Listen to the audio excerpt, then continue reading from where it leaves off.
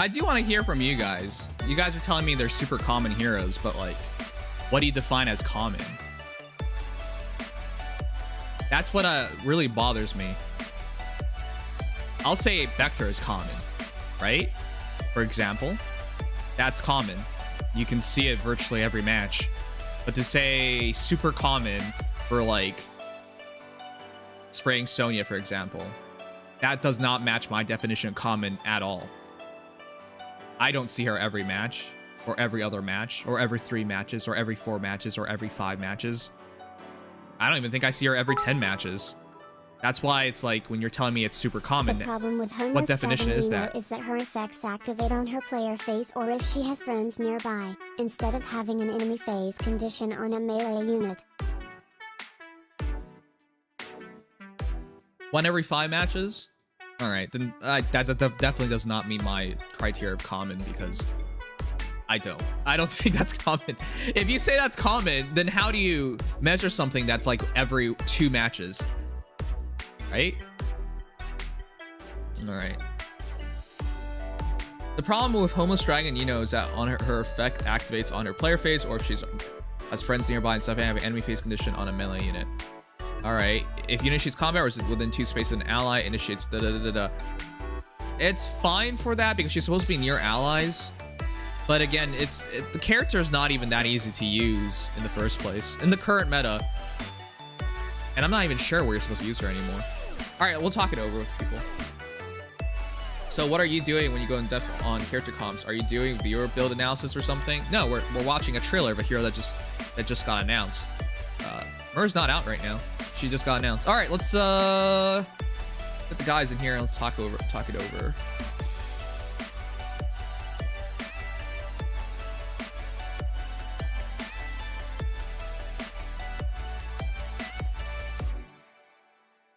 All right, chat. There have been a lot of difficulties lately, and I don't really know why.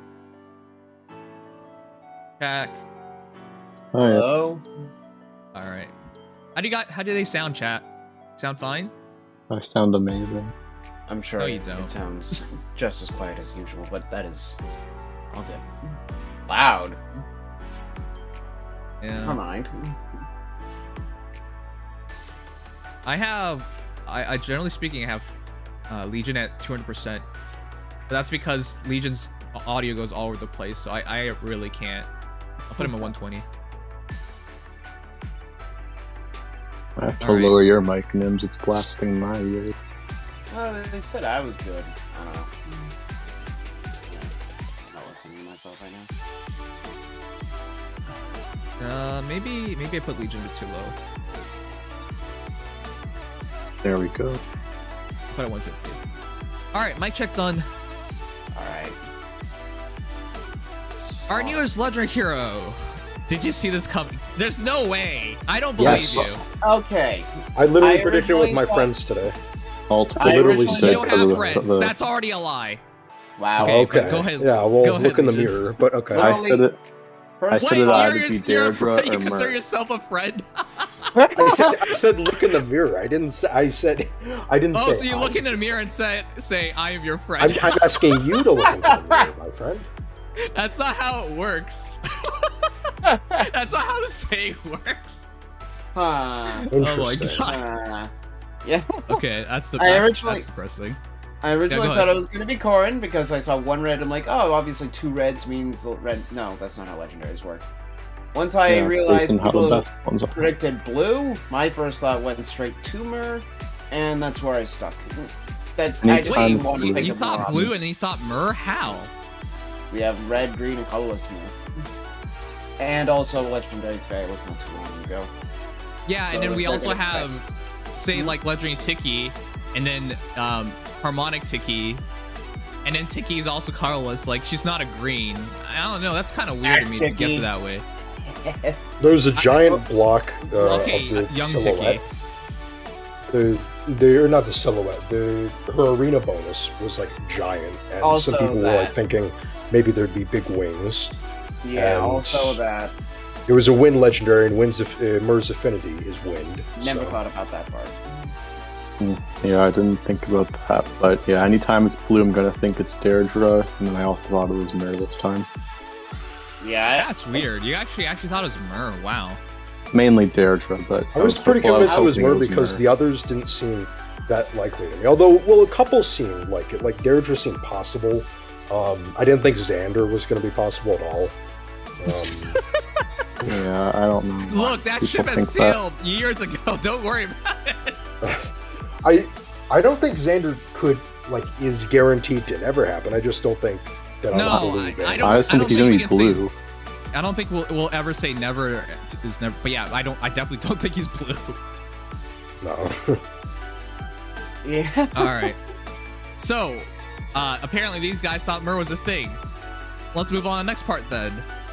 How much do you value Myr? Right before we start going over the kit. I don't, compared to Legendary Nana, Legendary Faye, and Legendary Claude for the Legendary units I'd want to go for. I would personally say Myr over Faye. I might have a slight anti-bias to Faye, but Myr as a defense unit is more useful. Okay, I do agree. I would agree.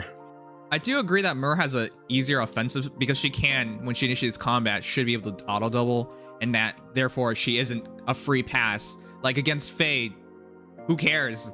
If you don't attack Faye, who cares? Faye also in arena is a complete joke.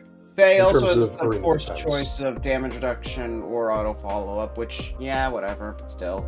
But I value Faye still. I think I Faye value her as a scoring unit. I don't value Faye as a unit in general. I like her in PvE a lot, and I do value what she brings to the table, but I do think she's one of, at least in my opinion, one of the worst legendary heroes of recent time. I would agree. I think that Faye doesn't bring enough to the table in terms of, sure, she brings the tanking side to the table, but if you can't kill and you don't have anything that's really unique in your... It also doesn't help that your entire gimmick is stopped by pulsing down that special with pulse high, pulse smoke, or anything like that. Or just well, that too. Faye has a sort of guaranteed miracle, but if she's just going to get auto doubled anyway, and people can break through that without her defensive profile being anything like too unique, I don't know. It doesn't sell me. She's still relatively fast for an infantry dragon anyway, so... Alright. Look, it doesn't really matter. Faye for me will always just be fodder.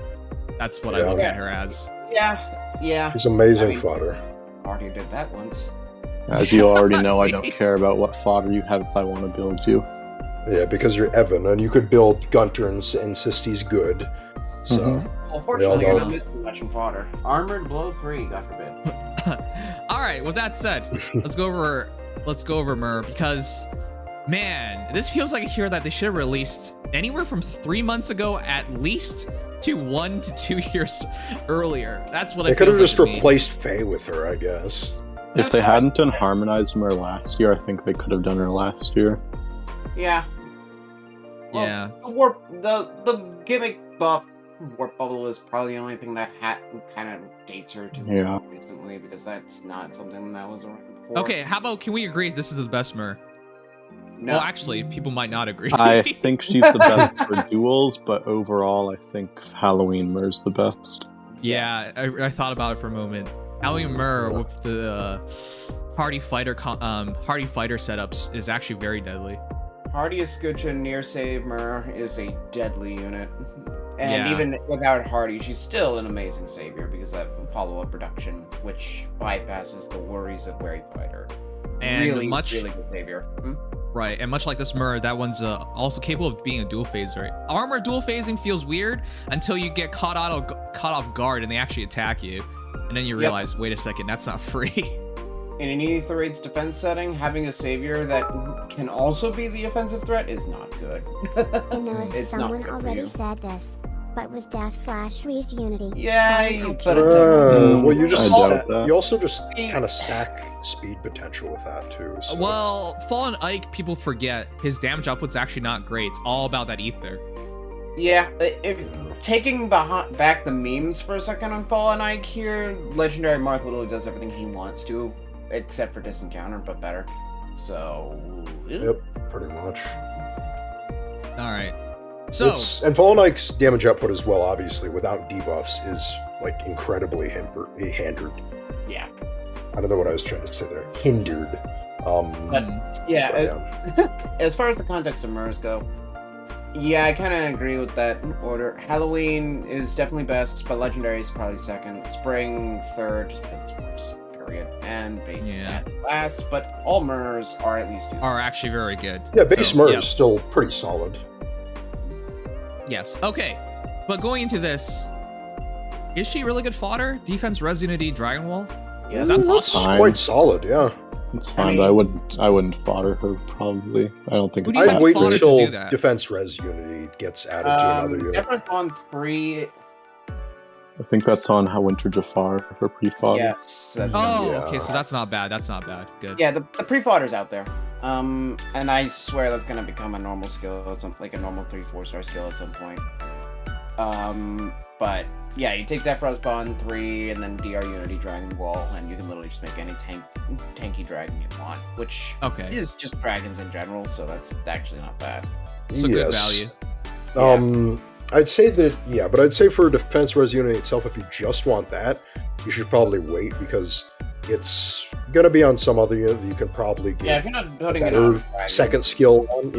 Like there could be another unit that drops with like Def Res Unity and I don't know, like I'll just be honest, I don't think she's S tier fodder, because I think she's A tier, depending on how much you value Dragon Wall and Defense Res Unity. But those aren't like must-have skills. I don't even think she'd want Def Res Unity person. I feel like she'd want Bracing Stance 3, because like guard will be a very helpful factor for her against stuff like Deadeye. Depending on her role. You're right about that. The problem with archers is Braum doesn't care if you have cooldown prevention. He'll just Deadeye. Right. If an archer has an instant special, then it's not going to matter anyway. Okay, so you brought up why I think she's so flawed. She wants to be essentially a dual phaser to have extra value over Faye, because if you're talking just defensively, then Faye's more better. But with the whole entire package, because she can auto double, she wants something else. Defense Res Unity isn't bad, but if she's not, well, I guess we'll see the stats. I don't think she's gonna hit lightly, definitely not. But I do think, especially because Bonfire's 2 cooldowns, but I don't think switching to a stance is necessarily good. But at the same time, you're right about that. You kind of want guard. You want guard, but I don't know. I mean, it really does depend. I personally just don't think her range tanking potential is going to be that amazing. Not just because of archers, but just range. I think they're just trying to slot her as a tanky unit that can run some player phase if you need her to. She's basically just meant to do a lot of damage regardless and tank well. It's sort of like a hybrid unit, you could say. But yeah, it's definitely a hybrid unit. It wants to be melee focused. Of course, with any tank, the first thing is, can they tank at ranged? The answer is usually yes with an asterisk, but the meta is at such a point where that asterisk is very emphasized. Yes. If we're just talking in the context of Arena, you see a duo dogger and you balk the sight of that because you've literally just lost from deployment. If Mer goes into a dogger, let's be honest. Right, so that's the other thing I wanted to talk about, because they clearly thought about how she was going to be utilized and realized if this is all she is, Defense Resident, Drawing a Wall, and Godly Breath, which, by the way, Godly Breath is actually pretty good. Slaying, all stats -5, 30% damage reduction, and then guarantee follow-up on initiation within 2 space and ally. I would say it's a lot better than Phase Weapon, honestly. It's everything you want on a tank, realistically. Right. Obviously no guard, still. But she's a flyer, she's not a saber unit, and so it's all about Darkling Guardian. At start turn, if you just within 2 space and ally, defense res +6, Bo cannot make a follow-up attack, and then warp bubble so they can't teleport around. So that's basically... I right now, I do not really value flying dragon tanks, even though this one's more of a dual phaser. So it's all about how much you value warp bubble, that ability. I do think that flying units in Arena in particular, where legendaries are slotted to be, are really, really useful. And I mobility think is fantastic. Yeah, I think that, especially with the newer maps that value flyers so much, I think that she could be a lot more useful on the map itself than something like that. Not to mention the fact that you could hypothetically slot out D-Wall for a Kanto skill. Which, if you do that, why don't you just run Sheeta or Nana?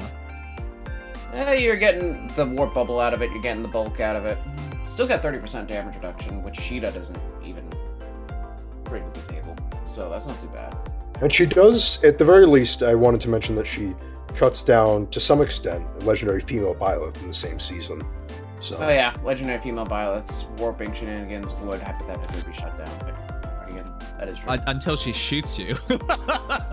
well, part of the big thing about legendary female Byleth is that her warping is part of what makes her so annoying. If you can actually, it makes her harder to get to safely. Actually, if you shut down listen, it's still within 4 spaces of the unit, and of course Byleth just has to shoot Myr, and then Myr will explode.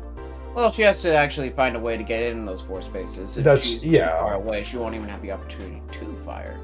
All right, but I don't even know. That's a weird character to think about. I guess I saw a couple of them. I mean, legendary interactions. That's what I think about when it's legendary with warping. That's the one when legendary was warping. It's one of the only legendaries with warping in general.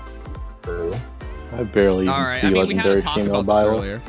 I see her semi-frequently.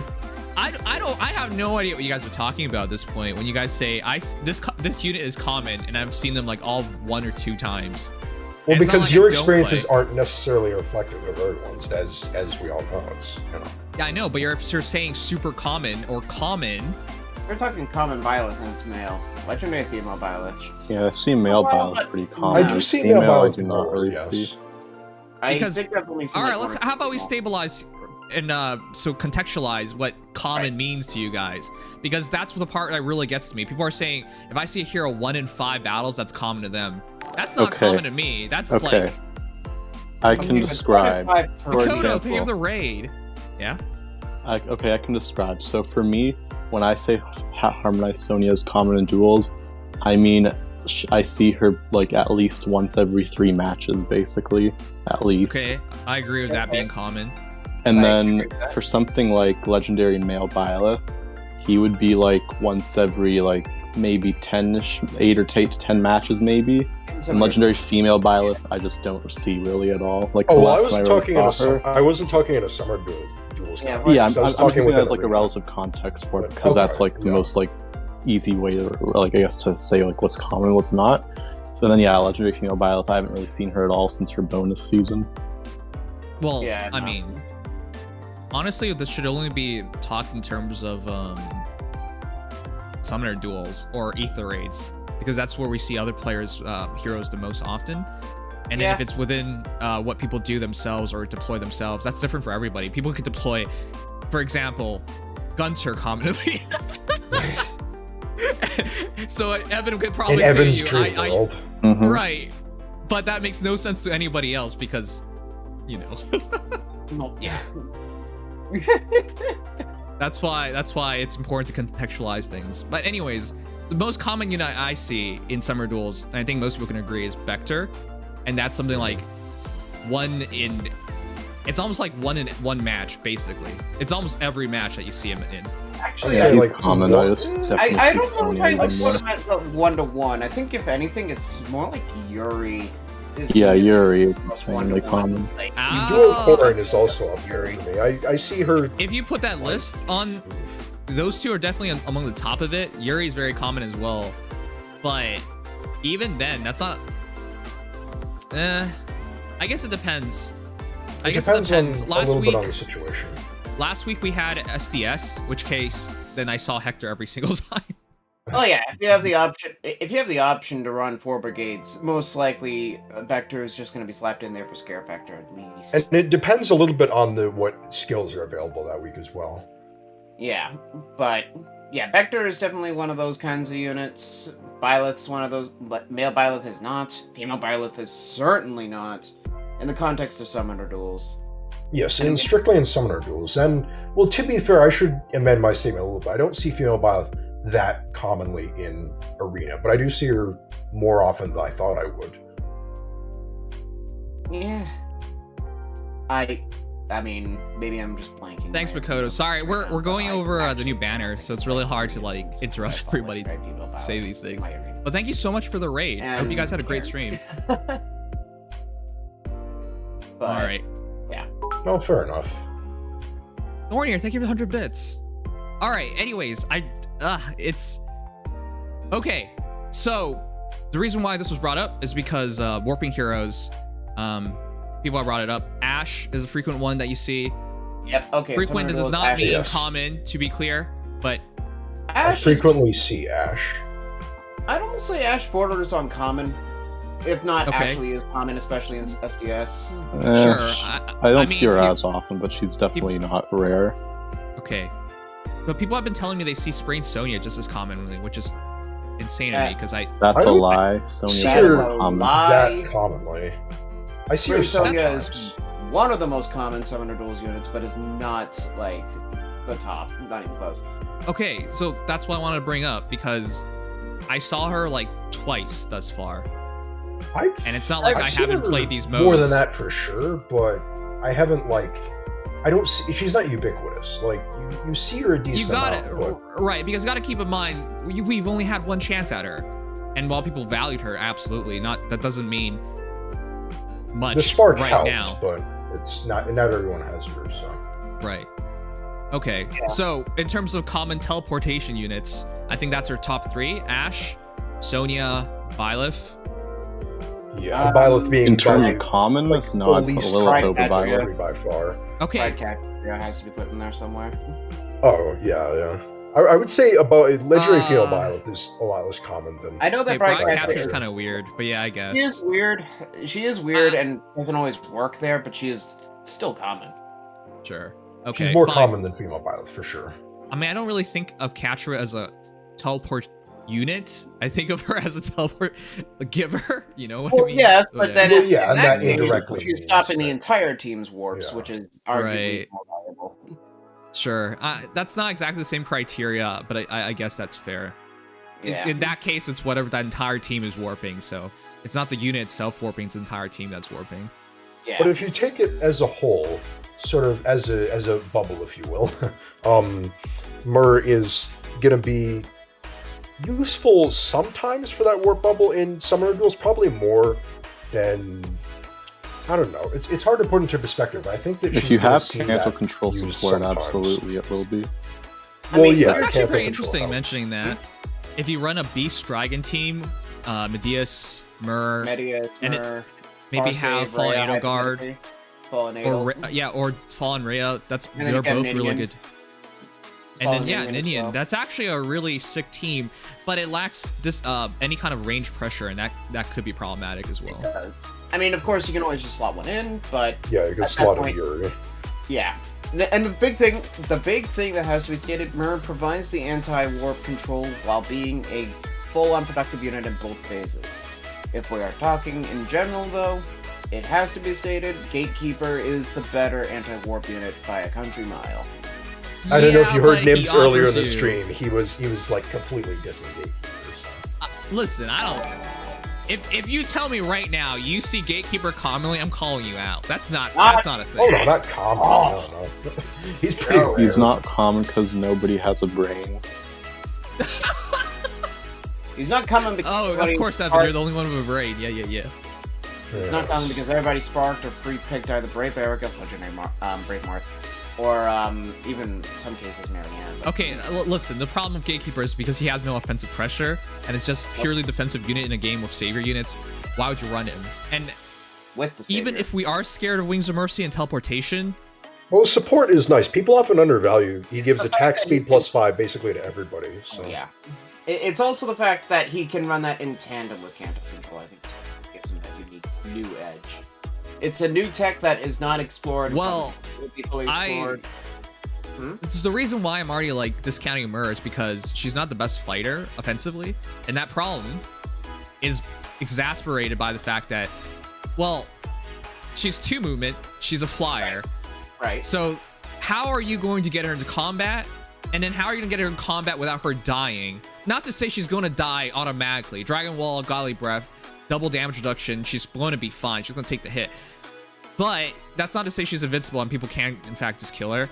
So how do you get her in range and attack something? And then without Kanto, she's stuck in combat. And without DC, if they want to just pepper her at range, she's going to die eventually. So it's just like... But Gatekeeper's even worse. Now, while he is range, he's not doubling, so he's not going to kill. Most He's likely. 100% support. The team has to be working for him. He cannot be, like... He is not a team unit, he is a team player. Right. He is pure support. Mer, you can use Mer as a frontliner. She can provide some pressure in engaging combat. She can be a good unit to do a swatch, some melee attackers. But Gatekeeper can't do any of that. Yeah, he can tank. That's why I would take Mer over Gatekeeper, because she's harder to kill and she's better at dual phasing. You give up obstruct and you don't support as well, but a purely supportive unit is really hard to run. It's like, it's the same reason why I don't see someone run George or something, right? Like, that's a purely support, well, nowadays, purely supportive unit. Whoa, my god, you actually saw someone run George. Here's slang. We see one person that runs George all the time. Okay. Oh yes, I know that. Yeah, I wonder who it is. Well, Diggle and Snack. Yeah. Okay, listen, outside of those small group of crazy people, you want heroes that have value all around nowadays. Think of, I always use George. You have picked the wrong unit to poke at. I have thought about it a bit. Mer at least has a better player face Yes, that's what we said. So she may actually have some Ether support Raid's defense value in team, yeah, Ether Raids. okay. An ambush Fair. team comp with her and a I couple think that tank busters can if be we're talking in legit the and context of fun. Ether Raids, I think that pure support units in offense are valuable, and in that context, Gatekeeper's league's better. In defense, I will agree though, unless you're running Catria Ball, Gatekeeper probably provides less value because he's a non-threat. Yeah. That said, in the context of summoner duels, yeah, I agree that Mer is a all-around more comfortable unit to use, and definitely a unit that can't be overlooked. But depending on the strength of the comp, I do sometimes truly value the Gatekeeper. Mostly from the fact that he can run both Warp Bubble, quote-unquote, and Canto Control, consolidating the unit. That's fair, that's fair. Yeah, it's mostly that. But I will say, if you want a scuffed version of that that still provides two great units, then you could just run Medius plus Mer. Nothing wrong with that. Yeah, it's two dragons, but two really good dragons. And they... You know, it's not necessarily bad to run a comp like that. People don't remember this, but if your opponent can't kill your heroes, you're gonna win. Yeah. I've experienced that with Brave Marth, where they can't kill him, and that's it. It's game over. You just lost. People underestimate how tanky Medius is, for example. That's Medius is as well. It's stupid. And Yeah, when his bonus season recently, people were really having some fun with him. Oh, yeah, Okay. So, But I'll just Mer- quickly say, For reference, Mer has roughly the same amount of damage reduction. Think about it that way. They both Yes, have she does. 40%, and 30 they're and then both 40. Stupid tanky. Yeah, So- and then that min-maxing is likely to be high defense, high res. Extremely high defense, high res. And it's surprisingly decent speed stat as opposed to PS. Most How do we know how much speed Mer will have? No, No. but No way, you can't calculate. Well, I mean, I guess that's true. Probably I about just 20. want to know if there's any. I think she Okay. might be able to reach 30 with her breath, but that's about how I see it. yeah, just enough to prevent, like, for example, Rhea's Wary, as an example Yeah. of Colonial Guards. Something like that. Well, yeah, I know she'll 50% have total enough DR. for that. Yeah. And They're then basically 58 Medius. versus 60%. Yeah, it's very It's similar. splitting hairs. Essentially the same. Okay, but I think the final thing I wanted to say about her is still, I value Medius more, especially because he's so good in Ether Raid's defense. He's like, he completes teams because of how absurd he is. And then in summoner duels, people cannot chill out on him because he's gonna wreck you. I've seen Medius ran with Elimeme, and that was so frustrating. Because it's like, oh, you got your healer and you got the extra damage reduction. Now you lose. Oh, yeah, not just the healer, but the healing, the fact that it provides him that 20% damage reduction he just needs. Like, Right. It's a stupid So- combo. It's a stupid Right. combo. And for the record, Mer can do almost all of that. The only thing is, you can use archers, and there are meta enough archers to cause problems, and Mer is blue, not colorless, so there are matchups that are inherently worse for Mer. Right. Even if they All right. both provide about the same level of damage reduction and equally reliable follow-up population. Okay.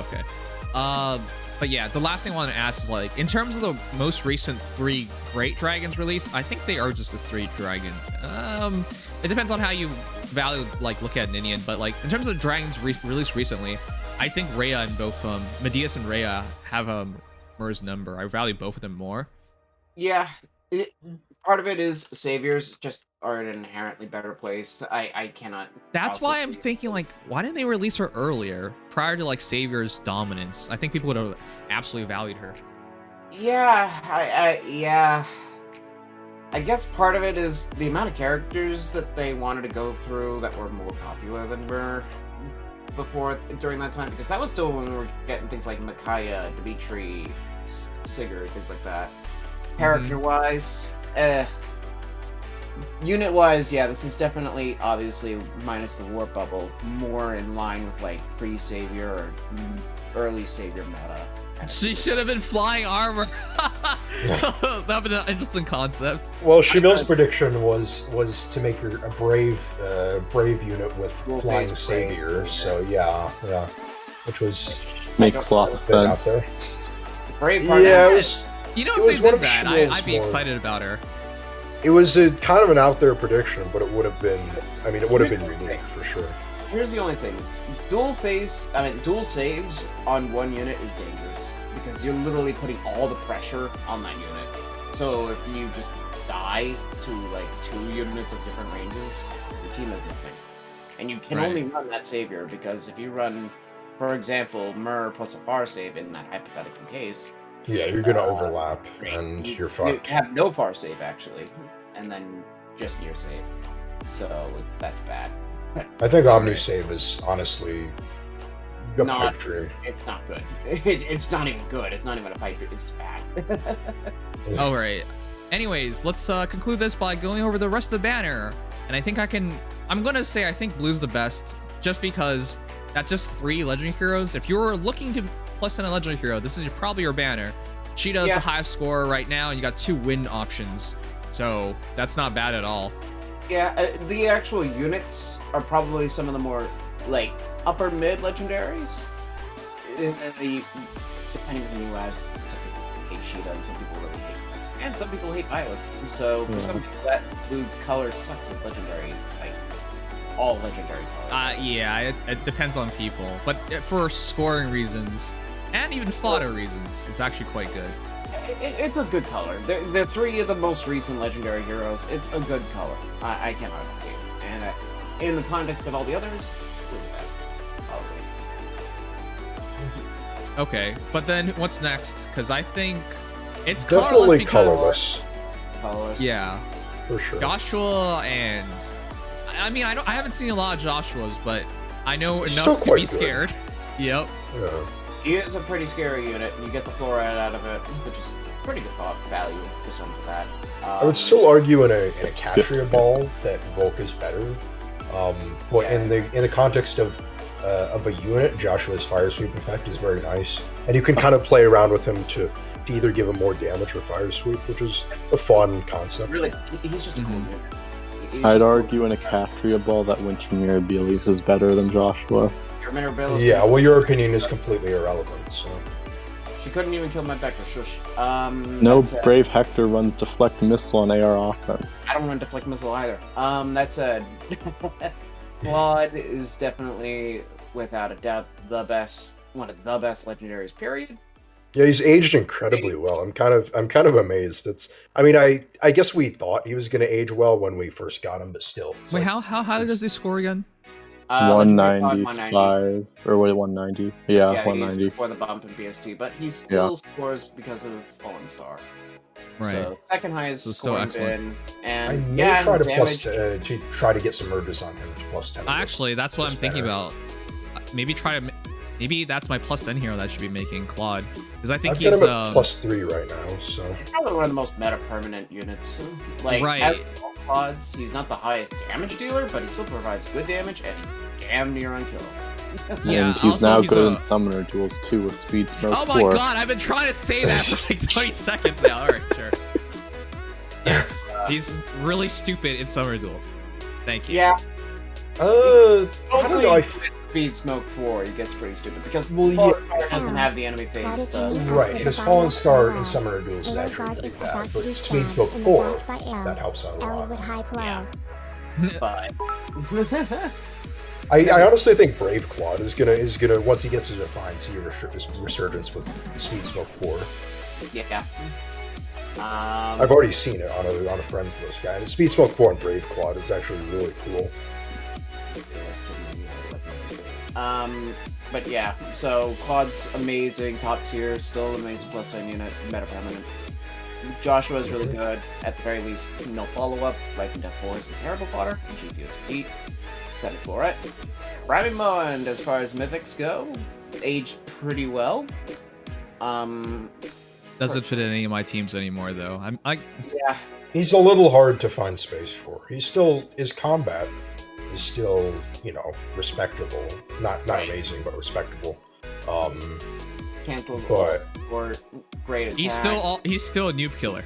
I'll say that. He's a noob stomper. Yeah. He's surprisingly resilient. You can't use regular old support on him. It just won't work. And as far as mythics go for combat, you can't get much better than Bramimon for early mythics, so not bad. Mm-hmm. And he's an attack boost. So. All right. And then afterwards, greens, because green for sure. Dagger. Dagger. It depends on the team. I think Gale Force teams still really like her, but they're both. She's still using Kanto. Just even in I didn't use a Gale Force team, and I still found that her Pathfinder utility and her general usage as a unit were pretty good. She is surprisingly good as a unit because Skinfoxy's Unity effect is actually really nice. And she has no follow-up stats in her beast level, yeah. She's pretty great, honestly, as a unit. The cat and Pathfinder, obviously, we got Ash, which better in most cases, but it has a niche in user raids. Certainly has a niche in summoner duels in lieu of Dual Dodger. Or we need to use multiple Pathfinders. Alright, and then everyone knows Byleth is still really good father, attack, defense, ideal. And then there's Legendary Edelgard, which this is where it gets iffy with people. I still think she's a really fun unit to use. She's fun for sure, yeah. She's underrated. Legendary Edelgard obviously scores pretty decently because she has Raging Storm on her beast slot. I wish she has less. Her BST always irks me so much. Yeah, it's awkward. It's really unfortunate, but she still holds up. And she's actually going to get a refine a lot sooner than some of the other legendaries because she was. Game. Well, yeah, but wasn't she like? She was like early 2020. So something like wait, that. This is Legendary Eliwood's final run on the Legendary banners? Yes, before he gets sent into the Shadow Realm of 6% banners, i.e. Yeah, most likely, yeah. Because Eliwood gets remixed relatively soon. Oh, okay, so sure. Yeah. Alright. But yeah, Legendary Edel's is fine. Legendary Male Byleth, one of the best mages, and Dodger's good. Okay, and then to conclude, Red's last because Legendary Eliwood, still good buffer. Ike's great grandson is great fodder, and Naimi is in the game. Naimi is an okay unit, but she's whatever. Like, you can do better. She's a solid unit for fodder.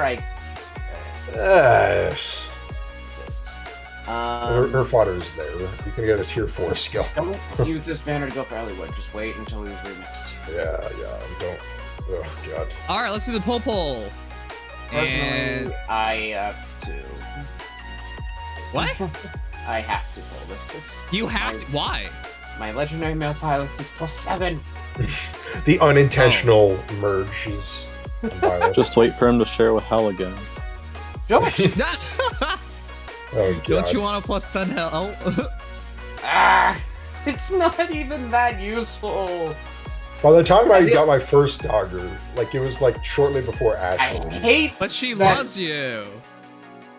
Okay, in fairness to Hell, I actually do like the fun idea of running her with Lilith in Summoner Duels, and having a no follow-up Hell that is immortal and always being supported by Lilith for offensive edge, plus Catria for extra toxicity. Oh, you it's should, funny you should in just do it idea for concept. You should just do it for a heart. Give her a heart that you find her attractive. A heart that we shot out. Finding Hell attractive is I don't know. If she gets a summer alt, maybe people will think she's hot. Jelly's all the craze. What? I mean, come on. Most of the biggest boobs you guys have ever seen in your life have silicone in them anyways, right? And that's a kind of jelly. Yeah, but Hell's got like real jelly. She doesn't even have silicone jelly, so she's like natural jelly. Natural silicone. Yeah. It's an odd thought. Alright, but will you pull on Legendary Hero Myrrh banner? So here's the thing with me. I don't really care about Myrrh. I like Myrrh, but I'm never gonna run her in anything serious. She's probably gonna be an AA unit at best for me. But I do need to start working on a Legendary Hero to +10, and that should probably be Claude for me. I'll make it a pirate off. We've had the final bosses of books 1 and 2 so far. Yeah. So she would be next. You think Hell's gonna be a pirate? Pirate Hell. Oh my god. That makes total sense. Sure. That's, you're saying? Sheeta? Oh, I was gonna say Sheeta's also a really. If I was gonna +10 a hero, I really do value Sheeta, and mostly not because I want to use her in like summer duels or something, but mostly because I think she scores so well. And if I go make Claude, I'm not making Nana anymore, right? So makes more sense. Yeah. If you're building Claude, then you're not gonna likely build Nana, no matter how good Nana is. Sheeta obviously doesn't provide the most as a unit, but she does provide a decent amount, while also providing an immense amount of scoring. I think people really talk down on her until they realize I fight a really good Sheeta with proper support, then they realize, oh wait, I just lost. Well, that's the thing. Evan is one of those people who thinks that Sheeta is like absolutely god awful and irredeemable. And I think she's well, fine. she has, ironically, I think she has a better player phase than enemy phase, but I think so too. For the most part. Skelly Jelly Pirate. I've never been afraid of Sheeta. That's what I mean, man. I see a lot of people bragging about how they like killed Sheeta and say like shit unit, and it's like an unmerged Sheeta with no flowers. Yeah, here's the thing. A lot of people. I've seen people judge units because they fought them in Training Tower. Are you nuts? Don't do that to yourselves. Basically, looking at unmerged with a person who doesn't have any idea what they're doing in that unit and seeing, hey, that's what this character is capable of, and therefore this unit sucks. Don't do that yourselves. You're smarter than that. Most heroes in this entire game do take some, at least, thought to reach their potential. Yeah. So, come on. Sadly, people don't always use that thought to its fullest potential. Yeah. I mean, she's no Valentian Paula. Let me make that clear. There are obviously more threatening units of a similar class, but she's not bad. She's not. I can't say I've been pressured by them much, but I have been... Okay, I can say that, actually. I've been super pressured by her on some weeks where I just can't catch up, and she just comes in, breaks a savior, runs. All right. So you're saying there's strategy? Yes. Some level of it. All right. Anyways, really quickly, here are options. So I'm saving my Orsa or another banner. Yes, I'm going to pull for colorless. Grandma and Legend Claude Ascended Joshua. It's going for red. Legend Elwood, Priam, and Naimi. It's going for blue. Legend Myrrh. Legend Female Byleth. Legend Sheeta. It's going for green. Legend Edelgard, Dagger, and Legend Male Byleth. Oh whoa, another dragon back. Friends, you've never said oh whoa before, and that better not be a thing going forward. And then he says no, but I'm going to polling for Summer Servants and FGO. All right, have fun with that. Let's see the results. 45%, 5%, 45.5% say they're saving for another banner. Hey, that's not bad actually. It's about 50% not pulling, but 50% pulling. That's actually, nowadays, it's actually pretty good. Pretty decent statistic, especially considering only a couple of these colors are actually that amazing, that good. Like, that's not bad. I actually don't think it's bad. I think nowadays you should probably be sparking on every legendary banner if you're a Fey Pass user, because not literally every banner, but like every banner that you have that hero that you're looking for. Right. I think for most people who've been playing this game for years, legendary projects is the more important thing now, because your arena team is basically all Grail projects. Even if you're like completely ridiculous and you never ever try to like +5 or +10 of 5-star unit, you can make a really solid team nowadays just from all Grail units. So if all you care about in this game is like resource allocation or resource gain, then you should be going for like scoring units and mythics. Yeah. Yeah, honestly.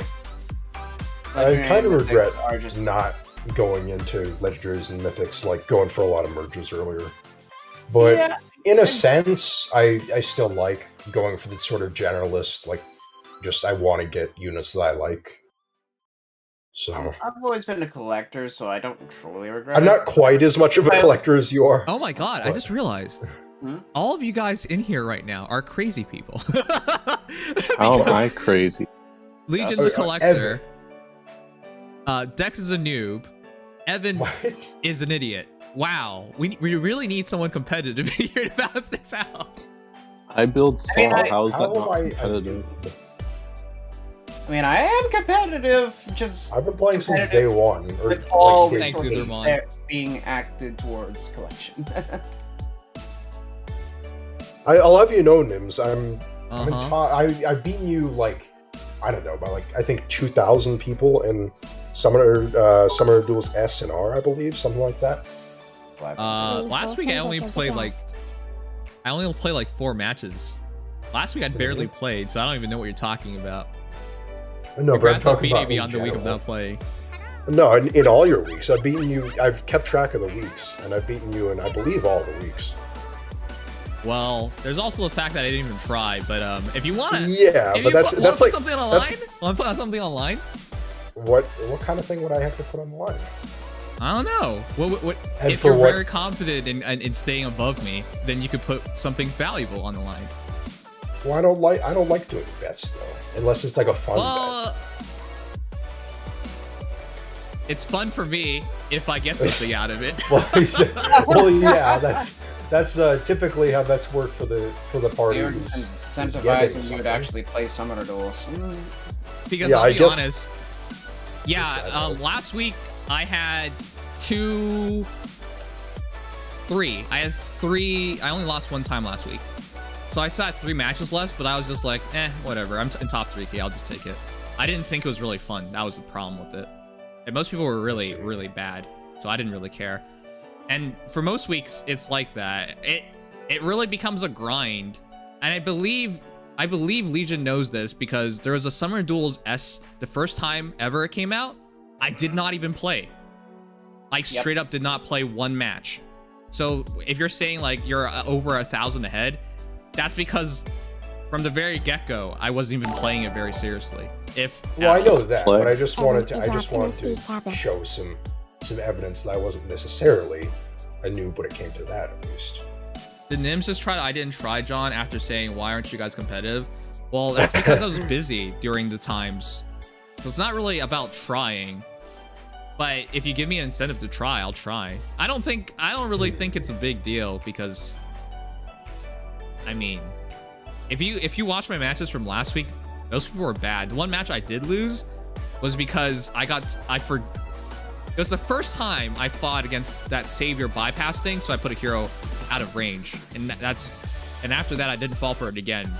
But I could have probably kept playing for like several hours, but it was whatever. Like, I've most still people managed were to really get bad. around top 1K by just playing. I haven't had to play more than, I don't know. Well, it varies a little bit depending on the week, but I don't feel like I have to play for like a shit ton of time. So You really just need I mean, I do because I've already missed a bunch of matches. well, yeah. Once you miss a lot, it becomes tougher. That's why it's whatever. It doesn't really matter to me because the reality is just if I was serious about it, I just run the same team every single time because it'd be my best team, and then it'd get boring. And the reality is, you kind of have to run your best team. The reality is, if you don't want to fall for some gimmicks like the Valentin Palace, for example, running around, you got to run a counter for that, right? And if you want to run your best, and if you want to make sure you win as many matches as possible, you need a tank buster. Ideally, you have a healer. Ideally, you have a hero that kills Vantage. Ideally, you have a far save hero. Like, a very set team with set roles. I have Garen, who's a tank buster. I have my healer in August, and I have Raphael. Easy. Garen's not a tank buster, he's a tank. You run him with defense res idea. Clearly, you haven't used him with August, clearly. I guess he can do some damage, but the big thing is that not a tank buster. If you are serious, you have to check the map before and get the best team for each map. Also, to be clear cut, the only people who really do that are the big whales, because most people, even if a hero is better, well, you're not okay, sure, if you want to include yourself in the big whale argument, sure. No, I'm saying I don't do that, unlike the big whales. The reason why the big whales can afford to do that is because for most people, even if a certain unit fits better in your team, for those maps especially, you can't run it because that unit's uninvested. Yep. So that's the problem. Or they lack merges or whatever. But yeah, if you're on the super high end of it, then you would even care about the maps. But for most people, I've actually noticed this. This mode is not embraced. I think top 3K is ridiculously easy to get into. This is coming from somebody who's missed it. Yeah. People do not play this mode much, or at least do not win in this mode much. Barely 25,000 people have even played SDS. That's what I wanted to point out, because as I mentioned, I did not play the entire first SDS round, and that would have really jacked me up. And on the last time we played, I was top 3K despite only playing 4 or 5 matches just to make it in top 3K, and that's all I did. Yep. So for me, I've at least had 7 losses that I did not play through. But it didn't matter.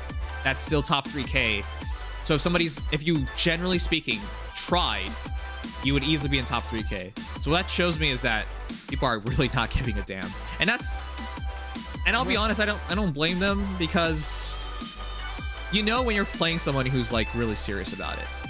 Yep. And then you know when you're playing someone who's really not serious about it. Also, just doesn't help that meta is super volatile and subject to constant change. Like, there's a constant, with all these duos and harmonics running around, that just keep changing the meta over and over again. Pressure ranges get to such a point where you literally can't run from enemy teams, and there's so much burst damage, you just can't tank at all. Meanwhile, you're stuck with, because, especially Cavaliers, there's not a lot of good free-to-play ones.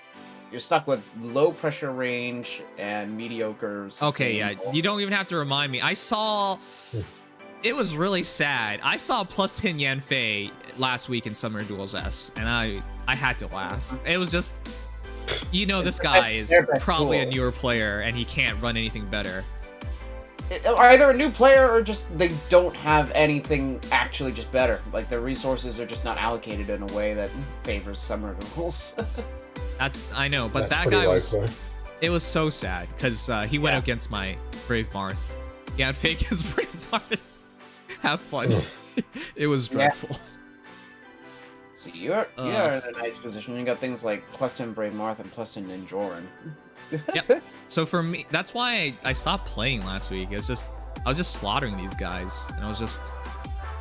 The one match I lost was because I forgot that saviors don't work on a lot of people in that. Stupid erosion. I hate that. Yeah, that's it. That was my only loss, erosion loss. So I was really sick of it. Yeah. I find that some people, like, get matched up against a good amount of good people, but then there are also a lot of bad people. So it's I've matched up against whales who should have crushed me and just didn't, because they played... Well, I've had that happen sometimes, too. That's not to say I didn't fight whales, but yeah, I've also noticed that just because they have good units doesn't mean they know how to use them. I've seen some really questionable plays as well. That happens. The problem I have, obviously I have my plus 10 factor. The bulk side wise, I'm actually doing pretty alright. My offensive pressure sucks. Like, I just do not apply enough pressure, and I've noticed this consistently, which is why people just catch me out. Like, because for example, I use a lot of Jonka, hypothetically, untankable for most units. Getting him there, is almost impossible. So it's like, I build a lot of infantries and armors. It's just how I've always been, and it's what the resources I have are able to go towards, just because again, calves are very expensive. And as a result, like, I could do well until I run into a whale that just completely outranges me and I can't do anything about it. Alright, so I wanted to talk about this as well. I really feel it's unfortunate that Bias sat on their ass for so long. This is something they need to release, like, 3-4 years earlier. I wonder if this was part of what they were worried about. At least we have the retroactive Book 3 meta. The problem is Summoner Duels competitive does not have that. No, even if they were worried about it, this is really bad. Because the meta, we can agree the meta has changed a lot in the past 5 years, right? Do you see the meta changing too much more now? It's changing a lot in the last 6 months. It's changing a lot in a different way. Sure. But are we gonna have imagine if Summoner Duels came out 2 years ago, for example. In that time span, what would have had embraced?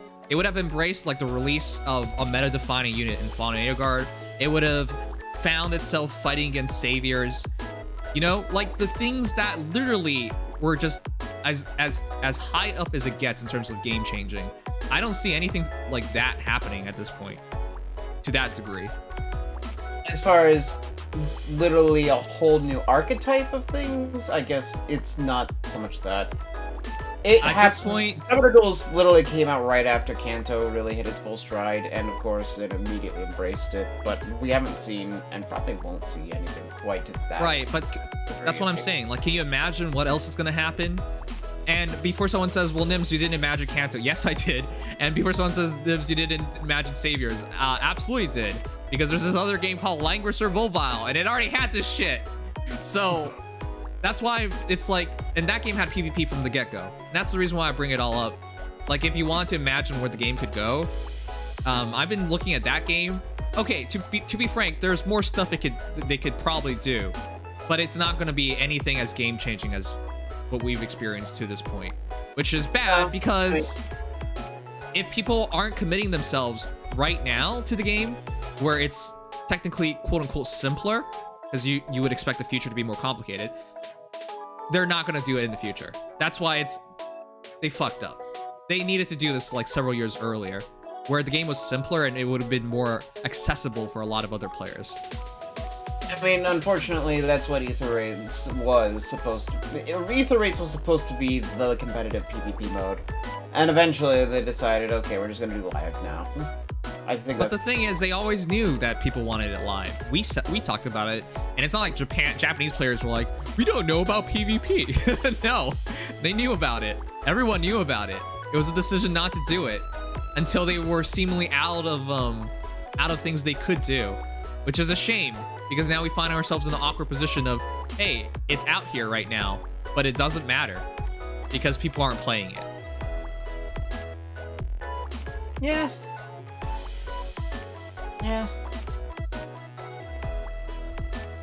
Anyways, I do want to talk about that like formally in a video one day, chat, but it's really sad right now because I had hoped that Summoner Duel would be a spark for Fire Emblem Heroes.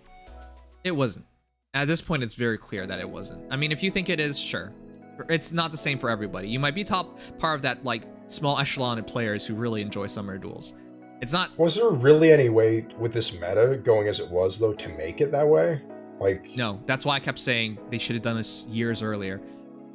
For example, years earlier, we didn't have such dominant units, right?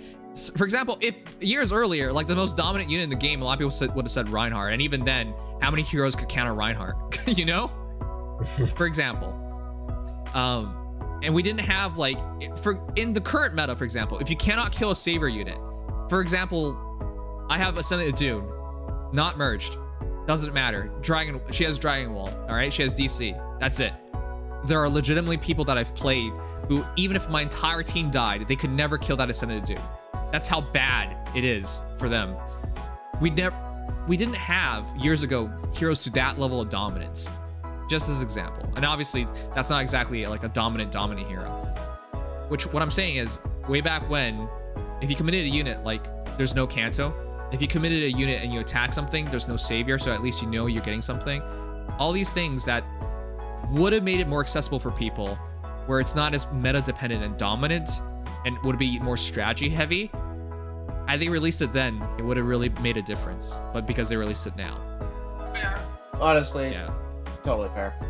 But I still think the end result would have been the same with the meta progressing as it has. Well, Result, yes. As far as people being able to survive in it, yes, but at least they'd be more adept to it. Yes, In because some degree, or willing to try to be adept to it. No matter how much exactly. That's the important I guess it one. would have done Because this the mindset change. It's mental. It's not. Obviously, the meta is going to progress the same way no matter what. It's all mental, though. That's the whole thing. Like, the player mentality as far as what they can and cannot do. More so than what actually ended up happening. new players gave up. I'm gonna be frank with you. If you you fought a new player. Some of you guys really know because so many base heroes. Novelty that is decided to shank and leave for dead in a ditch by giving it all of the same problems that Arena and R have. Yes, which is really unfortunate. This is why it really irks me because I'll be frank with you guys. What is the remaining spark for Fire Emblem Heroes at this point? New characters. My faves. I really think the biggest spark we're gonna see is 3 Hopes, and I don't think it's gonna make it. I think Oh, 3 well, Hopes you mean spark like a new hint to of get life players or into the something. game. Yes. For now. For now. For Until now, I another mean- Fire Emblem- in the near future, which Well, here's the thing. It depends on the Fire Emblem. Three houses, we can all agree, brought in tons of new players. Yep. But what about Shadows of Valentia? Yeah. Remakes don't have the same oomph. Exactly. as- But away what do you from- think is step coming away up? from- All the step rumors say it's a away. remake coming up. Stepping Rumors, away. there are rumors that say there's a new remake. game and a remake, but Yes, both. Remake at the end of the year. Stepping away from that, the fact that Valentia came out after the Switch on a 3DS was probably one of the yes, dumbest that things really they did hurt. And even then, it did outsell expectations, though. Yeah, but What? that's the What was thing. expectations? Shadows of Valentia, how many was their sales? They were pretty modest. I can't They were remember the very exact modest. number. Yeah, I it was don't- modest. That's what I remember. I don't remember the numbers. I just remember they did outperform what they were expecting, considering it was not expected to be well. All right, I'm reading it right now. During its first week in Japan, Fire Emblem Echoes sold 135,000 units, topping gaming charts and selling through 80% of its initial shipment. Not even a full week into release, Fire Emblem Echoes became #1 on Japan's sale charts, being on second place competitor by 83,000. Upon its debut in UK, the game was 5th in all format gaming charts. In Australia and New Zealand, the game was 2nd in all platforms gaming charts and top 3 yes.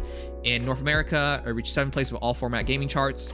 According to MPD, the release of Shadows of Valentia prompted a rise in portable console sales in their quarter. Crap, there's no official full numbers. So I'm gonna look Yeah, at this VG is charts, surprising. which is not the best, but VG charts says 750,000. Yeah, I figured. Which, again, considering it's a post 3DS era title remake, I think that even they knew that they were fighting an uphill battle. That, Yeah, so yeah. let's put in perspective, chat. How many sales did Fates get? Too many. Many. Yeah, a lot. A lot. All right. The answer is 3 million. It went over 3 million. How many sales did Fire Emblem Awakening have? Actually, Awakening.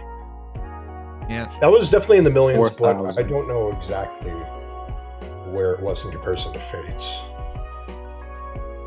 2.3 million. Oh, okay. That's why I'm about putting in right. Sounds perspective. about right. And How Three many- Houses was what, like 8 million? No, it was like 5, right? 5 or 6. No, it says 3.4 million, but it might be out of date for 3 Houses. Gotta keep in mind, 3 Houses is a game that's still selling. And while people can argue about Awakening, and actually Awakening and Fates can't sell anymore because the eShop closed. So shut up. Well, Those are your no, final they numbers. can, but you have to use an eShop gift card. Also, has that happened officially yet? I thought that was. I thought it happened. No, they closed the. You can't use a credit card with eShop anymore. Now you just have to use eShop cards. The actual eShop won't Oh, yeah, close that until happened, next like, year. I think that literally just happened a couple of days ago. Yeah, Okay, just whatever. a few days ago. The Yeah. point is, whatever numbers we have for Awakening and Fates, you definitely know those are the most honest ones. Three Houses is still being sold to this day, and I know that because people still ask me about playing 3 Houses, because they're starting to play Three Houses, which is funny to me, but all right, cool. All right, now to finally put things in perspective, how many sales does Shadow Dragon have? You know, the game that almost killed Fire Emblem. Dear God, that one. That one is that. Is this all like internet, like worldwide sales, right? Yes, these are worldwide. Oh God. How many 100,000? Shadow Dragon had just over 500,000 sales, whereas New Mystery of the Emblem, which was only in Japan, was 250,000. So to put it in perspective, even though we're all saying Shadows of Valentia, or you guys are saying Shadows of Valentia did pretty well, it didn't. It did better than Shadow Dragon by roughly half, but being better than roughly half of a game that almost killed the series is not good. It's better than it was projected. Yeah, I never said that it did fine. In the total in the grand scheme of things, it was amazing, but in compared to what they thought, They could not have possibly picked a worse time, console, or honestly game in the context of what was left to remake to release. Yeah, well, to be honest, Gaiden was not like, I mean, sequentially, sure, it was next, but as far as like an actual game went to remake, it was a pretty long shot. Genealogy would have been better if we're talking context of what. Yeah, and I mean, Genealogy has garnered up a lot of hype in recent. I think it would do a lot better than Echoes if they remade Genealogy. How many did the Tellius game series sell? Oh God, Tellius did horribly. Well, the thing is, between the two games, they got 1 million sales, but between the two games. But realistically, yeah, it's about 500,000 for both. Obviously, Path of Radiance did better than Radiant Dawn because it's game 1. Didn't Tellius get a lot of sales after its sort of initial bubble had died down? Like the hubbub over the games? It's one of those situations where, as a fan of the series, it feels like a lot, but the reality is it's just fans of the series getting the buying like reprints and whatnot, which is, to be honest, like a big deal for a reprint sale. For example, chat is 20,000, for example. But let's be frank, 20,000 in video game terms doesn't really mean much. That's not actually a lot.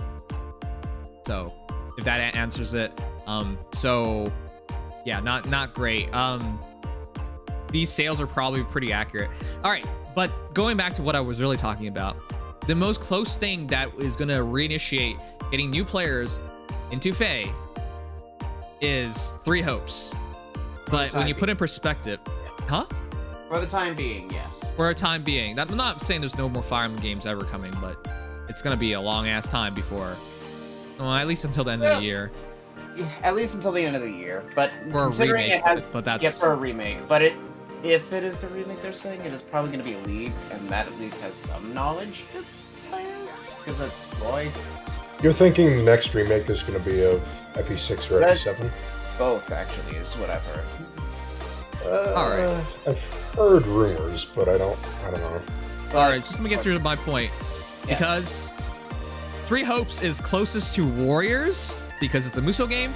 Yep. And Warriors on new 3DS and Switch in total sold 1 million copies, which sounds about right to me. Yeah. And I know this is right. You guys want to know why? I didn't buy Fire Emblem Warriors upon release. Not either. And 6, 7, 8 months into it, I managed to snag a limited edition copy from Amazon. Yeah, because nobody bought it. And it was heavily discounted. At a game, I got it for MSRP, but I found it at a game store just sitting on a shelf, and I'm like, oh, this exists. I'll just get it. Exactly. Well, this Three Hopes is going to do significantly better because it's Three Houses. It'll right do on the coattail better. Three Houses, better cast, let's be honest. But I'll be honest, at best, sure. I think it'll do up like 1.5 million or something like that. Yeah. I don't really That's still not bad more. for a spin-off game. For a Musou game. That isn't how it works. It's not bad, but I'm saying that's why it's not something to bank on. It's like not going to revitalize. Again, it's not going to. I don't think it's what they revitalize anything. It's a game that's supposed to keep up the Three Houses hype and most likely provide a stopgap until the next Fire Emblem games. Okay. Pretty much, They already have a lot of the stuff worked on thanks to Koei being so deeply. Okay, so I want to be quick about this. Why did I mention all of this stuff? Because IS, it is so they're so stupidly stubborn at this point that I'm just genuinely upset. We began this talking about summer duels, something that they should have done years ago and would have more success had it been done years ago. Then we talked about potential resurgences, which we went to 3 Hopes because it's the closest game to release, and why I highly doubt it's going to make such a big difference. Of all the things we mentioned, there's still one last avenue that they could do that would actually be significant. And that is collabs. But they refuse to do it, so that's Not it. happening. We're doomed. Not happening. Don't even bother. I don't think collabs would be. I mean, maybe they'd be good for Listen, for Faye maybe, itself, but I maybe think you Fire doubt Emblem collabs. with collabs. Maybe I you wasn't. doubt collabs, but I've seen I it in don't know. enough gacha games No, to know but it makes a difference. No, I've I seen was. enough gacha games too, and how many has Persona killed? I was okay. I was gonna. My argument was not gonna center at all around the success of them because I think they can be very successful. But I just think for Fire Emblem, like for collabs in Fire Emblem, I don't think it meshes well with other series unless they do it as would attract unless they do it as a full game. I think it would attract ire. It would attract ire from some part of the fan base. I know that in the. I believe so. Yeah. I'll be clear. All fan bases get drawn ire because of collabs. Yeah. So that's nothing new. Yeah, but Fire Emblem But is you- particularly stingy with its collabs, and not having Oh, one are in you Faye, saying the Fire Emblem community is extremely toxic? Well, I agree. So there you go. Well, no, I was not saying that, although that's also true. I was saying that. Point that we can all agree on. What? Yeah, well, we can. Fire Emblem is a bad game, and Fire Emblem has a toxic fandom. Yeah, those two things we can agree on. Okay, well, Dex said it, chat. At Dex the Legend. So if you guys want to send him hate mail, he is on Discord. Interesting maneuver. What's his number? Oh, That's not very nice. You're gonna leak my number. All right, whatever. You can send your hate mail to Dex the Legend or Interesting Maneuver. All right. With that said, the point why I brought that up was because it's generally speaking worth it. It's worth it to do that exchange because he brings a new blood to a game. But because Fire Emblem refuses to do it, and because everything thus far is not on the positive trending. What I'm pointing out is like we're on a clear decline, and we've been on a clear decline for a while now. And the most recent thing that they've tried to make it that actually had a chance of making a difference came too many years too late. What can they do then?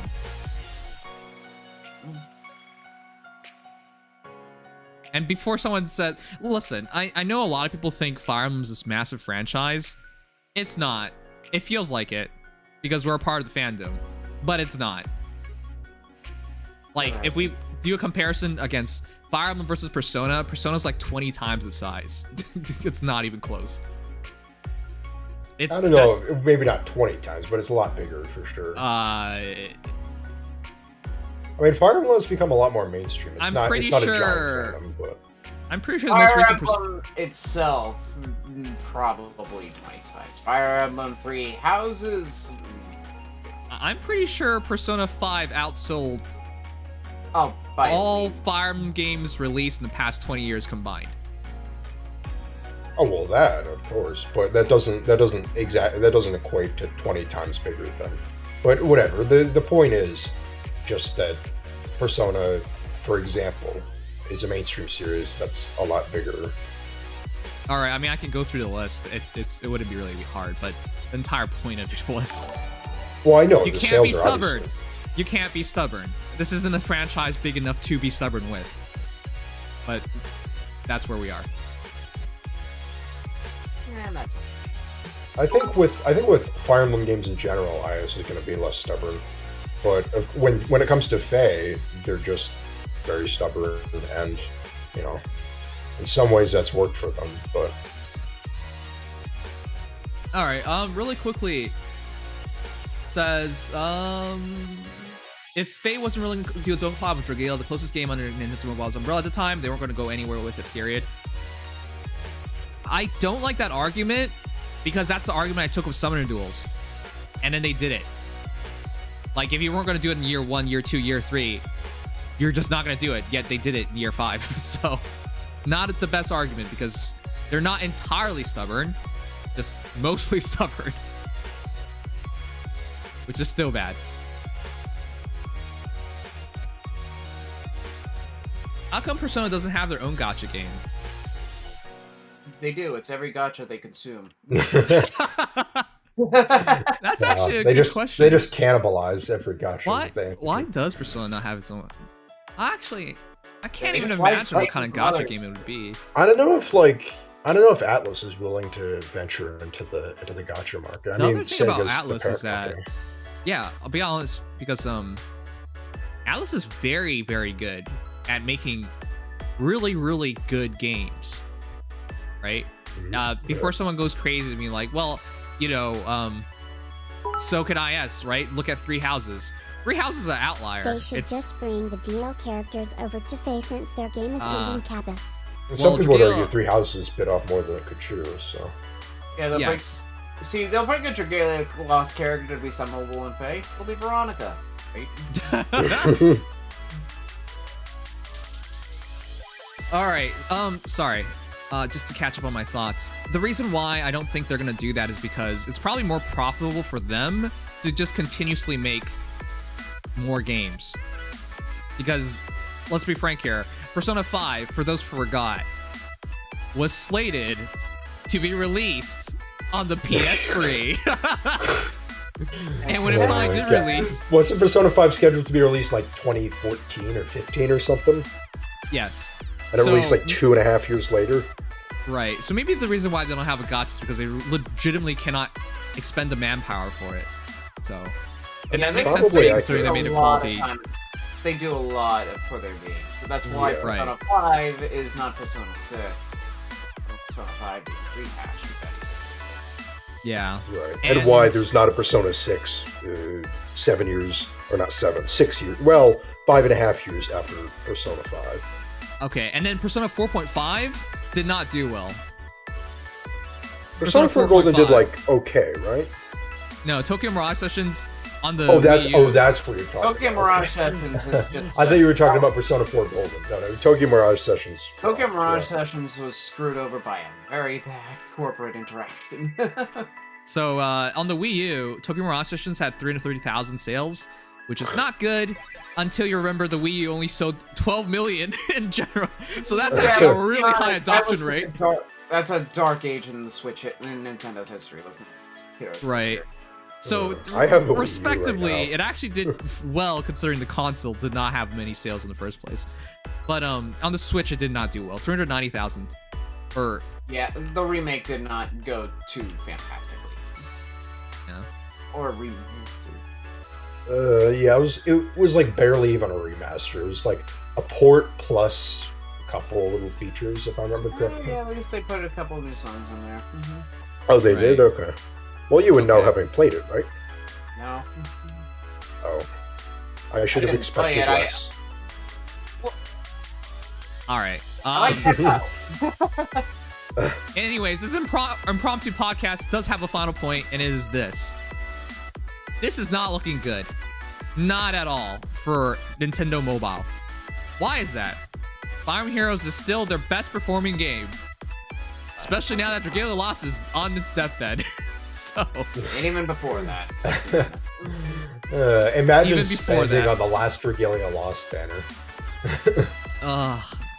The reason why I bring all this up is because if they're not making a new mobile game, and as players of Fire Emblem Heroes, we cannot see a clear path forward. What the heck are they doing at this point? We're literally on a death march into our own gravestone. Like, come on. Come on. It's not like they've tried every possible thing. They haven't. They need to try more things. They have to. If I don't know what issues are keeping them from doing collabs, but if there are issues, they need to work it out already. And if they can't work it out, at least think about other things. Because what I'm willing to see is at the end of the year, when Three Hopes comes out and we don't get a bump in player base, or a sizable one enough to matter. Yeah, soon. I had two things in mind. And the remake. If those things don't go their way and they refuse to do a collab, then that's when you should recognize there's nothing going to be done.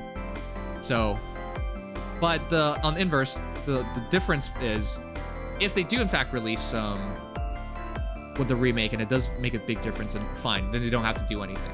But I'm just afraid that Three Hopes comes out, new remake comes out, and that's it. There's like no drawback on the player base. And the scary thing is, when companies aren't successful on something, when they cannot grow their player base, you know what they do? Kaboom. Well, not yet. Yeah, I know. Boom, I'm kidding. It's. I asked for more than just Fire Emblem to milk for cash. Let's be honest here. Right. What they do is monetize, and they monetize heavily.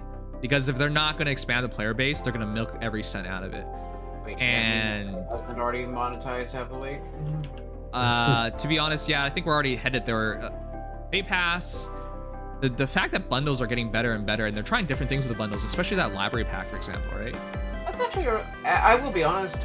Yeah, monetization, but that pack's actually cool. It's the thing about Fae monetization is I look at like Pokemon Master Sex, for example, and that monetization is like, oh god, it's so it makes Fae look good, which is a surprising sentence to say. And then Mario Kart Tour will make that look like a saint. I mean, I heard it's gotten a little better, but Mario Kart Tour, especially on release, was like absurdly monetized. Like, pay $30 for Diddy Kong. All right. Anyways, thank you, Kikyo Pro. Thank you for the follow. But yeah, I just wanted to talk about all that stuff because that's all been on my mind. If Heroes can't turn things around, then it's really, that's it. We're looking at a couple years before we hit the super monetization path, and then a couple years after that, that's it. That's why I don't know if that's. I think that's putting it a little bit in dramatic terms. Huh? How so? I just went over everything. Well, no, I understand what you're saying, but I don't know. I don't see there being like a couple years and then it's monetization, and then a couple years and then it dies. I don't see it being that simple of, a path downhill. But I don't think that it's possible that the reason that they tried mobile games I don't personally think it'll be that simple. And now they lost all interest in the mobile market. Personally, I've after never the been the Switch's optimist, massive but success. I can. I mean, it's possible. I'm not saying it's impossible. I just don't think that's the outcome that makes the most sense. What's the outcome that makes the most sense to you then? Well, I don't know. Just explain why that outcome makes most sense. Because I know a lot of people only know me for Fire Emblem Heroes, but I play a lot of mobile games, which means I've also seen a lot of mobile games die, which means I've already seen the trending of how a lot of mobile games work out. Right. So, is it now a good time to mention that Pokemon Masters is about to launch 3 limited 5-star banners in rapid succession for 6th time in the past year? Yeah. I did mention a super monetization path. They all do that. Once the player base draws to a standstill, they stop trying to get new players and just try to make money. They all do that. What did it do after Fae? I don't think there's a Fae 2 because I can already see why they were so hesitant to make Fire Emblem Heroes. And let's be frank, they've done a very good job to differentiate Fire Emblem Heroes from actual other Fire Emblem games. Point being, the writing in Heroes is exceptionally poor. Exceptionally poor. And at I this don't point, think any Fire Emblem game is worse written other than Fate's Conquest and Rev. Yeah. Yes, and at this point, I think we know why, because they really want to make sure it's differentiated at least on some degree. So I don't think there's a Fae 2, because I think whatever Fae is what you're gonna get. There's just no way for them to fit. I can agree with that. We'll get a I don't. Fae 2, Fae but it's 2 gonna be is- Overwatch 2, Fae 2. It's gonna be an absolute disaster. Because if they're not careful, right, Fae 2 is actually the deathbed of the deathbed. Why is that? If you make another Fire Emblem game, guess what? All your shit that you've accomplished in Fire Emblem Heroes does not come over. Imagine how the whales feel. Nah, that's not a good idea. So unless the game is radically different to justify it being existing, all you're doing is killing the people who are paying you money. Let's be honest here, Fate 2 is something that really just exists only for sarcasm. It could not exist. Yes.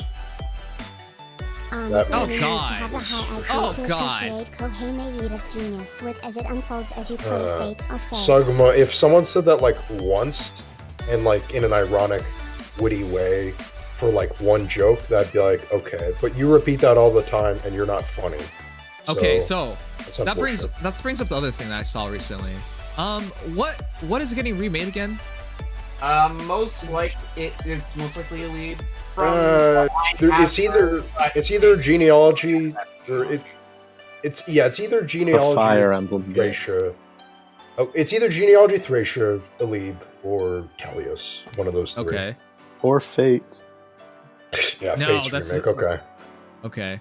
So of the games you mentioned, I like that idea because there's actually pretty good writing in a lot of them, and a lot of them are very they need dark. They're not like, hey, good guys win. No, it's like the good guys die, but I guess they still win. They technically do. It takes them 20 years to win, but they do. Mostly in genealogy, but yeah. The good guys lose. What do you mean a man dies? All right. So anyway, ramblings aside from Evan. I like that because a lot of the writing nowadays is very cookie cutter. I mean, Fire Emblem Heroes should especially show you cookie cutter writing. I mean, a lot of writing used to be pretty cookie cutter for the first Fire Emblems. They were as generic. The first. But the games you mentioned for the remakes are actually. Yes. They actually do explore concepts that. Binding Blade is almost just a one-to-one Marth saga. But it does have a lot of similarities with FE1. Okay, listen, Roy sucks. I mean, fair. Nah. Yes. Okay. Evan will disagree, but Evan is Evan, so he has random taste. But because you guys brought up older games, it reminds me, Mystaria Saga is getting remade? I don't know. I don't know what Kaga has in mind there. Let me show you guys. I actually read this article.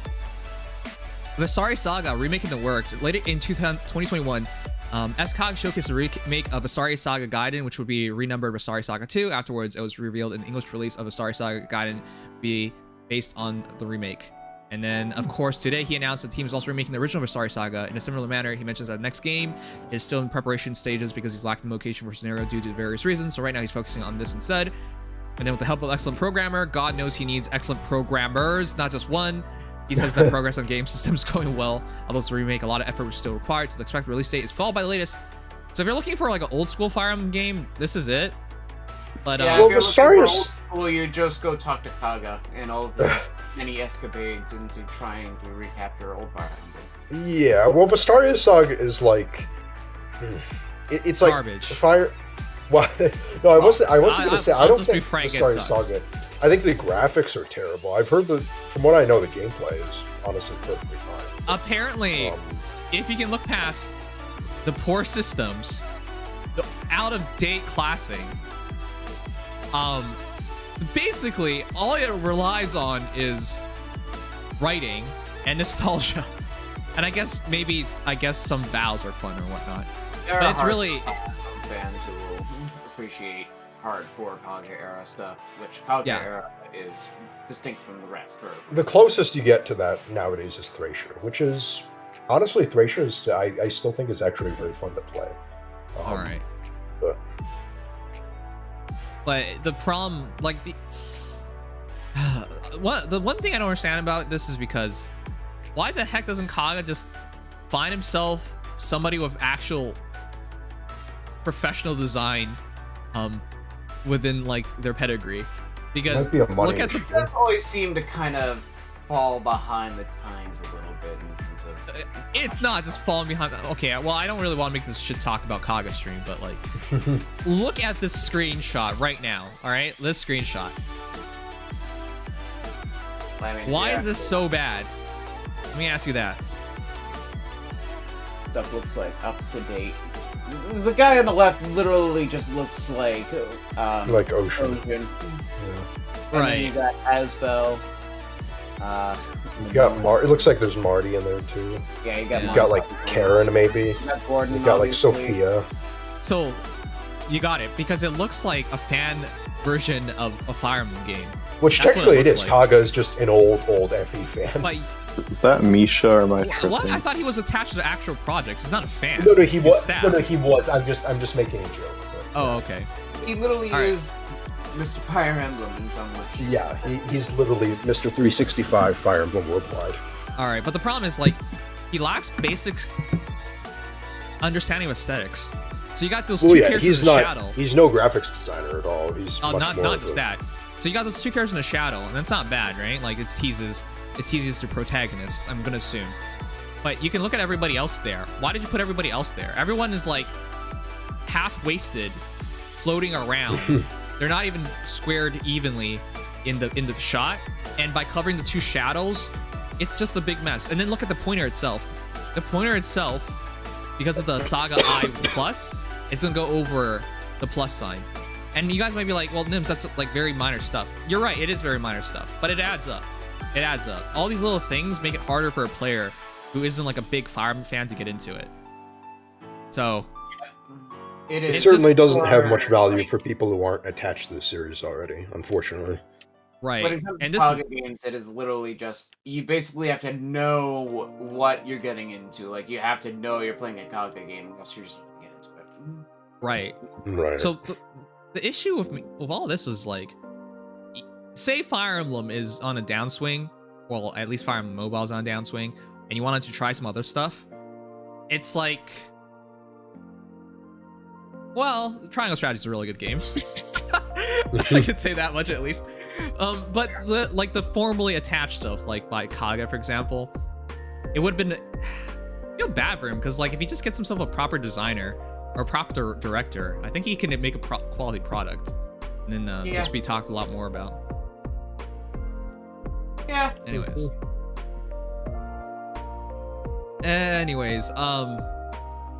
crap, I forgot what I was gonna say. Saga anymore. Yeah. All right. Anyways, as a whole, chat, it's better for all SRPGs to do better, because that'll eventually draw people into Fire Emblem Heroes. But as of lately, I think the best SRPG to release is Triangle Strategy. Prior to that, I don't know. I think it's Three Houses. I think so too. Yeah, that's not And good. if it's not, then it is certainly not that they are bad. It's that we don't know about them. Right. Mhm. That's why I think it's really glum looking into the future.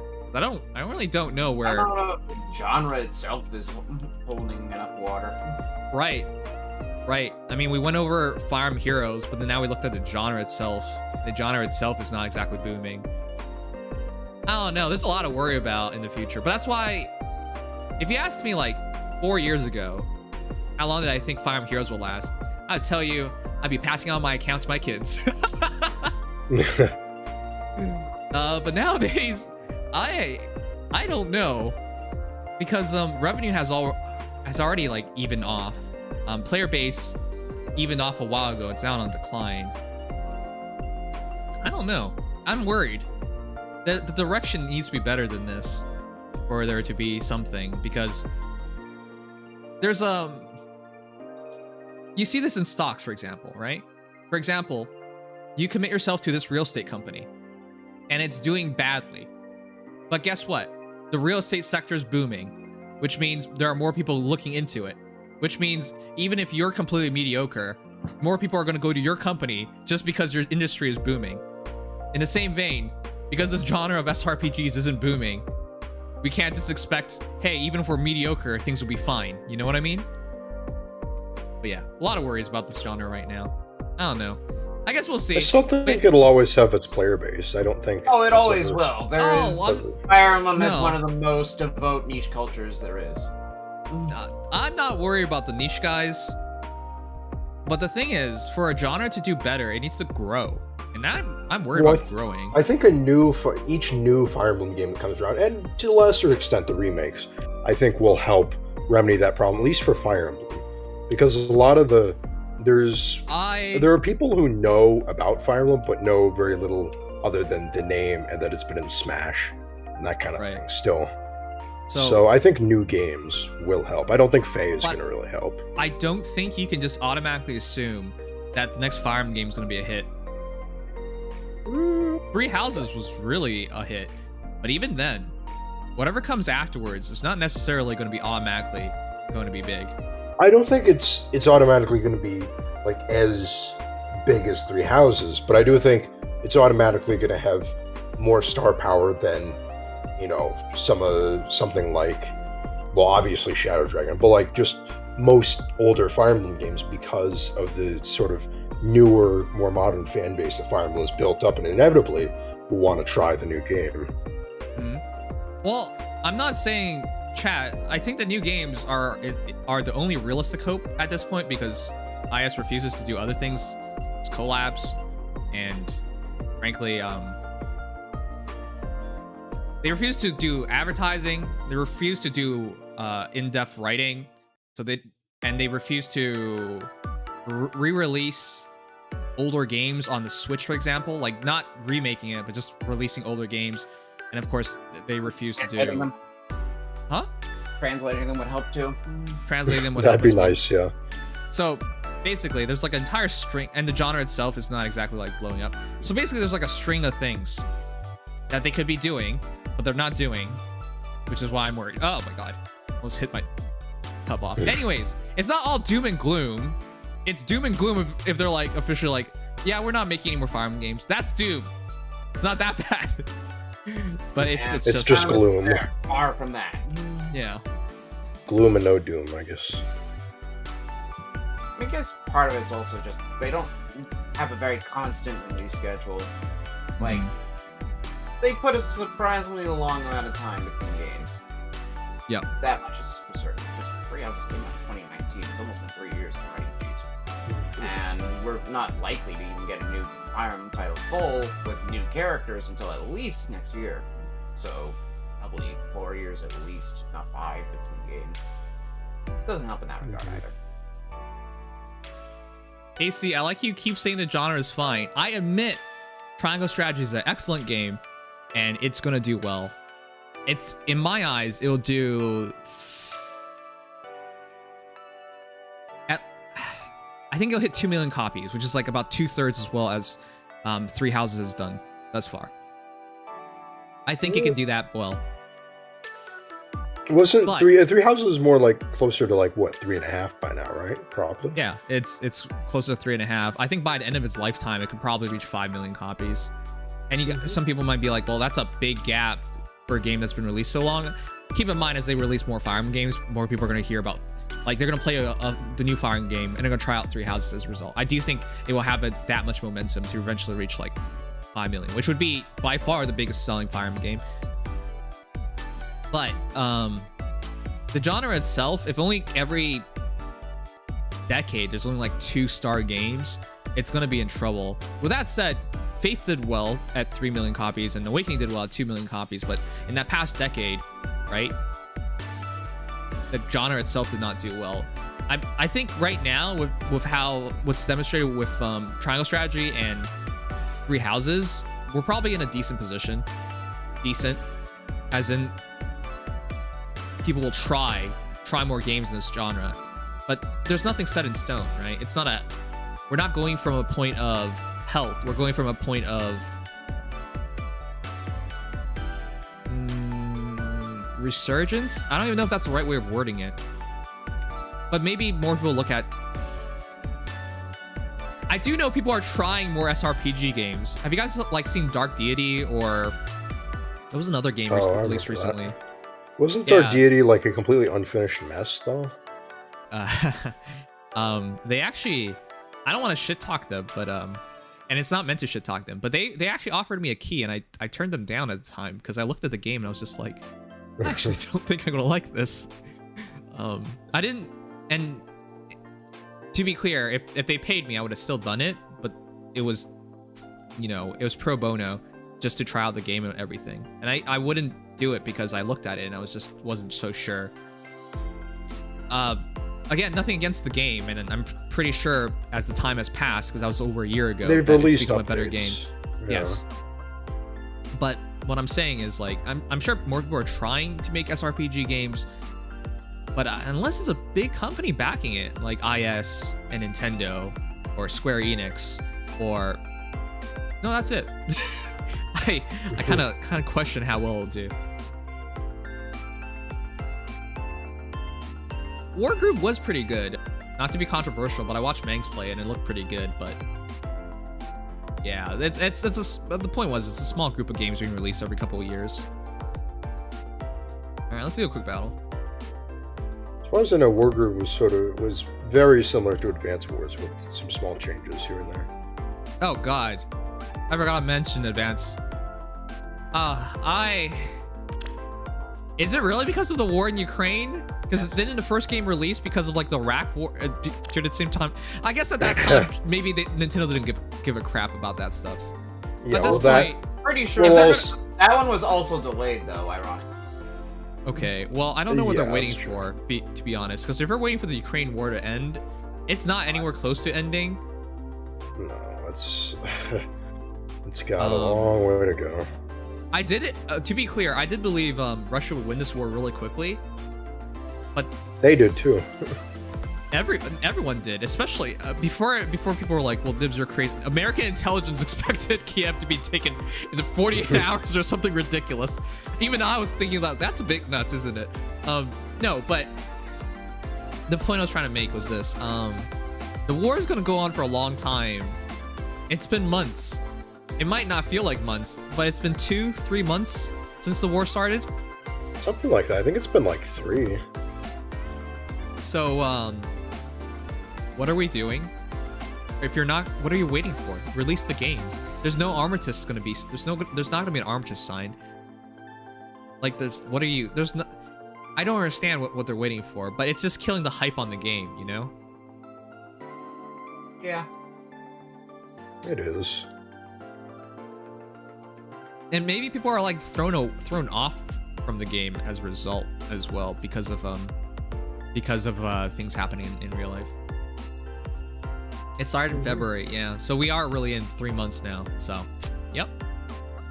Maybe they're planning to, they're just waiting for a time like a good holiday season or the summer or something that would give them a good launching off point for them to revitalize the release at least a little bit. Well, okay, the Skya is quite a bit different. I agree with you there. I'm not saying Fire Emblem games are not going to be profitable. I don't think they're going to stop making Fire Emblem games. So it's not about sales numbers, but it's about like the genre itself growing, which would help, you know, everything else involved, like Fate. Russia's waiting for the certified. Oh my God. All right. Can it please? Not like, is that broken? Far from it. Oh wow, it's another shitty team. God, it's so bad. Well, actually, that's not half as bad as some of the teams you fight. By the way, just so you guys know, developers will make a game as long as they're profitable. I'm not even talking about profitable. I'm talking about like, if they're just in the black by $1, they will still make that game. Heck, developers will still make games even though they lose money. And the reason why is this: if you make the game, there's a chance it blows up, and even if it doesn't blow up, everyone involved got paid anyway, so it doesn't really matter. So Cha-ching. As long as the developer, as long as whoever's paying for it does not give up, you're fine. So that's why I'm saying, like, we shouldn't look at it as just sales numbers, because even if a franchise isn't healthy, a lot of times it still gets developed on anyways. There are plenty of examples of that, that's for sure.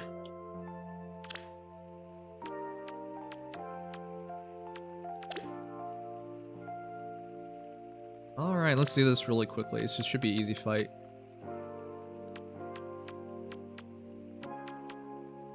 Wow, this is really easy. If they're passionate about it, I think they can work with what they have. They'll do it. Yeah. Yeah, I don't think Fire Emblem itself is dying out anytime soon. I think that is pretty much guaranteed. I don't think Fire Emblem's gonna die. And even if it were on a downward trajectory, we saw what happened with Awakening. Yeah. They basically bared with it for 5+ years, and then they still released Awakening, you know? So I don't think that would happen. Even if it was almost in space. Yes. Mars Awakening. Literally on Mars, yeah. Alright. I think this guy just hopes everyone falls for this Sigurd, I guess. But basically just have to kill him not. About a year too early. Also relying on that park. Alright. I'm just saying the opinion of the SRP genre is not in any danger of dying anytime soon. No, I don't believe it'll be... I was saying I don't think the genre is growing. Because there's not enough big games coming out in any real frequency. Yeah, that's a big difference. Yeah, a genre can still do well without actively like expanding a lot. Right. So. I don't think the genre is dying. I just worry about, because again, I gave that example of real estate. Even if you commit yourself to a really shitty real estate company, if real estate itself is popular, you're gonna find yourself growing because people are getting attracted and drawn into it. So that was like an entire view of like how the game could go, because we talked about the game itself and we talked about outside of the game and where all the possible growth is. But yeah, like from that example, again, you know, even if Faye doesn't do anything special over the next couple of years, if this RPG genre continues to draw in new people, then new people will come into Faye just automatically. But yeah. I think it'll slowly expand in some ways. But I think it has the SRPG genre has a lot less, at least from what I see, a lot less like explosive growth than other genres. Like, I think with things like first-person shooters, you can draw in a lot more people. Yes. I do not object. So what you're saying is they need to make Call of Duty Fire Emblem Edition. Clearly, yes, that's what we need to do. The spin-off we didn't know we needed. Or collab, I guess you could say. Yeah. Marv gave up on the Falchion chat. He's resorted to the force of that's weaponry, heaven weaponry. You're talking about there. Oh my god. Obviously. Marth is actually kind of scary, chat. People keep forgetting, but Exalted Falchion is ridiculous. God, I will never forget him in Summoner Duels. There's very few units I'm more terrified of than a raid boss legendary Marth. As a friend, you are replaceable. Goodbye.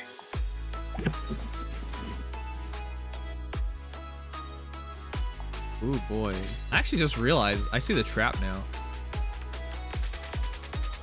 Yeah, you're supposed to fight. Well, yeah, Len, they're different. They're very different. I'm just saying, like, as genres, there's a lot more expansive growth within shooter games.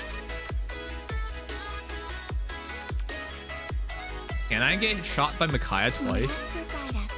No, I don't think so. Truly? Became shooting.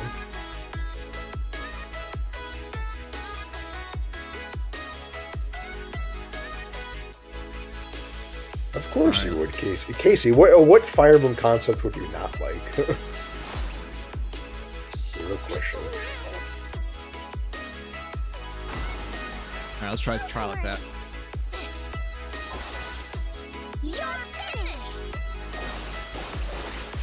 Listen, if you go into space, that's a sign of desperation. So, unless it's like a sci-fi game already. In which case, go into space to your heart's content. If you guys remember, Friday the 13th, they went into space.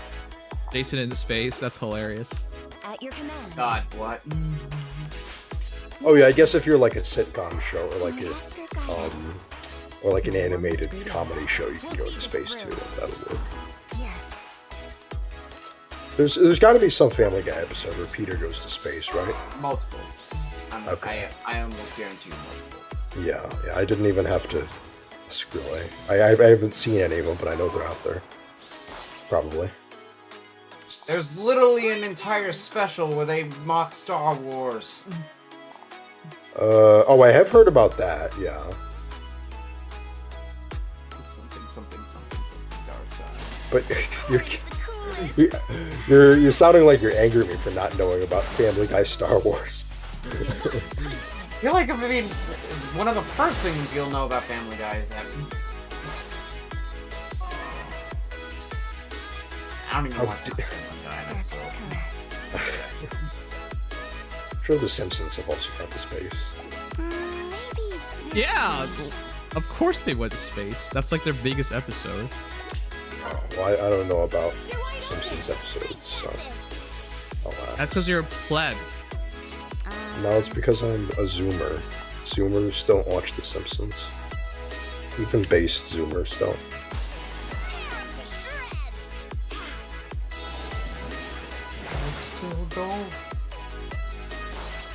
Classic.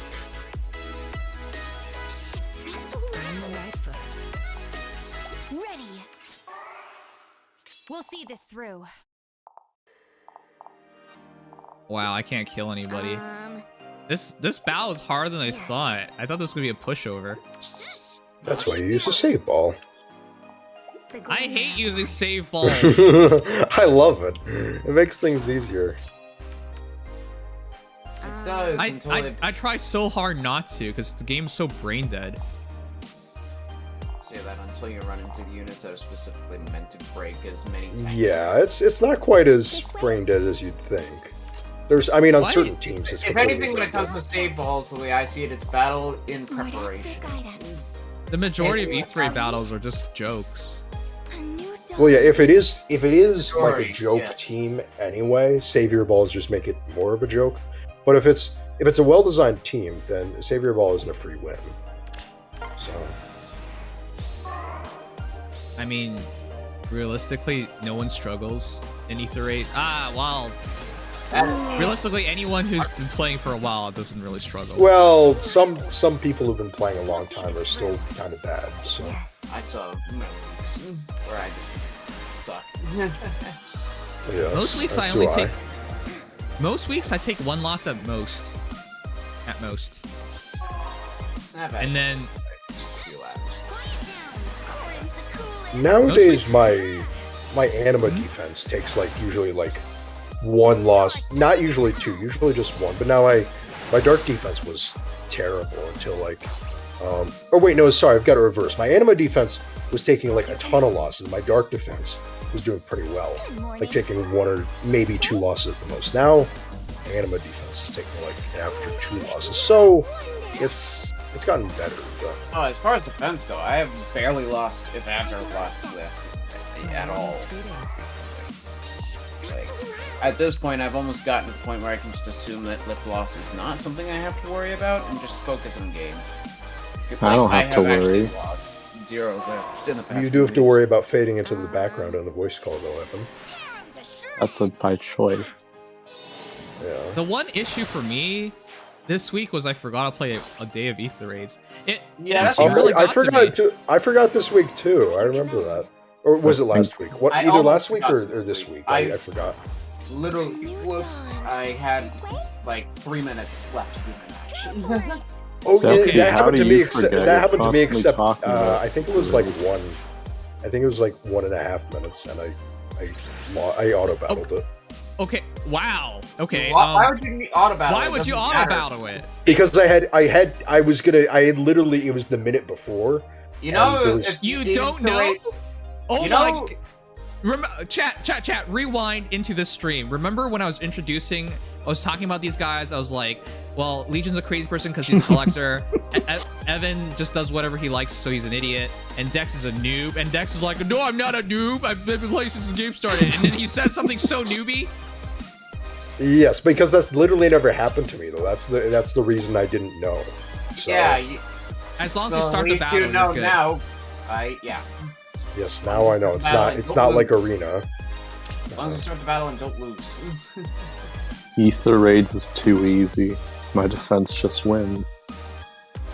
Yeah, I've seen your defense with losses, with multiple losses. I don't freaking know how Evan wins anything. I don't either. Because Mirabilis kills everything. No, it's because not... Evan gets matched up against a ton of really brain dead players, and he's like, say "See, this. I win." That Mirabilis is actually isn't a threat. Though. She's a threat, ironically, because like people think that she's not, and then people will be like, "Oh." Well, you look at that Mirabilis, 59 attack, goes up to 64, 75, 79, 88 attack on a quad. Yeah, that can. Why do you want a combat dancer though? Like on defense? Because she's not a combat dancer, she's still going to attack because her attack with like Dreamflake is still solid. So I might as well make her do damage and actually like more than 5. If you're at that point, but then why not use another unit for that then? Because I like Mirabilis. You're asking the wrong person. Also, yeah, I know. Like, asking for logic with Evan is, I don't know. For the record, yeah. We are talking about light season, and 36 defense is not stopping Milla. If I'd actually stack her defense, it would, because I use Odd Recovery and Dark Shrine. Take care, Phantom. Yeah. But it's...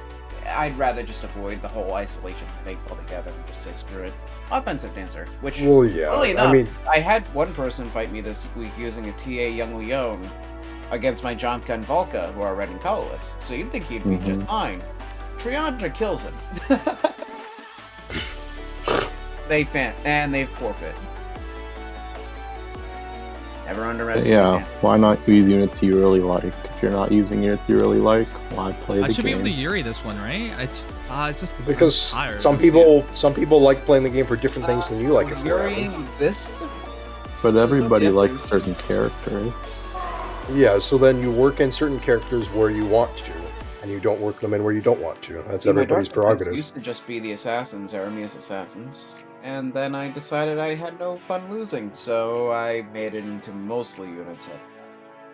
But I use Saul and win, so clearly Aramia can do it. I mean, I happen to be a lot more... Evan, I happen to be a lot more general in my likings of characters, so I happen to like some characters who are actually good, and then I can use them. Me too. I love good characters like Note.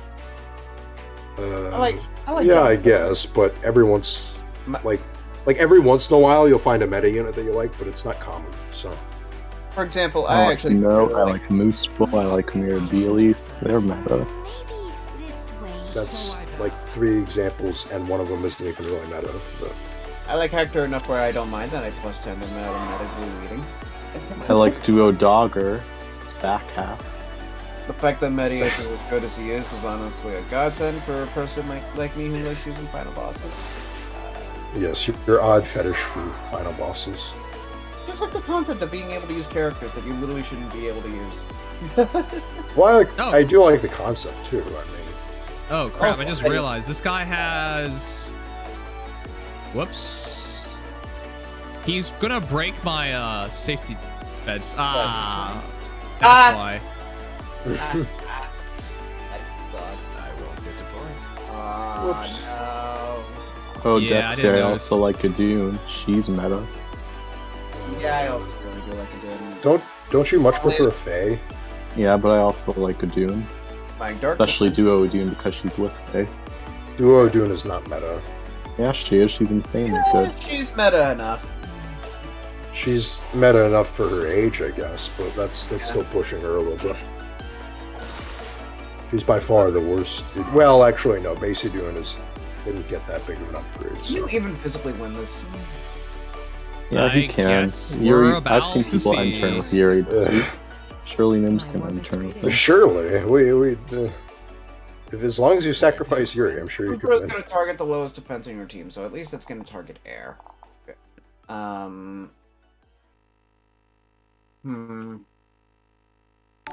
Yeah. Maybe I'm okay. Good luck. I guess we'll see. If you can get that duo skill off, you might have a chance. Also, Aki! Thank you so much for the raid. Yeah. No, I think I'm dead. If you had Gale... Why don't you run Gale Force on Ash? Just out of curiosity. It is Gale Force on Ash. Oh, right, you have... Have what? Oh, infantry pulse. I completely forgot that Raphael can do that. I do not object. Yeah. Good morning. Yeah. Whoopsie. Thanks, Aki. I really gotta incorporate Raphael into my teams. He's so good. Lord, ask or guide us. I will say this: you almost had a chance. Yeah, if this wasn't here, I'd be winning this pretty easily. Yeah, that duo's hindrance. I mean, I guess you could take the 50-50 shot with the.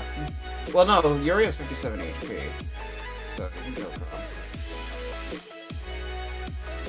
it. Is. Yeah, you got this. If anything, the real I problem- think there's a chance. It's a matter of if going direct and kill. I think.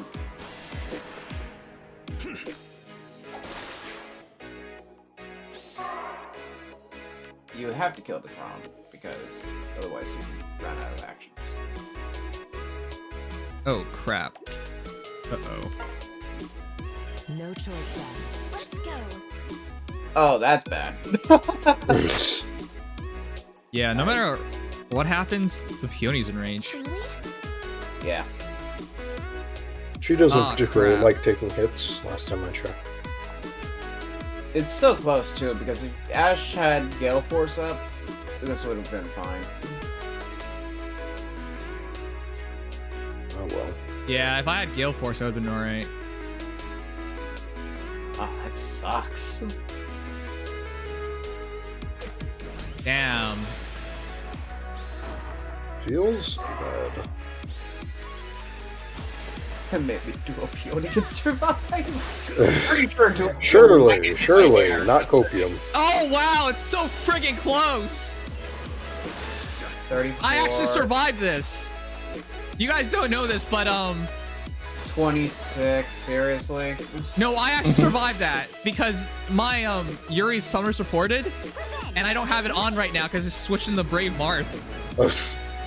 Which you're not. Aww.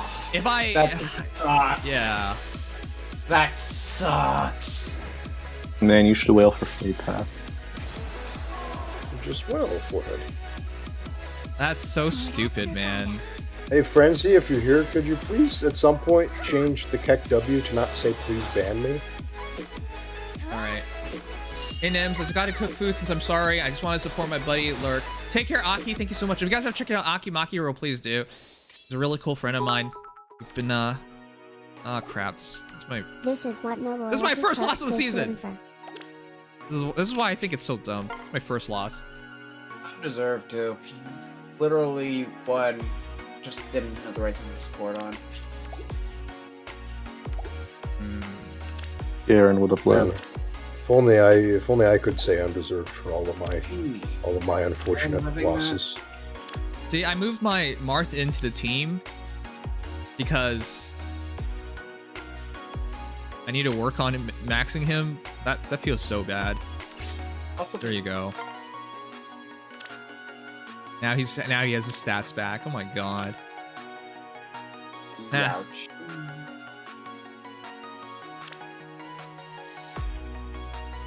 Imagine not having a super invested Lego Marth. Shut your trap. Oh, when did you plus 10 Brave March? Huh? When did you plus 10 him? When the new banner came out, I pulled. I spent 20 orbs and I got the last Marth. Of course you did. Naturally. Come on. I think most people would. I didn't even use 20 orbs on the banner, by the way. Come So, on. Is that distance stance Nimious? Yes. oh my god, Based. chat. Look at this team. Look at this team. It's so bad. It's so bad. So free. Oh, Needle Guard, go. He ascended one of them. I get so This happy when I reminds see me of teams like Beaver's this because Did he these just trade get for- slaughtered by save They are all tools. the same IV. They're all the same IV, but they're all unmerged. Did he Plus trade- attack by speed, plus attack by speed, plus attack by speed. And one of them got fluorided. I can't believe this dude. I really love the taste of glue. All right, but we can also eat. it's impairing his own sense of judgment. We can easily savior this. You could. There's literally zero pressure. I mean, Lysithea, but if you have a savior that kills Lysithea, no pressure. Like, I mean, we could have saviored the last team as well, but like. Oh yes. Also, If that was a Saul instead of Who's your first? Marshall, I'd be afraid. who's your far save? Yeah, you'd be afraid of winning too easily. Now, I'd be afraid of losing. I haven't put her in yet, but Like my you far always save do. going forward for the two teams will be Fjorm and Ascendant at Dune. Those would be my two savior units. Okay, I just gotta good. decide. Because you would not have lived Crom with Ileana. Or if you did, it would have been too close. Huh? Why would I get hit by Crom? PCF. I guess you have isolation. Wait a second. Where's my isolation? There is The no heck? isolation.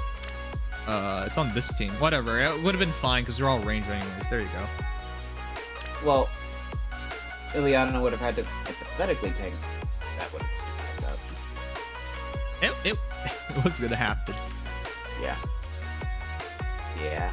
I feel kind of bad for the people who got Halloween Ileana as their former. I don't. Why? She's good. It's fine. I mean, she's fine, sure, but like it one or two merges, I feel like, I don't know. The only I feel like the she only suffers. save, I don't say she's that bad. No, she's not. No, she's not that bad. No, I'm not saying she's bad, but I don't know. I feel like she's gonna face, and currently is facing, really, really, really stiff competition. She's facing stiff competition for the hardy fighters, mostly. And that's just because the meta is in such a position where a raw tank has a bit of a hard time sometimes, but Ileana just is totally okay. She provides guard if you run Lantern. She has good tomes at her disposal, great stats, easy +1. And all the skills that she needed were available to her on her release, except for, obviously, the Breath of Sophia. Tome of Sophia. Eye Flush. Not bad. I just have to kill the 4 units in the center, and that's it. Yeah. Fallen Leo, Also, beat them up. don't get cheesed by those Zedel guards. No, that's not gonna happen.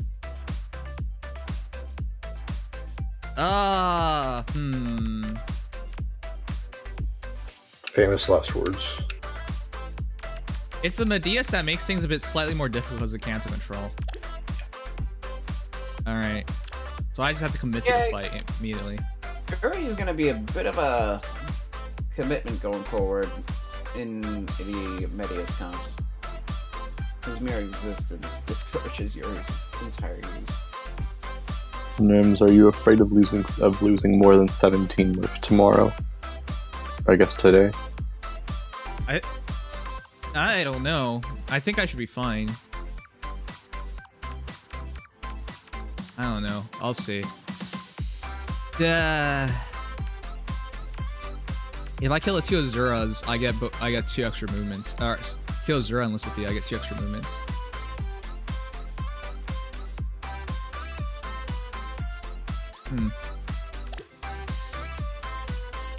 Alright, let's do it.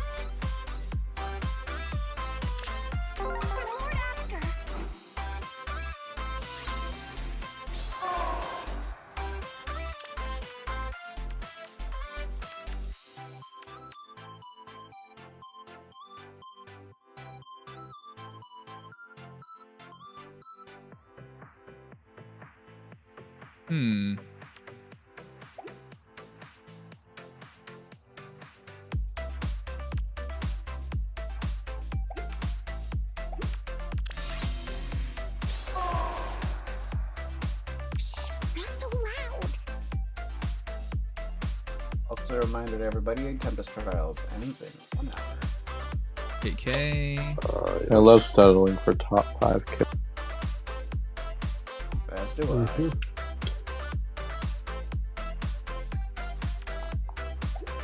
A new dawn at your command. On the right foot. Not so loud. Wait a second. Can I even reach this Azura? Good question.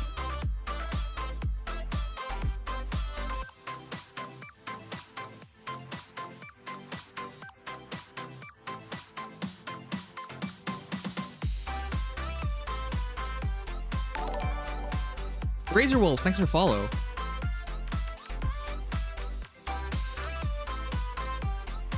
Wait a second. I don't actually have to kill Nimious right now.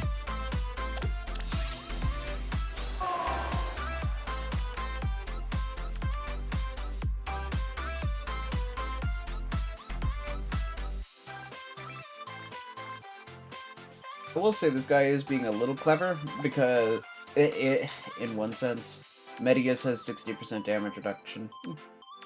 With the healer. With no stats at all. Like, no support at all for the stats because of the Edelgards. What do you mean because of the Edelgard? Oh, sorry, not because of the Edelgards. Because of Lars Shaw. Yeah, Lars Shaw. The glimmer of life. Oh yeah. That's why Saul's so good on my defense as well. He was medi at 60%. He'll treat Saul as a pure-hearted maiden. Yep, exactly. Yes. Maybe this way. Even That's though why he's Saul getting just married. wants to. I think it's just more so that Saul wants to get married to a pure-hearted maiden, but you know, same difference, right? Medius also likes having a wrist on the team. So. Oh, I see what I'm gonna do now. Oh boy. Hey, this is gonna be interesting. Yeah. I feel like I can see what you're gonna do, but I mean, on the bright side, no matter who you kill, you won't be in range of the Edelgards on the first turn. oh yeah, I definitely see what you're gonna do now. Yeah. Yeah. Do that, then refresh. And then I know what you're gonna do with that. Done. Having your acting as if it's like, you know, rocket science or See something. that? That's actually really cool, chat. Yeah, the Schwarp is kind of insane. Yeah, that warp is. Okay. I'm so smart. Keep telling yourself that. I will, because it's true. Plenty of people have made that same mistake. Yeah, and then you can just kill Azura and Baldea. At your command.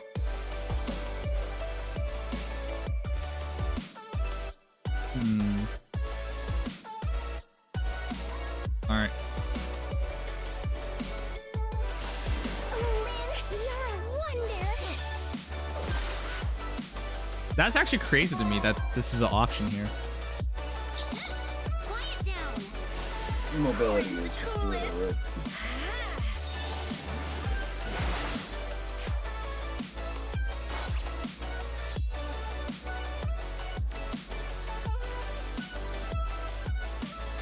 Man, if only they had a legendary mirror gatekeeper. Yeah, if only they were in the future. Or their name was Mr. Gengar.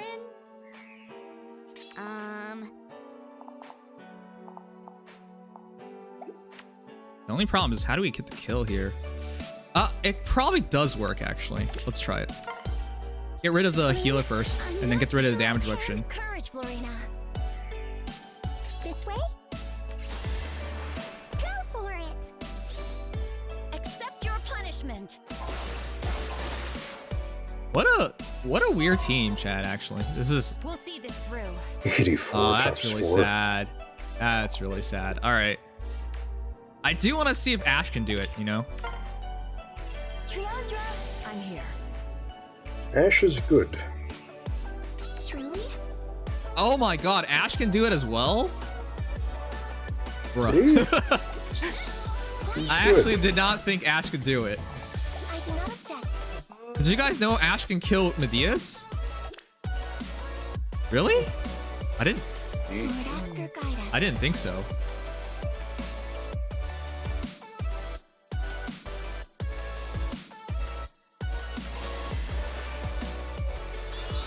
Ash can kill a lot of things. She can kill fallen Edelgards pretty easily. How too powerful? Yeah. I like Ash. I don't see why people don't like her. Oh, I don't really think anything of the character. Well, I wish she got more screen time. That I do wish. Yeah. More screen time would help. Man, this is But I so like her cheap, chat. design. Seriously, chat, this is so cheap. What kind of battle was this? We kind of just jumped around and destroyed things. Yeah, there's only one extra movement. They can't breach. Wow. This is actually a really sad battle. It was a really sad. The hyper movement. The hyper movement, chat. I do not object. Ready.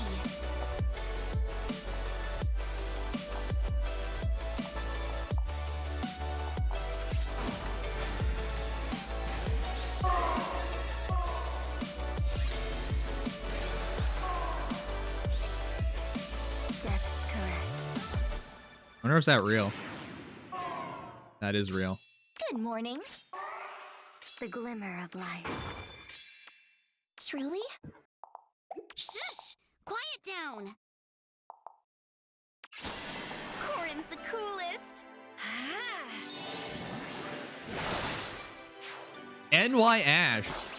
That's true. That's basically guaranteed. 2 years Ash is gonna be just the Astra Ash. The only thing is, yeah, she'll have opening retainer. What's she gonna do for herself to make her? Because she's already. I think she'll be the ARD Ash because people want her for ARD reasons. I think.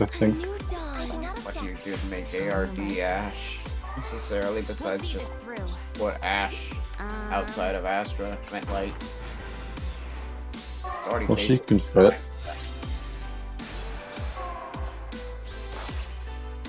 Yes. Honestly, it's just gonna be weird because there really is nothing you have to do to improve Ash's current. But then again, her weapon is so simple. It's just auto follow-up, anti-follow-up stats on slaying. They can go wherever they want. No warp bubble. A new dawn. Oh, that's what Elm's gonna get. Yay. Alright, we're done. I wanted to make that a bit more exciting, but I guess that was fine. No savior. I try really hard not to run savior. I literally can't run a savior comp in light season, other than my near save, but that's like not a save all, of course. I rebless Hector if I have to. Oh, Mer's already been added to the site. Of course. 386.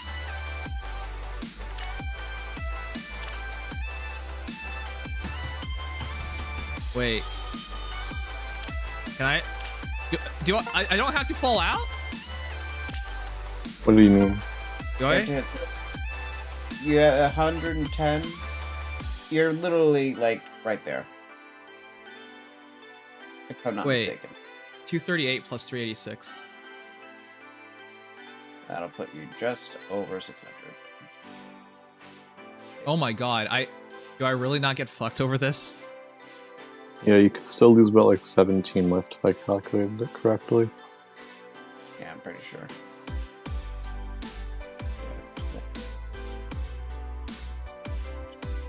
$20624. Wait, why are you saying I can still lose how much lift? Wait, how much ether do you have? I forgot. Right now I have 60. 60, so you got a 70 to Yeah, bar. you can get 3, yeah. 130, you win both, you get one extra fight, so you actually get 386 plus another 190. Yeah, so that's 20,817. So yeah, you can lose 17 left. Oh my god. Yeah, your defense means something right now. I lost. I don't understand these people. I really shouldn't have lost. Look, this guy lost. It's the first day of the season. Why would you not use your ladder? Both of these guys. I was like, what the hell are you doing?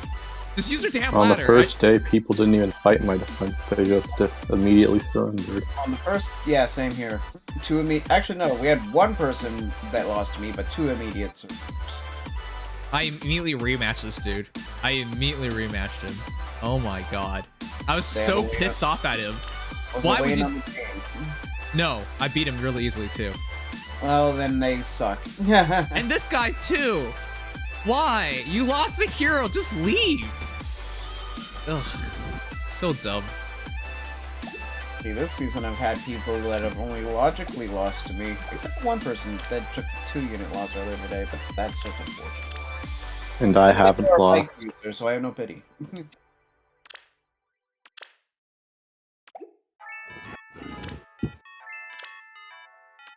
The Brian Munn lost 3. Well, that's a rematch. Just so you guys know, I know this is mean, but I can't help it. When you fight a noob and you know they're a noob, I always make sure to let them know how easy it was. So if they watch the replay, these guys usually rematch me. And I wanted the rematch because I know they'll lose. And that's what I did, and he rematched me. And out of pride, he stayed in. Even though he lost 3 heroes, he stayed in. So thanks. Even if that counted, I would have lost nothing. Ouch.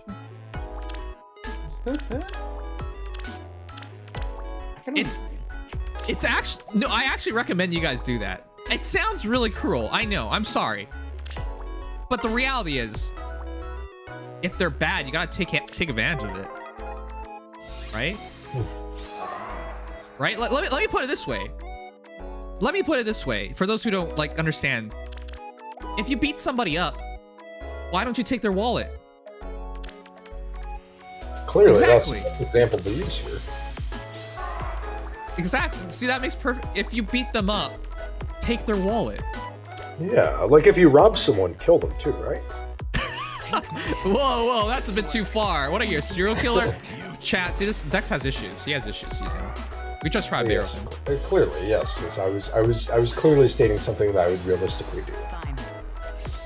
It's okay, Dex. You know, they say 1 out of 100 people is a sociopath. What is it? I feel like I'm one of those 99 out of 100 who's not. But that's just my opinion. That's what a sociopath would say. That's that argument can be applied to like, literally everything. I swear I didn't kill this guy. Oh, that's what a killer would say. Did you kill somebody? How would you know that? See?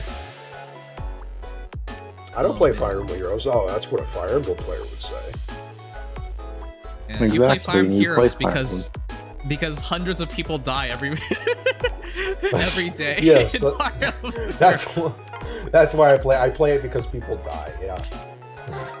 You want to strategically kill people. That's why you're a Fire Emblem fan. Yes, that's. What is it? Well, that's why Excelbum is a Fire Emblem fan. What is it? No. So I vow. He likes using generics. Hey, Small Tanko. And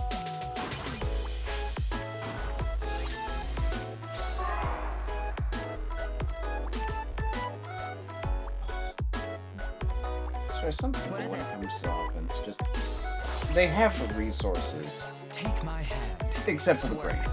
I just don't understand. huh? Players are used Some people to just being have brainless. so much resources, except for brain power when it comes to offense, I swear. Oh. I had one person, all +10s, except for a Duoni and a Ash. +10 bike, +10 Lin, +10 Pion, +10 Milla. Just puts the bike down in front of my team and prays. That's what happened to me like 2 or 3 days ago, and that bike fucking died. It took a little bit, but he died. It took him 1 combat because look who's over on the enemy team. The guy who's specifically there to assassinate Grail, Valka. Yeah. Ironically, yeah, Volka is incredibly good against Brave Bike. Well, unironically, I should say. Is it possible to stay in the season? Guys, what's the score for this season? I don't know. It's probably completely impossible. Hey, this season, don't even think about it. I really wanted to use my guy Marth, but he's complete, chat. He's perfect. I love him. I think Times Pulse with in Summer Duels is really good because of that that captain skill where you can't get denied charging specials. Oh, you decided Harsh Command Plus. Yeah, that makes sense. You're gonna need like 3878 or 3880, by the way. Am I close to that? That's like all 764s, basically. Oh god. It's especially bad this week because of Marin being. Yeah, it's not Moram. It's the fact that literally everybody and their mother pulled for Atri. Or 4. Oh my god. Oh my. Soleil equals Bay. Chat, do you see this team? Is here.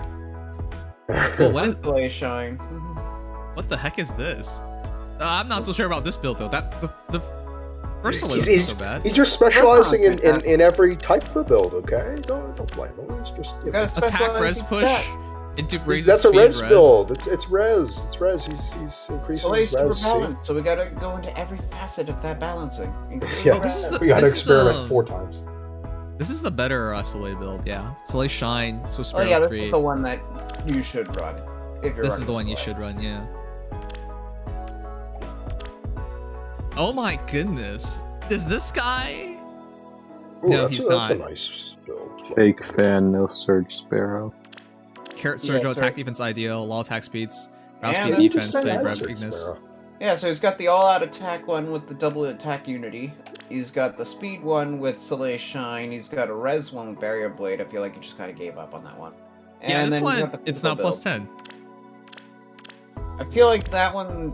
The problem is there's no good res swords, and well, besides The closest thing is Unbound Blade, Yes. really. Yeah, and what can you really do for a I guess he could run a distance stance build with the We'll see Soleil. this through. You can.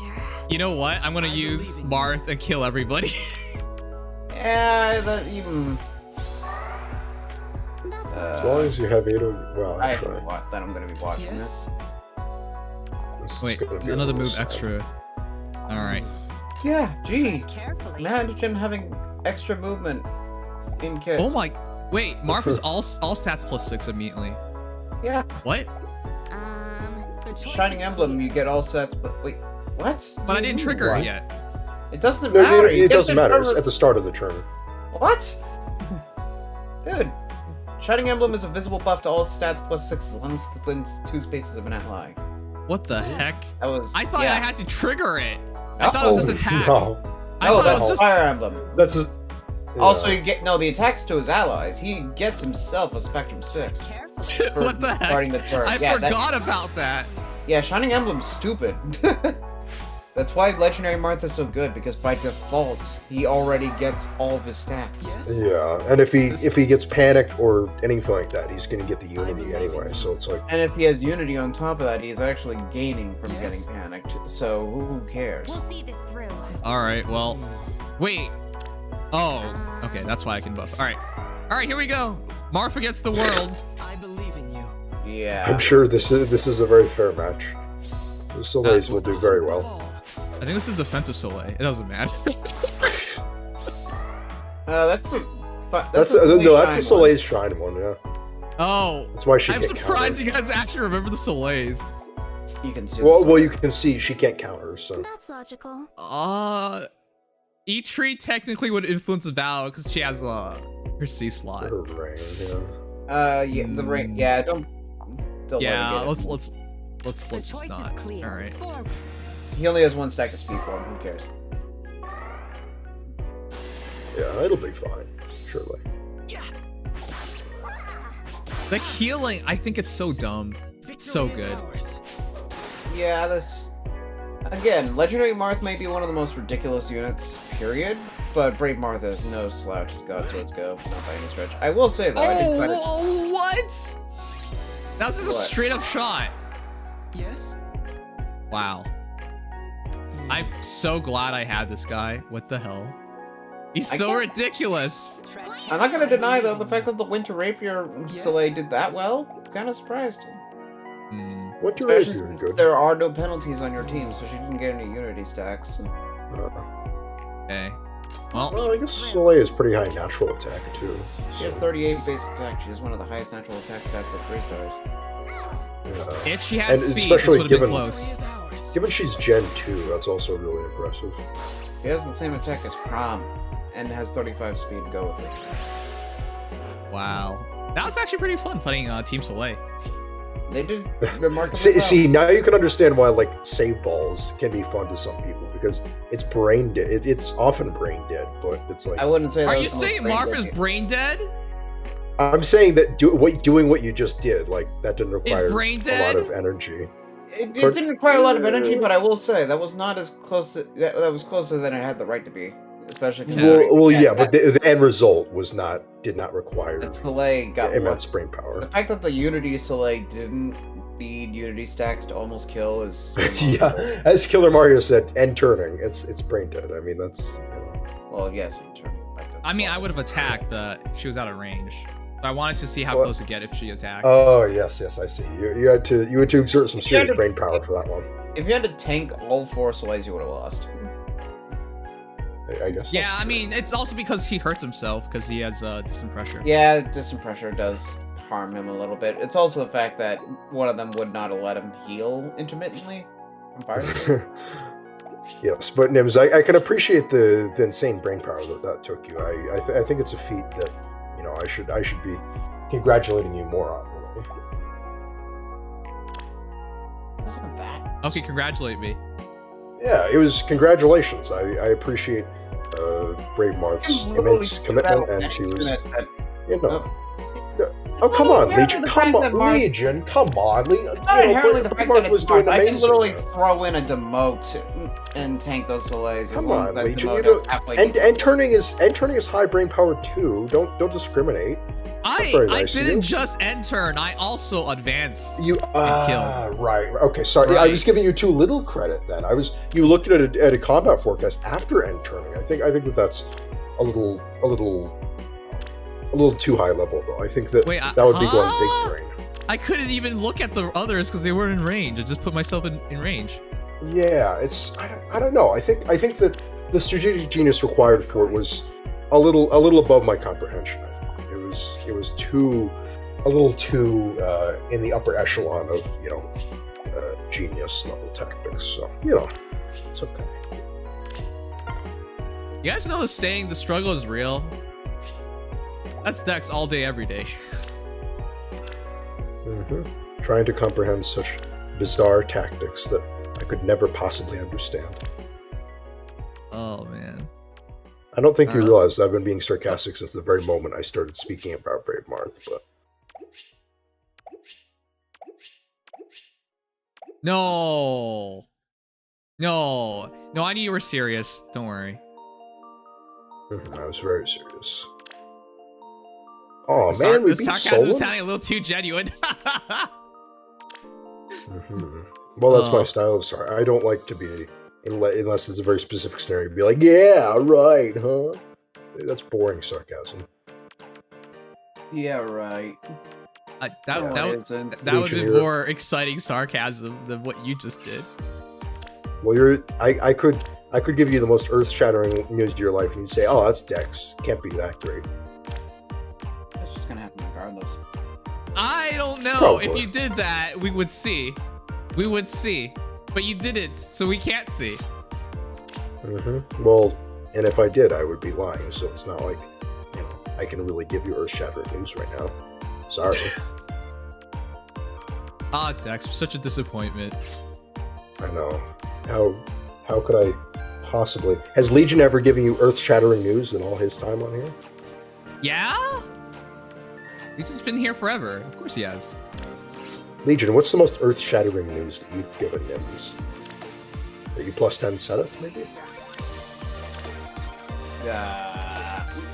Legion was the one who told me I had cancer. And then I got chemo and I got fixed. Okay, yeah, that's pretty important. He saved my life. You'll never understand that. Good to know. Okay. You don't know. That's true. Man. I wasn't there. I'll never know. Man. All right, let's run these two. If you don't even have to think about without a shadow of a doubt, your arena will be fun. When you throw them in, then it's kind of brain dead. But there was a bit of doubt. It is 4 Soleils, and yeah, you saw how close it got. If I actually just did end of turn right in front, I actually probably was dead. But I don't know if that. It's sure there was technically the presence of a little doubt there, but it didn't change what you did and what happened. Like the actual strategy wasn't, It's freaking Marv. What strat? If I committed myself to only using Marv to kill everybody, what more could I do? It was either advance or don't advance. Come on. Well, no, there's no it's not like you could have done anything big brain, but it's like we can't say that was anything but enter. No. At the end of the day, the whole thing is it's just funny to see big swordie. Big number. Only on big little sword. swordie. 4 times. Yeah. At its essence, that's sometimes what Fate boils down to. Well, all right. Yeah, except oftentimes little swordie is not as little as you want it to be. Chat, what is top 1K looking like? I didn't spend as much time on this that I wanted to today. Well, I can certainly say top 5K is a little higher than I am right now, so I gotta try. Whoopsie. I don't even do top 5K, I do top 10K. I do top 5K because I need as many feathers as I can get. Next time I might go for top 5K though. I have Alright, custom projects, man. am I missing anything in Fae? I don't think so. Oh man. Sanity. So You're missing Orson, but you have 4 days or 5 days. oh. I mean it's something that's due today. Take care, Lightning. What do you get for top rankings again? More feathers? Just more feathers, yeah. 10,000 at top 1K, 8,000 at top 5. If you have the Fae Pass, there's no reason not to go for it. Is essentially the reasoning. Top 1K only if for some reason your stamp pots are low. That's the only thing at that point. What? If your stamina potions are somehow low. Okay, yeah. That's actually kind of low. Well, low, that's, I mean, in some perspective. I have 156 of them, so technically not low, but... Yeah. I have like 900. What do you even do with these things anymore? Well, I have way more arena crowns than you do. I have like... let me check how many arena crowns I have. Yeah, I don't have many stamp pots. I just use a lot of them. Wait, are you saying you have more arena crowns than I do? What? Or not, sorry, not arena crowns. Arena, dueling crests. Oh. Okay, because I was just like, when did that happen? Did you get How did you somehow play the game longer than Nims did? Yes, well, I modded my Fae, and I had, the assistance of some expert hackers who see it. It's really quite simple. Well, So, you see, it's quite simple when you're at my level. Chat, I want you guys to know something. Oh yeah, make sure your monthlies are done. Tonight's stream does not end. Okay, so Oh wait, are you really doing the week thing now? No. Not yet. But chat, I want you guys to know something. I just thought of something. You guys know there's a lot of ads running on my channel right now, right? There's ads running right now. There's ads, literally ads running. I didn't know that. So you're gonna talk to people about ads, and they won't be here because of the ads. So the thing I came up with, and I think this makes a lot of sense. What if, because it's only extra ad revenue for your first 96 hours, what if I just do nothing? Yeah, nothing. What if I just don't end my stream? What if every month at the start of the month I just do a 7-day straight stream, quote unquote, and I leave it on over the night, and then after those 7 days are over, I just turn off. Basically, what happens is that you sign a contract or agreement, monthly agreement with Twitch about how many ads that they could deliver on your channel, and then they pay you a certain amount of money, and it's for a certain amount of hours. But what if I just,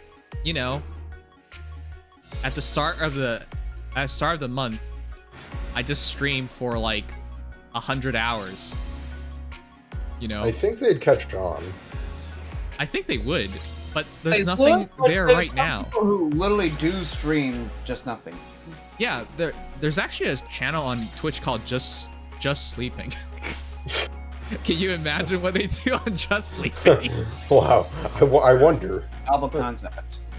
Because I think if I just make it into a quote-unquote marathon thing where you just pop in whenever you're doing your content, if not a little longer, just to make use of the time slot, and then. Because I think if I do this is the best way where I get all the money, and nobody has to deal with the extra ads. Yeah, that's also a good point. basically you're also relocating the ads to a less competitive. I mean, granted, people aren't seeing them, but which I'm sure they're not happy about, but nevertheless. I mean, it's not like I'm gonna literally run nothing while I'm sleeping. I'm gonna actually run some like anime and stuff in the background. That we could legally stream, to be clear. It's on YouTube. Hold on here. Because there are anime stuff on YouTube and whatnot. Just straight up, because YouTube only cares if there's copyright, and people don't know this, but copyright takes money. Copyright's not free, so some companies actually don't bother copywriting their old stuff, or they do it as a promotional thing. So it's not like I'll give people no reason to stick by, but because I think this is the best way of doing this. So yeah. Basically, after I fulfill the 96 hours that I'm promised to fulfill, I get control of my ads again, and then I could just turn it off. Well, not turn it off, but just do the minimum. Yeah, do the minimum, and not subject people to 7 ads in the middle of a summoning session. Yeah, it's not on purpose, but it's gonna be a lot more ads. Oh, they're fine. I thought they were gonna loop. But ads as a whole are going to be more frequent going forward. Remember what I talked about?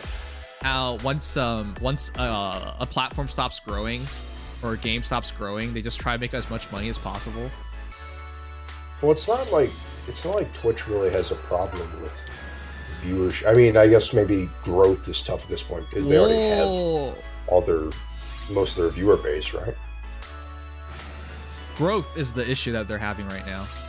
Yeah, they are definitely having growth problems. They leveled up a lot of. I won't disappoint. Do you guys know Zoom has lost like 80% of its value over the past year? Makes sense. I wonder why. But that's the thing. Like that was built for necessity, or rather used for necessity. Yeah, and even then, it was kind of dog shit. So. If everybody invested in Zoom, they were expecting failure. Right. Yeah, it was going to be a short-term profit. So if they sold off quickly enough, they probably did pretty well. But that reminds me, there was one guy on YouTube. I got really into investing during the COVID time because I had more time. So I invested money in a lot of things like oil and stuff that rebounded. Very nice. But there was one person. This one, I respect him on this part. Who has the balls to do something like this? So, what happened?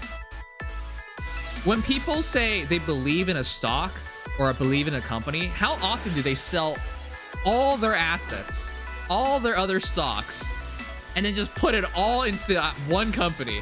Who does that? Crazy people and very confident people.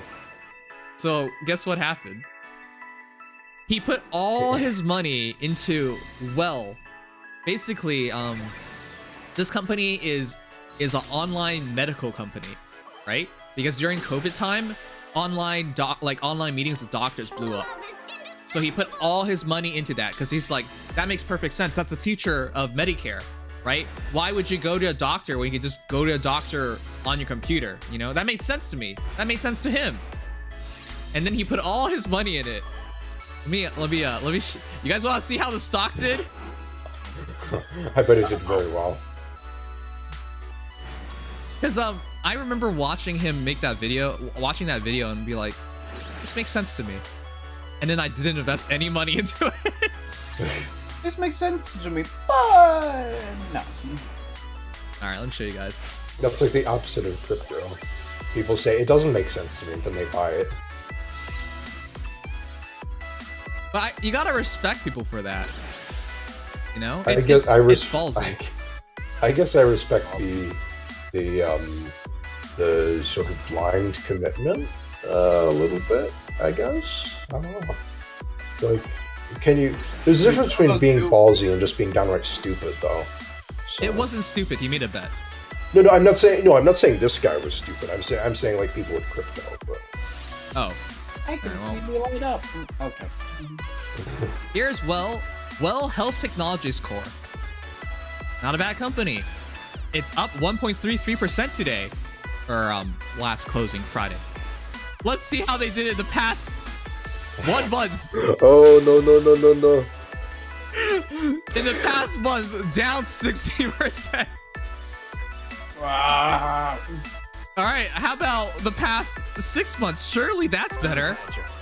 Surely. Down 33. Look down a fucking crater. All right, maybe he got out earlier than that. Let's do well, year to date. 6 months is year to date. Past 1 year, it just worse and worse. Past 1 year, down 47%. Oh my god, that's terrible. God. Basically, he put his money in and he shredded it. That's what happened. If he actually stayed on board with this, he's lost half his money. Just wait for COVID-20. But it's not like he wasn't. It's not like he was like insane. You want to see it here? March 20th of 2020, $1.36. By October 16th, it's $8.41. You would have like 7 times your money if you did it then. And then it stayed pretty stable, right? So I bet he didn't leave because he's looking at it. It's just like it's going up, it's going down, it's going up, it's going down. He probably stayed in because I would have stayed in if it was doing this. And then everyone realized, wait a second, nobody sees doctors online. It just completely cratered. There was definitely a point where it was logical to do this. Yeah. Yep. I can't blame him entirely for that. That's why I hate technology stocks, even when it makes sense, right? Like, if somebody told you, hey, seeing doctors online is the future of Medicare, you'd believe them, wouldn't you? Most likely. But then you just saw it for yourself. The aforementioned company completely just killed itself. Now, with that said, do you want to see something? I mean, stocks, there is also the thing that stocks can recover, and right now the NASDAQ is just in a really bad place, so. All right. It's not going to be even close to that, though. Now, when I go to Max, do you see something? The stock is actually, if you were with them from the day it started, you would be up 3,354.55% if you started with them from the very start. So funny enough, even though you could have been so much more richer, if you actually bet in a company like this right from the start, you would still be ahead. Yep. Immensely.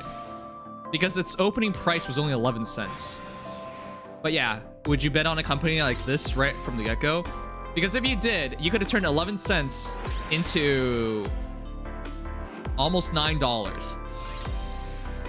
And do that 100 times, or 1,000 times, and, you know. Anyways, get $9,000. I think this is really interesting because, okay, first of all, that guy's fucked, so don't do this. If you took one lesson out of this, don't buy, like, don't snort your own ideas to the point of lunacy. Do not do that. That's stupid. But I respect him for doing it because, that's how you become rich, by the way. You might be like, well, that was insane. But if he put in $20,000, like right here, and he sold right here, he would have $80,000, for example. It's all about stocks. That's how people get rich. And that's how rich people store their money as well. Technical entrepreneurship 3 years ago. The most important lesson is that the business success doesn't depend on the technology, but on the business plan and the execution. Basically, it's about being able to actually get revenue and profits. Classic Sugma. I took a business course, so let me explain this to you.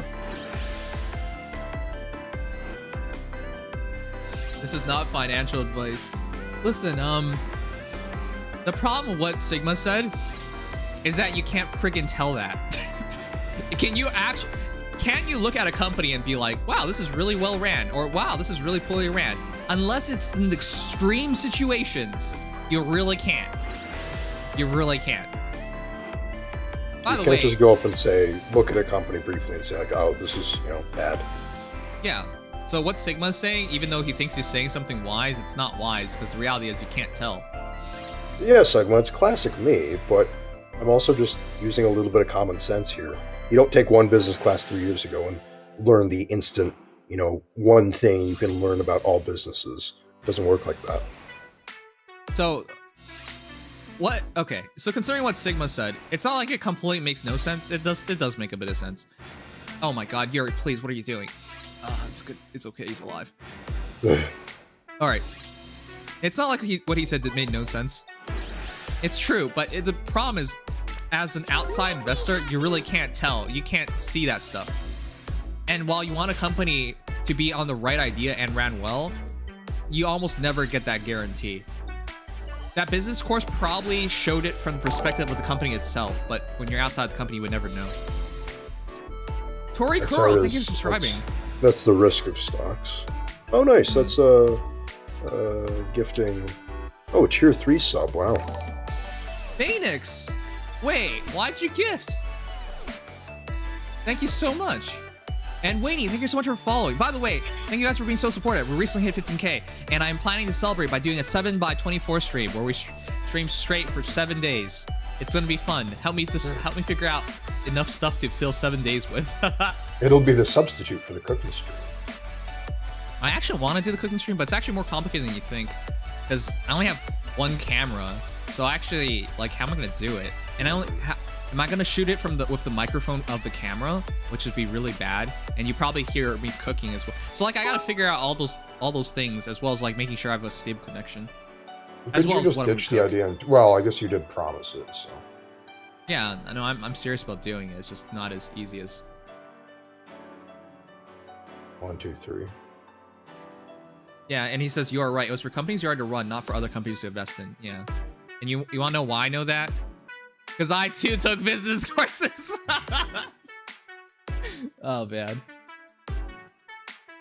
LOL, why not? Well, thank you for being why not, Phoenix. All right. Anyways, tomorrow, I gotta do arena assault. Rain. You are Wayne, but you want people to call you Rain. Huh. Wayne the Rain. All right.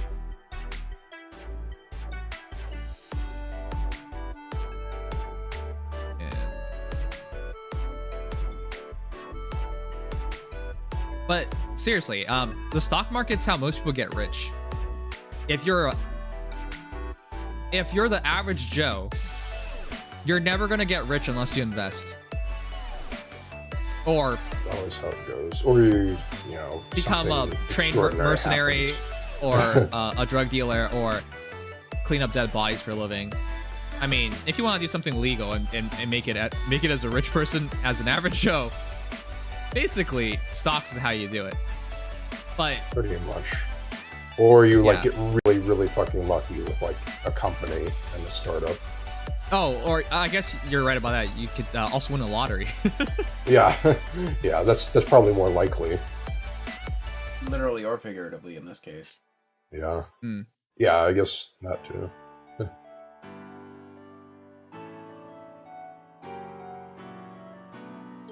But you shouldn't look at these cases and be like, oh, there's no chance of it working out. Actually, like, as long as you're not a crazy person, you should be fine. For example, if you just put all your funds into the index funds, which is just to say the top 500 companies, for example, and it's indexed. In general, the top 500 companies will get bigger and bigger and bigger, and whichever companies fail to do that will be removed from top 500 companies. Which is to say, even if you're an idiot, you can probably make 20% a year. Most likely. Now, there will be years that go up and down, but if you look at it, so if you invested like last year and you go into this year, you're probably down quite a bit of money. But if you average it out in terms of like 10 years, you'll be ahead. But yeah. So it's not like you can't do it. Anyways.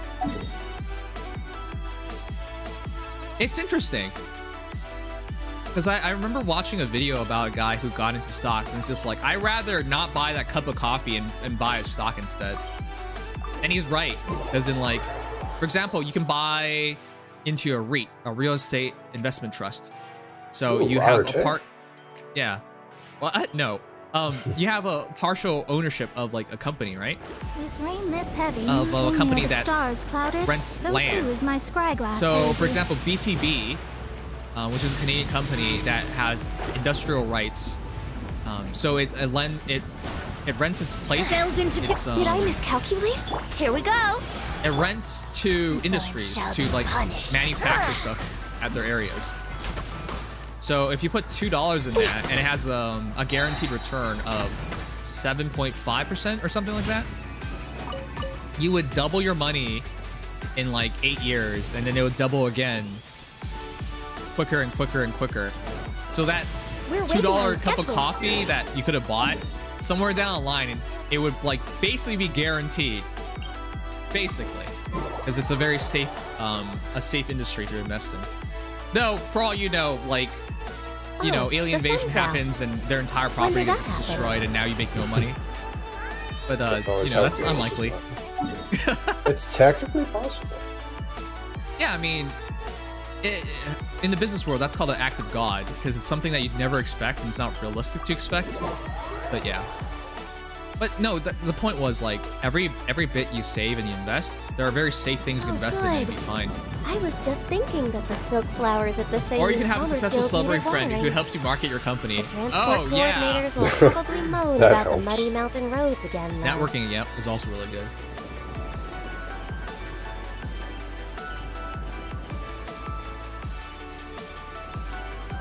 Sounds a bit too complex to my liking.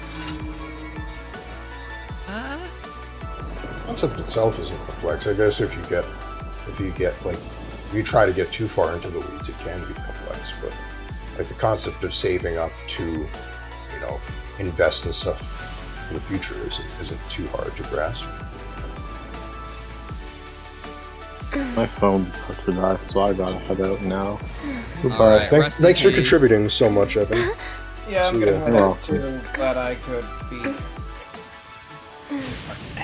Wow, Legion, that was a really, really weak. Yeah, I know. There was no sequitur. There was no sequitur on this one. My bad. That's true. That's okay. You're forgiven this time. Yeah. All right. Rest in peace, Legion. Good night, everyone. I will rest in peace for the next 6 hours. Have a good night. Work moment. See you all tomorrow for data mine. Wait, is it that mine? Yeah, it is actually. Yes. Yeah. Shouldn't be too much, but still should be fun. Have a good night, everybody. Good night. As you.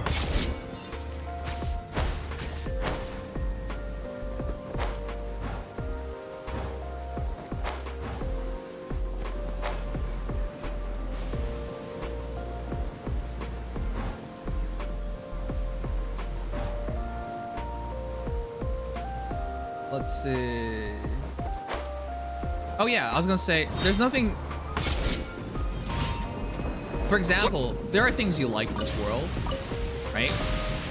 Like, example, if you like going to McDonald's, you could just invest in McDonald's. Because often enough, something you invest in that you like, other people like as well. And if you did invest in McDonald's, while you wouldn't be getting rich off of it, it would be guaranteed returns. It's interesting because a lot of people think investing is really complicated. And it can get complicated, of course, but it doesn't have to be. Oh, that might just be stats and maybe bonus seasons. Yeah, it'd be pretty quick.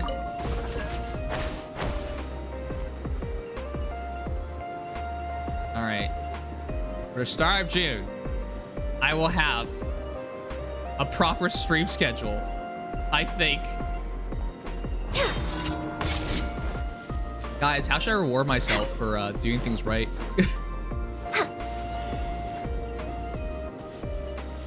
By the way, Sigma Sensei. Wow, this is gonna sound racist, I guess. Jeez. Access denied. Let's play. Emerge right here, right recently, now. chat, I bought myself a monitor to help me with editing. I haven't felt motivated for editing, so I thought maybe if I got myself a monitor, a new monitor to edit with, I'd be more interested in it. Right? That'd be fun. So I bought myself a 4K monitor. Uh-oh. Oh, they saw me. So I bought myself a monitor. Time for takeoff. But the monitor, Fate is upon you. it's from Mexico. Glaze It's over. manufactured in Mexico. Emerge right now. Emerge. And there should be no problem with that, right? Right here. But right the now. problem is this. Miscalculated. The monitor. I bought it the first time I bought it. There was a dead pixel and there was dust under the screen. I'm like, okay, that's probably not a problem. So I'll just buy another one and return this one. So I did that. And then today the second monitor arrived, and guess what? More dead pixels and dust under the screen. Why? Why is it this way?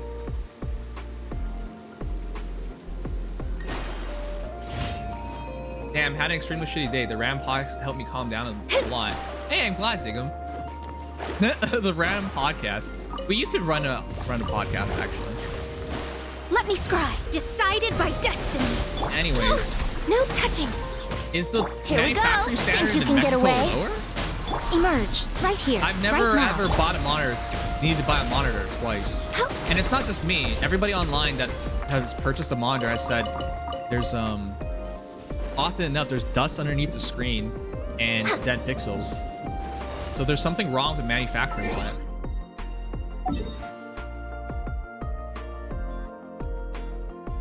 Buy a cheeseburger to celebrate. Oh yeah.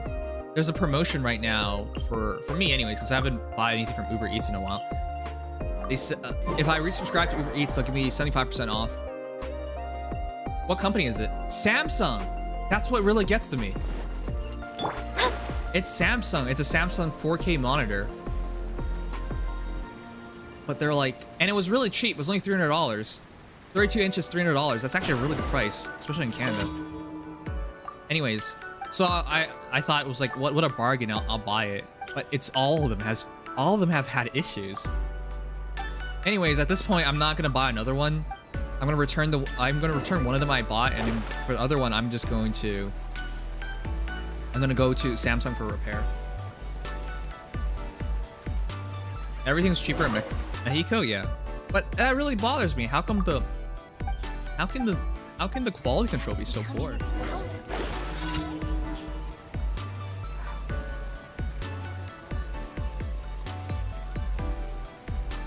Diggum, what happened to you today? Why was your day shitty? Oh, I'm gonna edit on stream in a bit. I don't plan on shutting down stream tonight. In Mexico, we have the saying, cheap things end up being expensive. And then expensive things end up being expensive? How does this work?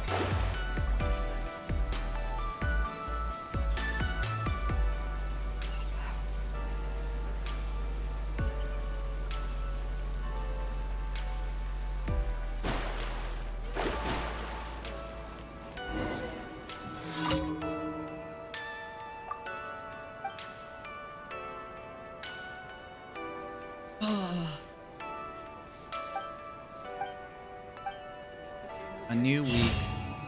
Is it officially summer for you guys? I think I already asked this a bunch of times, but people say different answers. Actually, I need to start looking for work and stuff soon.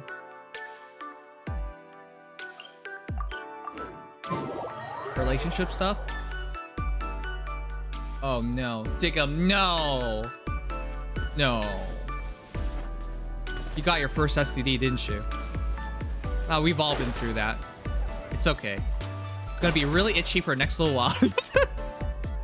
I'm sorry, I can't even play through the skit. Ad Astra Abyssos. Thank you for I still remember the first time my girlfriend at the time told me about crabs. Just like talking about how irritating crabs are. I'm like, I love crabs.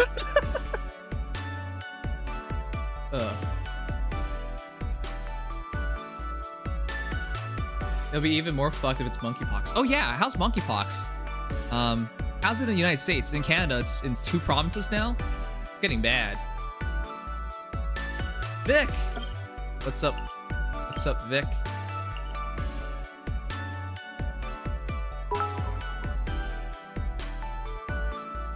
Yeah, the idea is this.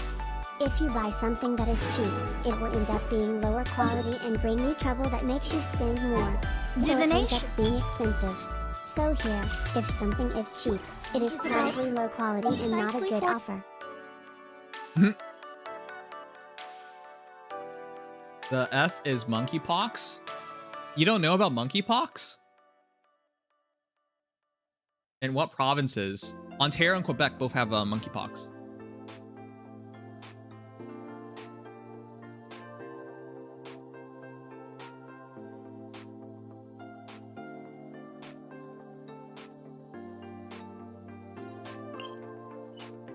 Wait, my mom told me about monkeypox a bit too, and she said, Add Astro.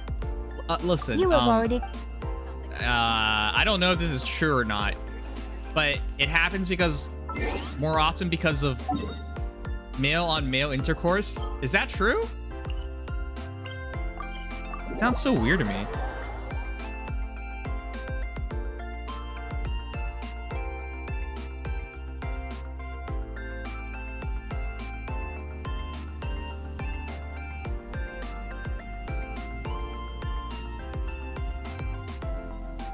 Tested and fine. I'm straight, damn it. That's something I've also heard. Yeah. This realm is truly beginning to. I don't understand that, personally. So I don't know. But that's what I heard. It just doesn't make sense to me. If you ever.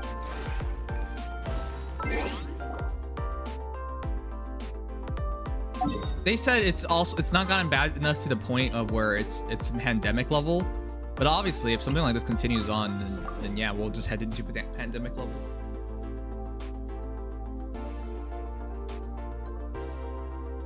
It's an STD, so everyone here is 100% safe. Wait, I thought it could be I thought it could be. It doesn't have to be sexually transmitted. I thought that was the reason why people were scared.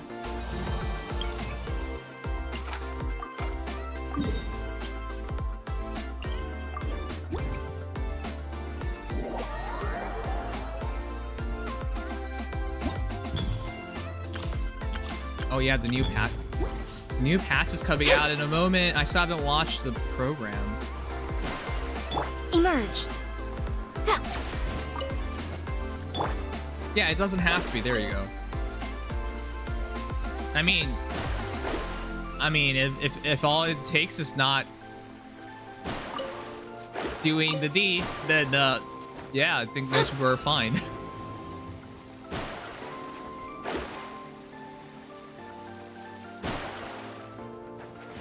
Ah. Shadows of fate. All hail. Yahoo! Right here, right now, right here.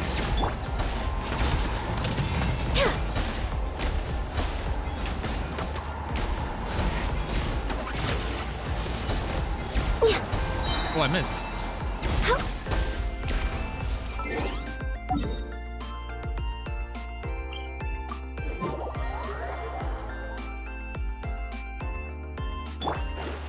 Who started the pandemic this time?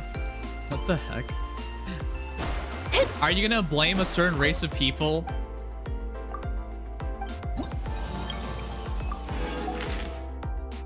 Man. What do you usually do daily? Maybe I'll get into it again. What do I usually do daily? I would usually do the dailies. Which we just did, so there.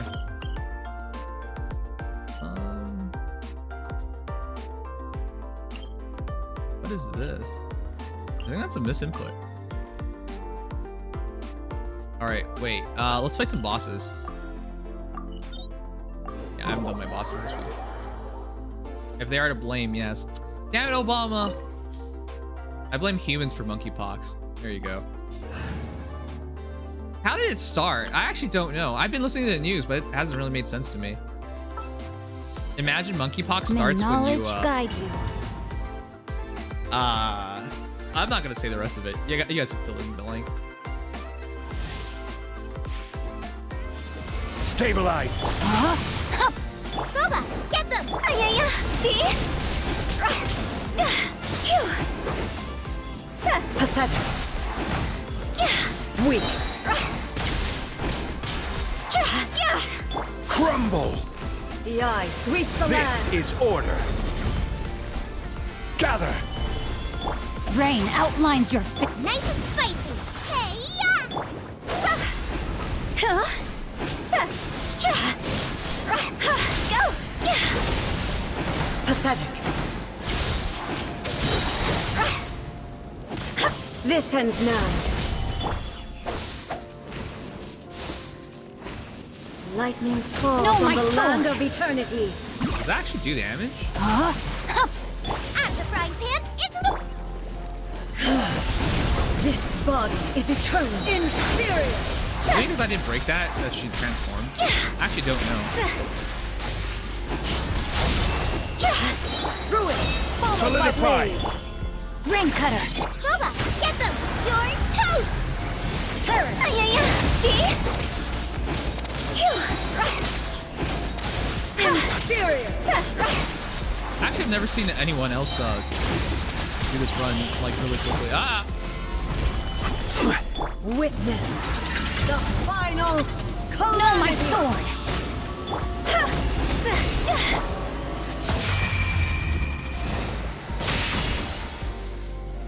Gather. Out of the frying pan!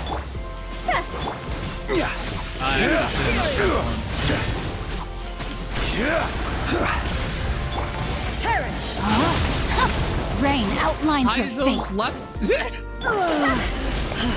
Thank you, Mr. Toe. Welcome. I love toast.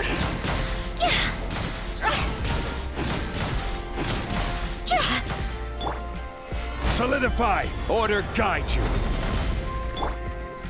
Let me weave you a Boba, get them! Eat this! Did she just not move for the rest of this? What the hell's going on?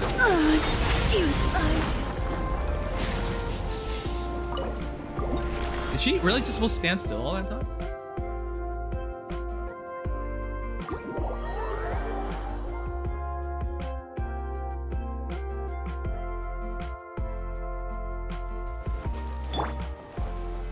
I'll never understand you, Oscar. You always like talk about shitty human beings. The heck? How do you know who's a shitty human being and who's not? I think most human beings are very ambiguous with how they are. You really can't ever really tell if a person's good or bad. Like, if you met someone and they gave you a bad impression, are you just gonna say that they're a terrible human being? But you've met them for like all of, 10 minutes, if even that. I don't know. You always like say that a lot, but then I'm always questioning, how do you know what's good or bad? How are you so certain of it?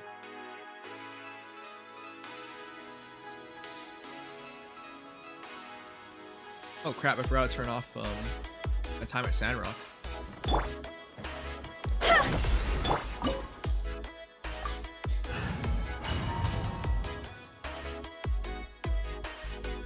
Can't trust furry, shake my head. You're trembling. Is it the cold? That or part, just when you look at it, really looks like Eidogard. Stabilize. No, my sword. Detestable.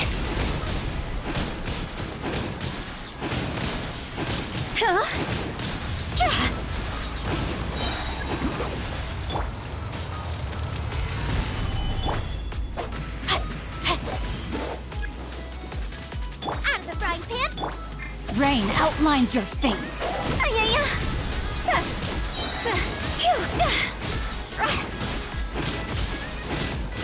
Time to go!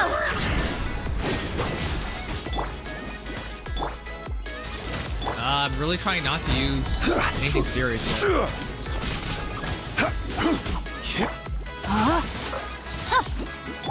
The Tsaritsa's benevolence has no place for transgressors. I guess I don't have a choice. It takes more time. Build Emblem tier list. I'll put that as a donation goal for our 24/7 stream.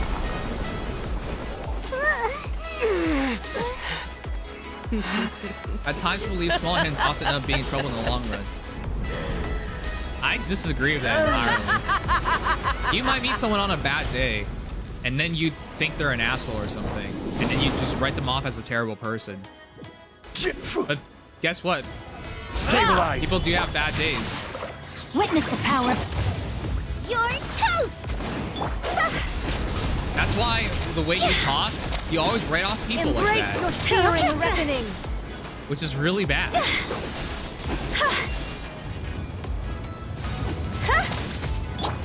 Embrace your searing reckoning. Solidify. I will have order. Know my sword. Rain outlines your fate. The frying pan. Not every wound will heal.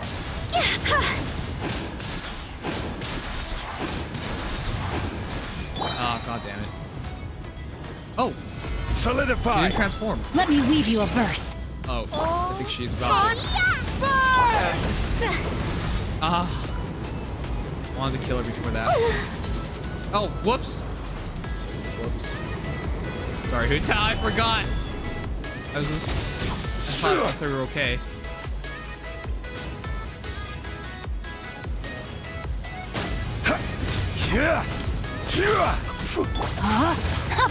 Know my sword. Nice and spicy. I never asked for redemption. Never.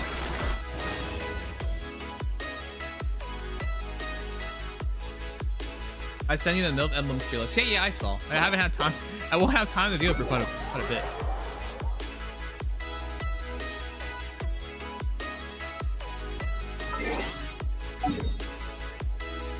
Like, some of my friends that I've made in the past, I made them after we fought. But, like, if I just wrote them off as a bad person or whatever right from the get-go, you know, then we wouldn't be friends. But you don't know. You really don't know.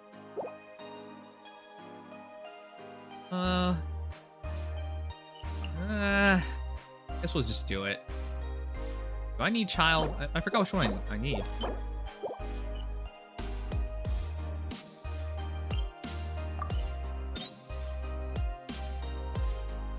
I have so many of these at this point. 35, 23, 52. Okay, yeah, I don't need more of those. 22, 12, 29. I technically don't need these as well. Oh, well, let's just do it. Ugh.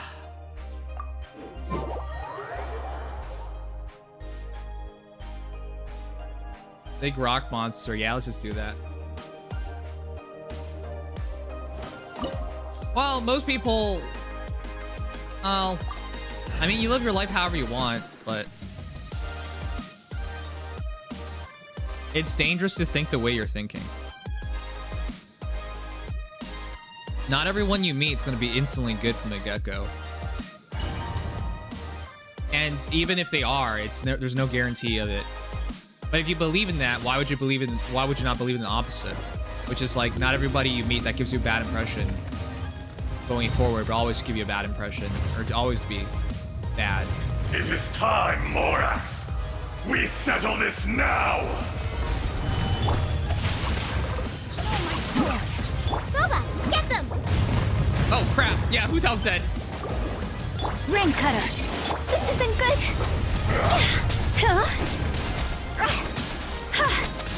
There is no atonement for 1,000-year pain. Gather.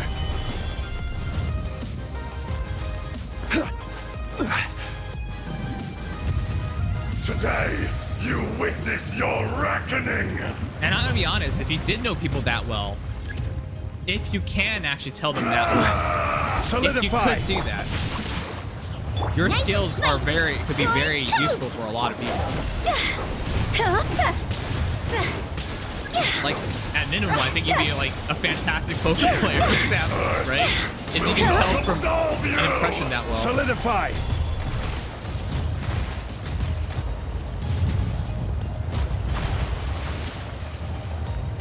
You stand upon your tomb, though you know it not.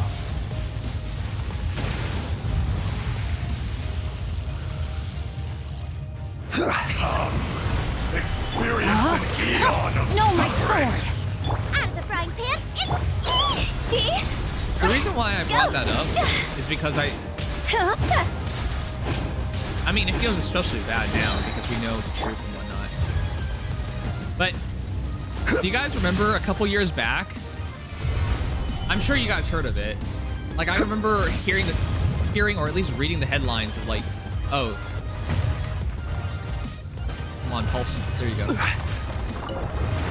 I remember reading a headline that Johnny Depp beat up his wife, right? I think a lot of us heard about it years ago. And I never looked. Oh, got a Claymore. Nice. I never looked into it. I think most people didn't look into it. And it took until now, 2022. I mean, the official ruling's not out because the jury can now deliberate and decide on who's guilty and who's not, and the damages to reward, if any damage to reward. But I didn't pay attention at the time. I just read the headline and I took that impression and I just said, okay, well, I guess he beats his wife. Because I just read a headline and I saw a picture. And now after watching the case for so many different days, I am absolutely positive. I mean, it's been going on for a month. 6 weeks, right? I'm absolutely positive he's innocent. But, you know, many years ago, I would have never said that because I read a title and I saw a picture and that made enough of an impression for me that, oh, he did do this. But that's what I mean. How do you know? You don't know. Have you ever done something despite your instincts telling you no, and it worked out in the end because we aren't always right at the start of things? Yep, exactly. That's also true too.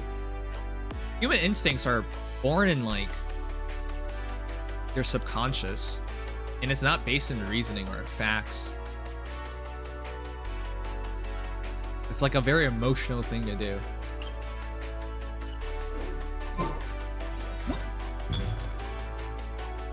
Eight days, 15 hours. I thought this was going on forever. All right.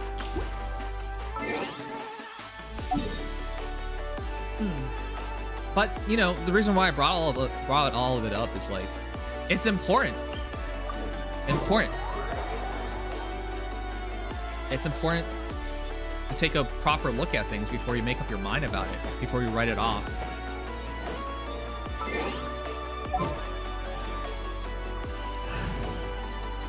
And I know most people don't do it on purpose. And it's not meant to be taken personally as a result. Like, every day I read the news, but I don't read every article I read, right? Because, you know, there are a lot of things to do in a day, and I'm busy. So most of the times, like, things like it's gleamed across, I inherently take that in as information. But I don't really, like, you know, it's not research, and I don't really mean to, like, take it in as information that way. But that's what happens. Yeah. As a human being, you take in so many impressions. Written in the stars. For Rex Lapis. Emerge, right now. I'm always watching. Emerge. Right here.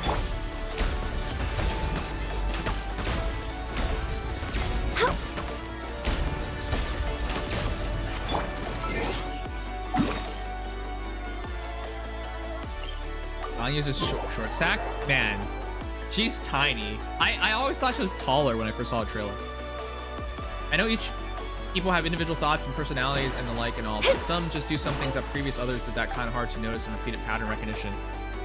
Pattern recognition for human beings is horrible.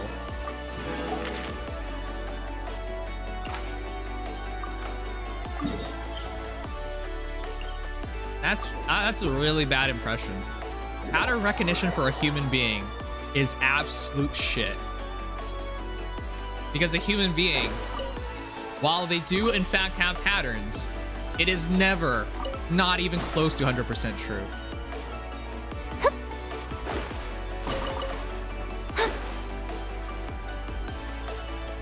The way you view one person versus another person, even if they do the exact same actions, could be for completely different reasons. Let me scribe.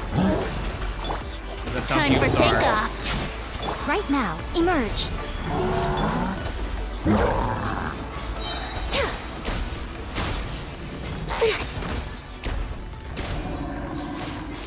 Decided by destiny. This is long overdue. No touching. Here we go. Right here, right now. Oh, whoopsies. Let's play. Think you can get away? Written in the stars. Shadows of fate. Born of ice and frost. How's he not dead yet? Oh, there you go.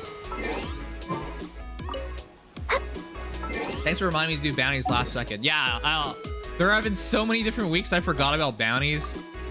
Good thing that we're doing it now. Next on the agenda. Like, as a content creator, I know this so well. That people's impressions are horrible. For example, I remember many years ago, one of my mods said I would do anything. I would do anything for more members, more views, and more stuff. And at the time, I told him he was wrong. And he is wrong. But he acted upon that stuff. And normally it's like, that's no big deal, right? No, he acted upon that stuff. So he said that because at the time, I was playing Fate Grand Order as well as Fire Emblem Heroes, and then Langrisser Mobile came out, and I started playing Langrisser Mobile. So he wasn't happy about that. But now look, that was back in 2018. It's 2022. I promised him that it wasn't what it looked like to him. He didn't believe me. I'm still playing the game, and I'm still doing... But whatever. Like, there's no way for him to be certain or be told otherwise. As a content creator, you deal with that every day. People make like their impression of you could be completely wrong, but you can never prove it to them until far in the future or they're gone. Like, generally speaking, it's impossible to prove it. So, like, cool, I'm right. Years down the line, I proved it. I'm right. Doesn't matter. Doesn't matter.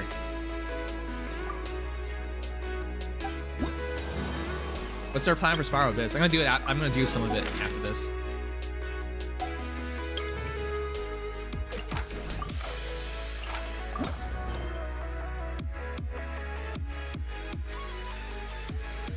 I'm proud of you getting off of FGO. I still want to play FGO. It's just, it takes so much time and I don't make content for it. And I have only a limited amount of time every day to do things, so it's really hard to commit myself to FGO.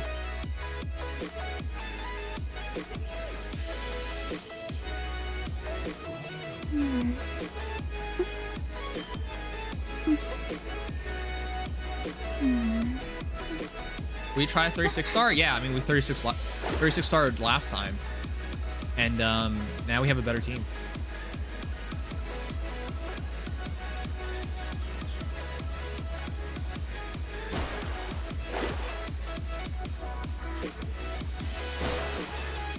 Scry the sky.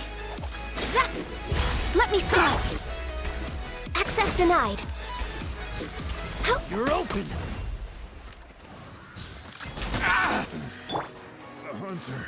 Brace yourselves. Time for takeoff. Delve into destiny. Fate is upon you. To the very. That's it. I actually love using Venti. So good. Too much waifu will wreck your lifeu? Yeah. This summer event actually requires a lot of grinding for a QP to advance the event. Yeah.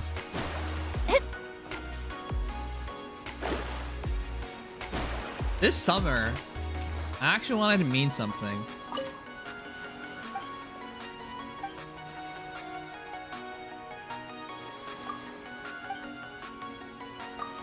I want to actually play through things and think back about the summer and be like, that was a memorable summer.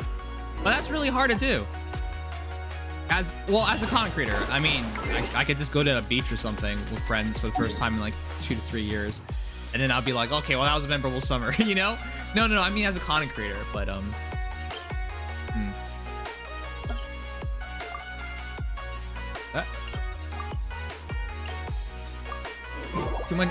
at 4 gachas. My friends want me to play counter side. I want to bring it down to 2 gachas. Yep. Beach stream? Nah. Beach Dims. I kind of wanted to do IRL streams all the way back in 2017 as well. But I feel like as a VTuber now, it's way too late to do such a thing.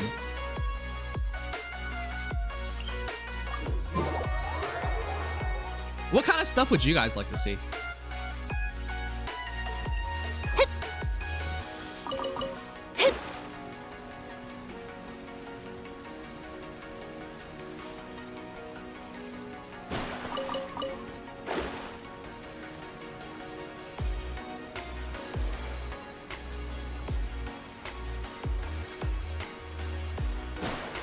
OnlyFans? Technically, it's never too late, Nim. It's not ever too late. It's just once you become a VTuber, it actually ruins it for a lot of people. Like some people, because I'm a VTuber now, don't ever want to see me like break character, for example. For Rex Lapis. Let's play. I mean, they wouldn't even want me to shape break the character. Like Emerge. It becomes more complicated Written in the because of my current situation. Born of ice and frost. We're way behind schedule. Here we go. Think you can get away? Delved into destiny. Fate is upon you. Oh, I thought the first was coming Plays out. over. Access denied. The crazy thing is, I think right afterwards another one spawns. Yeah. I actually think they did a great job. Oh my god. I think they did a great job on this fight. Because it's actually a big surprise the first time you play it. But there's a second. Emerge. There's a second one that spawns immediately. Let's play. Time for takeoff. Decided by destiny. Born of ice and frost. Delved into destiny. Oh god.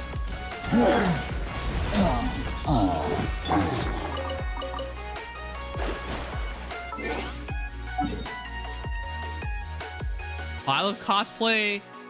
Cosplaying, huh?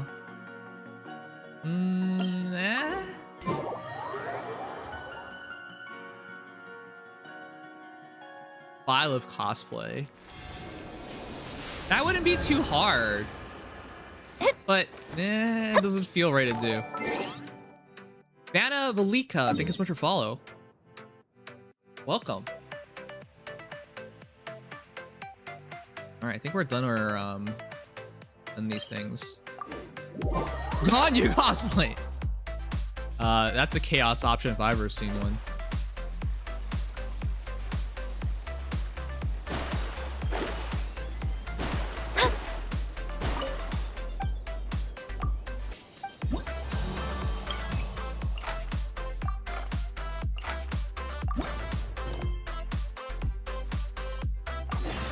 Some people do IRL streams without showing their face. I mean, we built our PC on stream, like live, and we did it without showing the face.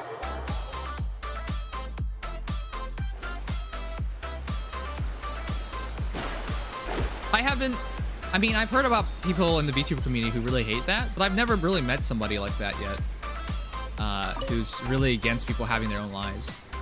So, I don't know, but I've heard about it.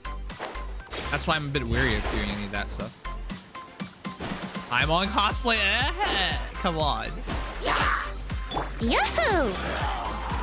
How rude! Let me scry. Written in the stars.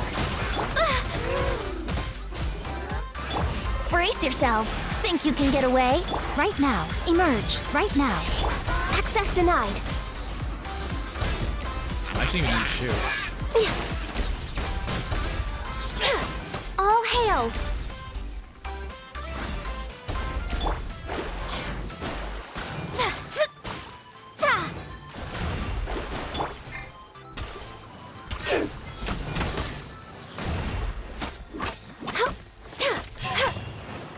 Would it have been faster just to hold the mouse down?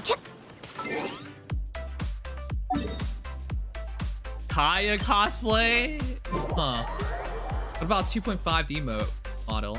That costs money. We're actually gonna do a 2D, a V2 on my current model soon.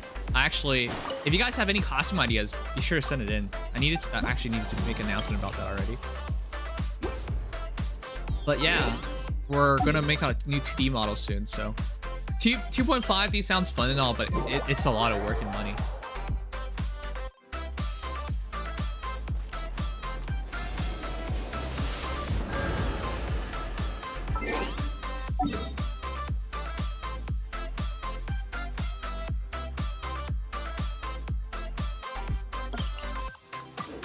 Len, did you hear my plan? I'm gonna just run a 24-hour stream.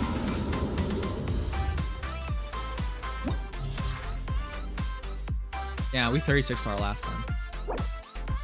Len, did you hear my plan? We're gonna do a 24-hour by 7 stream, and then I'll take all the money, and then afterwards we fulfill it. I'll just do normal stream times. But show off the VTuber next week, non-Panye. Yeah, friends, he told me. He told me, and he asked me to come check it out as well. Half real, half VTuber. Oh, that's what you mean by 2.5D? No. That's weird. That's weird. It's really hard to pull off.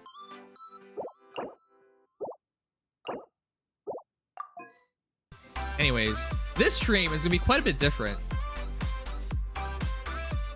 This stream is gonna be quite a bit different because we're actually gonna try to stay online all 24 hours today. So this will be fun. This will be fun. It's a beta into what we're gonna try to do in the coming week. But instead of like going into it blind, I want to try some things first. Right now or next month? For next month, because next month's contract is only for 96 hours, which means if we do 4 straight days of streaming, it'll be done. So next month, I'm going to do a 24/7 stream. And I will do, and I think that'll be a really good idea because that way I could get all the bonus ad revenue. And then afterwards I could just do normal ad rates, right? Like 1 minute of ad every hour instead of the rate that they gave me, which is like 7 to 8 minutes of ads an hour, and still get all the money. So I think actually that's like a really good idea that we should be doing.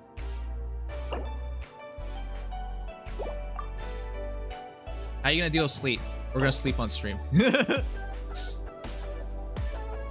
It'll be good.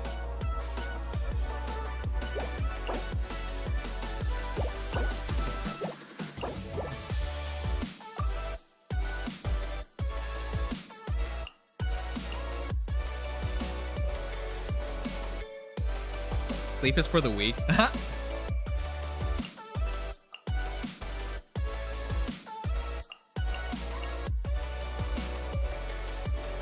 Take care, Keaton.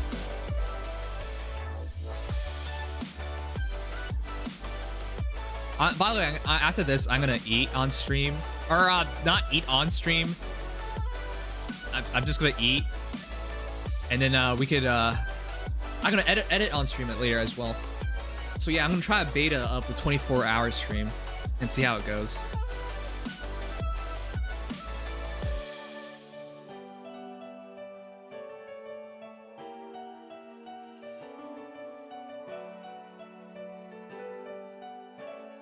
Big cheeseburger.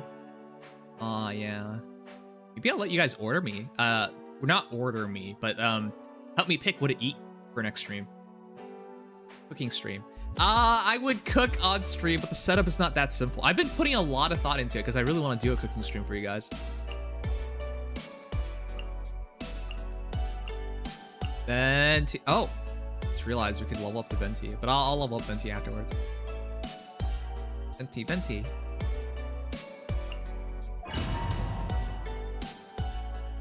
I bring popcorn to watch you sleep?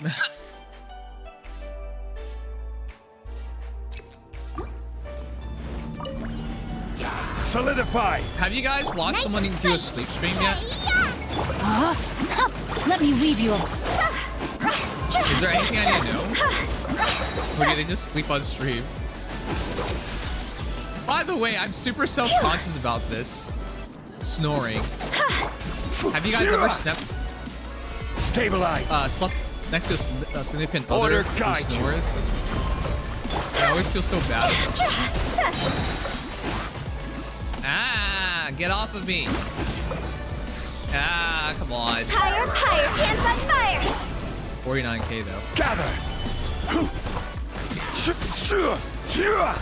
Saw Bong Bong after No, my sword. Somebody farted on stream?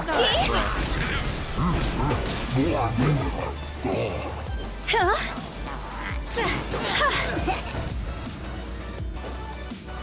Yes, Iron Mouse. Yeah. What did they do while they were sleeping? Did they play anything? No touching. This is long overdue. Time for takeoff. Delved into destiny. Decided by destiny. Think you can bully me? Oh crap. Oh crap, it's not supposed to be Ganyu first. Next on the agenda. My order is wrong.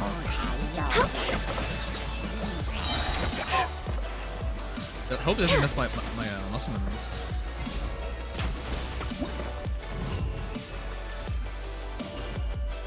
Did you fire on stream twice?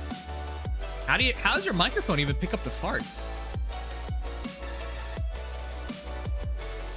Hope your chat doesn't go to shit, I guess. Okay. This is order. Witness the power. Like fart on stream. You're toast. I actually have it set so that you guys can't hear most of the small stuff on stream. Let's end this quickly. Solidify. You're not going anywhere. See? Flash frost. Cooked food. Disgusting. He was doing a lot of extra stuff. Maybe it was a boom mic or whatever. I don't know. Generally speaking, that doesn't happen Shadows unless of you're... fate, written in the stars. Let's play. Think you can get away? Scratch. Can't handle your drink. Should I put it somewhere else? For example, I have AI noise cleaning. Test subject. So the audio is Here we should be go. extra crisp Time for takeoff. because the NVIDIA graphics card takes care I of it. can fix this. All hail. Yeah, most Decided by microphones would destiny. not pick it up, so it would have to be on Shake your purpose. hands. Unless she's a beginner. She's not a beginner. Yeah.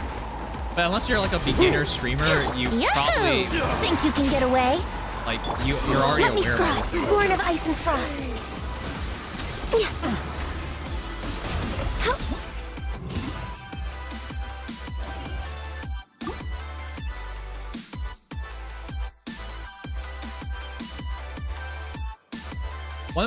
One stream put something over their pee-pee to cover their morning wood. Yeah, that sounds fair. Solidify. What's in the way? Order guide you. No, my sword. Let me weave you up. Nice and spicy. Eat this. This isn't good.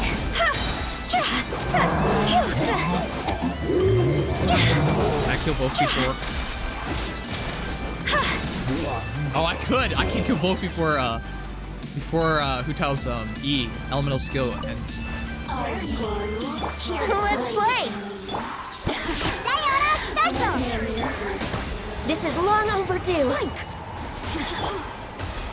Here we go. Time for takeoff. Delve into destiny. Fate is Where upon someone you. says Nims, your order's wrong. I know it's wrong because it's normally Ganyu on 2. Muscle memory's all off right now. Scratch that. Born of ice and frost. Blaze over. Decided by destiny. Let's play. Think you can get away? Look at you, Boozound. That's actually not a lot of damage. I thought it was supposed to be more damage than that.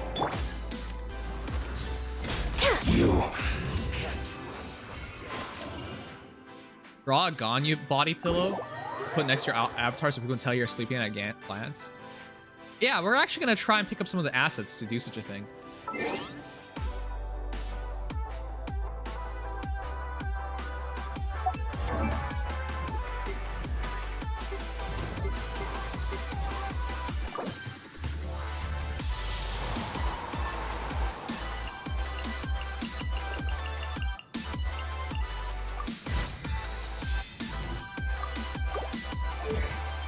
Oh crap, I haven't even leveled up his talents. Uh-oh. Ballad. Yeah, Danny DeVito body pillow? No. Oh yeah, I need to buy the body pillow on stream too.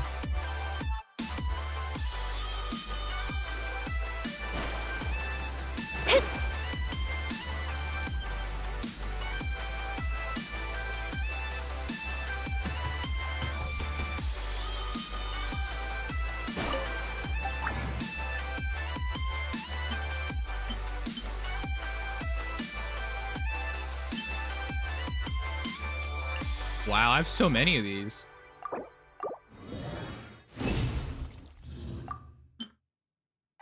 Should I max out the burst? Ooh, 32. Should I max out the burst? Crown Venti's burst?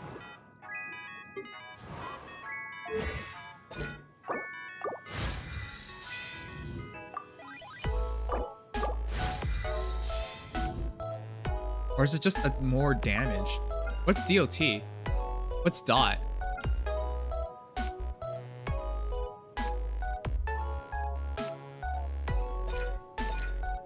Versus priority. Like max it, crown it. Should I crown it?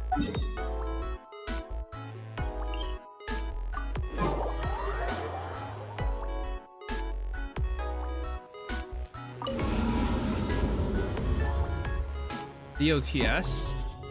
What's DOTS? Nims derp a lot. What? I don't understand. Help me. Not being big derpers.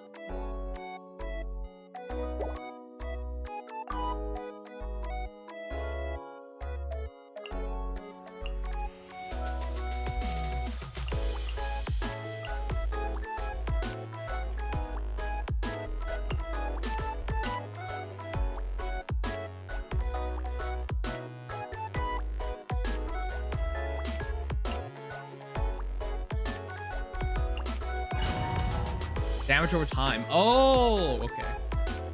So yeah, I should.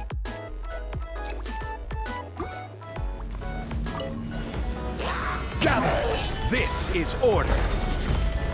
Rain out. Lines your fate. Witness the power of Bubba! Get them! You're toast! Really heal. Go!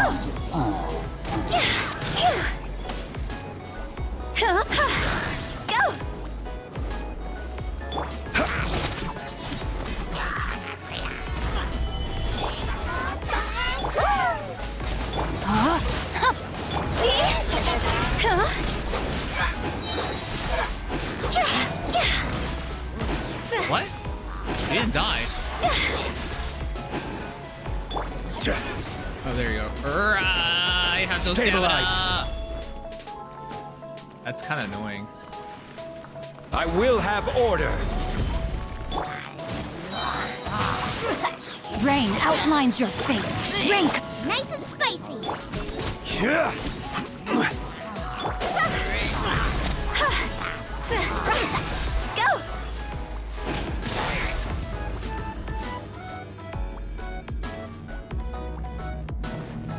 Okay. How come she doesn't go into your little pool thing? Oh, because you can't use skills here. It's so weird watching Mona dash. Time for takeoff. Let me scry. Fate is upon you. All hail. Access denied. Can't handle your drink.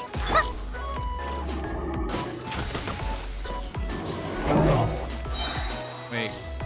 Am I supposed to kill everybody and then him? Here we go. Think you can get away? Oh, come on. Ah! Shadows of fate, written in the stars. This is long overdue. No touching. We're way With the behind energy schedule. refund, I should be able to just spam ults.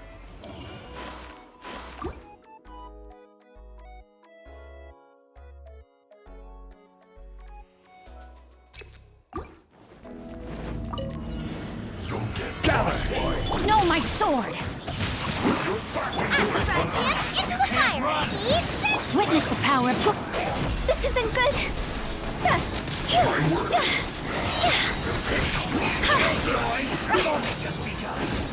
Time for a flash freeze. This is order. Oh, he's not dead. There he is. Venti missed. Yeah. Venti's animation, it's not that long, but it Delve feels long. into destiny. Fate is upon you. Access denied. Brace yourselves. Look at you, Boozhound! Time for takeoff. All hail. No touching. Written in the stars. Let's play. Oh, that was pretty good.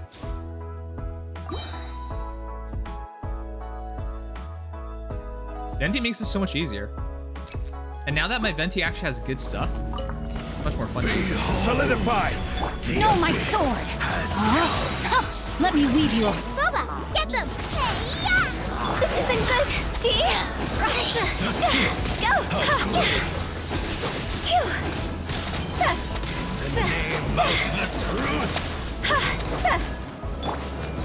Solidify.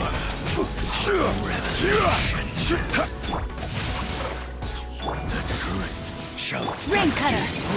I will have order. Eat this. Wow.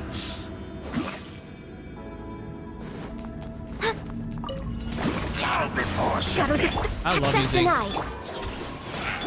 Think you can bully me? Can't handle your drink. Think you can get away?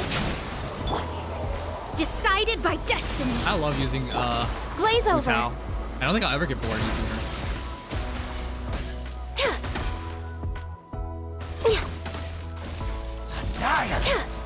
Why is Makoto messaging me?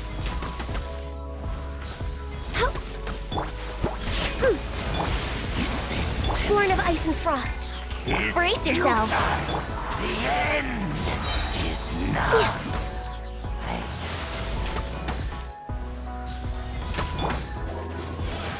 Written in the stars. This is long overdue. Time for takeoff. Yahoo! Delve into depth. And will come.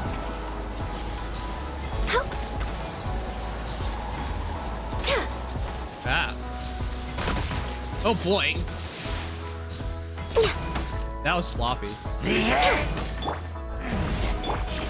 The abyss.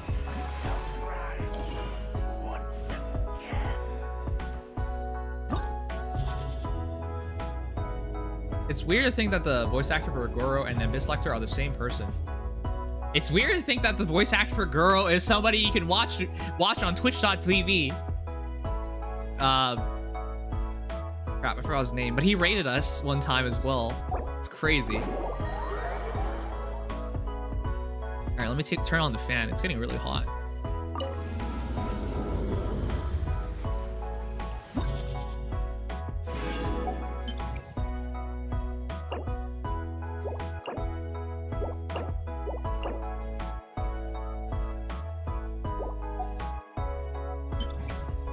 I want to leave the last floor. Now let's leave the last 2 floors because I want to have a crown Venti by the time we the next 2 days. So I just have to make sure I get more hurricane seeds and more Cecilias, and we're good. And after that, we'll be working on Jean.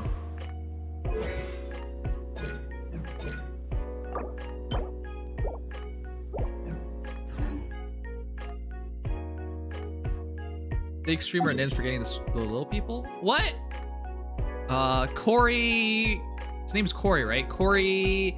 What was his last name? God damn it.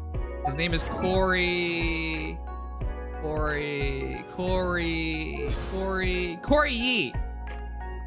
I say that so proudly as if I actually remembered. But he's actually a Twitch streamer as well, and he plays Genshin, obviously.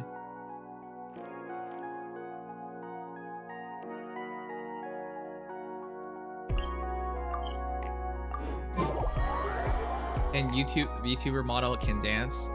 I know. Why? What? You wanna say dance monkey and make me dance? No, I refuse. I'm not your monkey. Did you raid him once? Yeah, we raided him. I raid just about everybody who raids me. I always try to return the favor because it does mean a lot.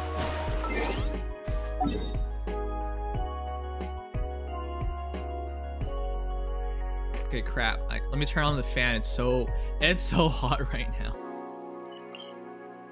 Hey Makoto, how's my favorite Maple Story wife? Even though we're not married to Maple, and you refer to yourself as my Maple Story wife. How are you? Oh yeah, I'm gonna add more people to my friends list soon too. 17 gachas deep. What the flying F is wrong with you? Don't play 17 gachas. I should probably unfriend Sonar for the time being. Rotzlofel. What does that mean? Yeah, 8 slots. All right, let me turn on the fan chat and grab some water. I'll be right back. I need to watch the new stuff already because I do not know who is coming, and well, I know Elan's coming, but I don't know what else is coming, and I don't want to be spoiled, so I really need to watch the stupid event thing already. Yeah. Also have to watch Elan. Man, I am so stupidly tired. All right, let me grab some water and turn on the fan. I'll be right back. In the meantime, I'll let you guys watch a battle.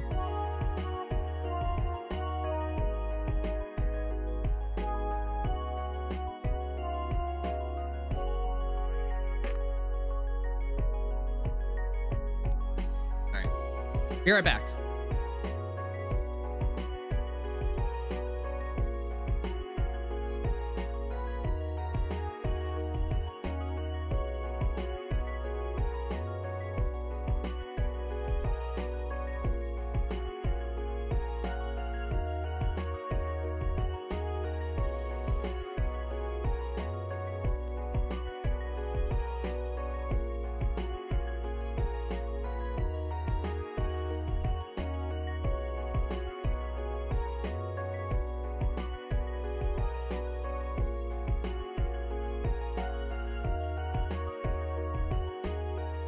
God, it's such a hot day today.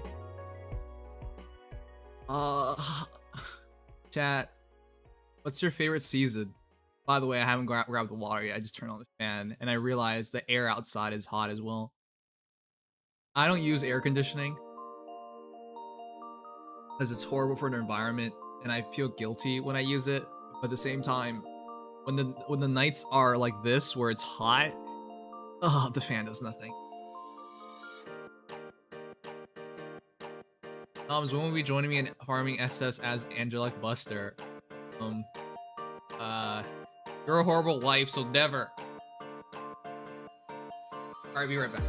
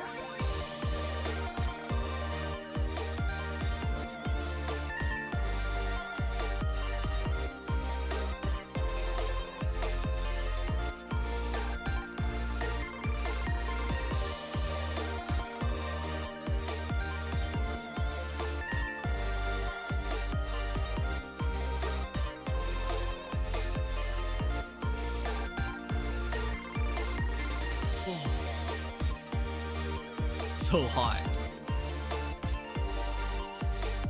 What do you guys consider hot anyways? But most of you guys are American, so when you say Fahrenheit, I have no idea what you mean.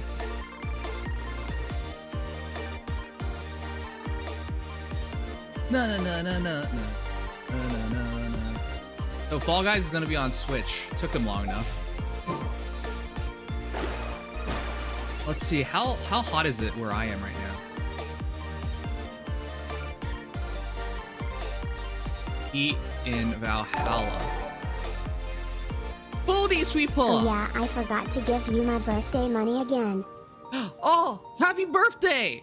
Happy. Wait, how are you now? Fate Damn is it. called as such, for Wait, it cannot be God changed. damn it! If I wasn't feeling bad yesterday and we did game night, we might have been able to sing it for you live. No, I'll sing it for you live. All right. Wait, it's been forever since I sang happy birthday. Let me sing happy birthday for you. Happy birthday. Oh wait.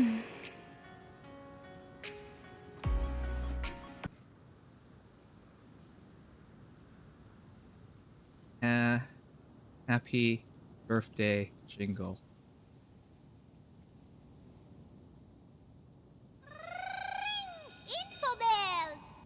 Yeah, what the heck? Astrologers must rid themselves of material desires. Huh? Only Happy by ridding birthday oneself of to clutter can one see you. the true world around them. Oh, come on. No. Whatever. I'll just sing it a cappella. Happy birthday. It's so bad. Oh, man. Wait. You see how old? You're 45 Celsius now. All right. You're 45 Celsius. Happy birthday to you. Happy birthday to you. Happy birthday, dear body sweeper. Happy birthday to you. Hey, do people ever do this next part? It was like, from good friends and... I actually don't even remember how they said it. And then from Oh Friends is New. And then I don't know. No one ever sings that part. Whatever. Happy birthday to you. Happy birthday to dear one. Dear one. Birthday to you. From good friends and true. Yeah, from good friends and true. I never hear that part. Old friends and new. May good luck go with you. And Happy birthday. What? I just realized I don't know how the happy birthday song goes. Ain't this song copyrighted? You think I actually make money on YouTube? The only copyrights I'm worried about is the copyrights that could suspend my channel. For something like Happy Birthday, which by the way, copyrights are not forever. A song like Happy Birthday has long passed its copyright date, so that's not a problem.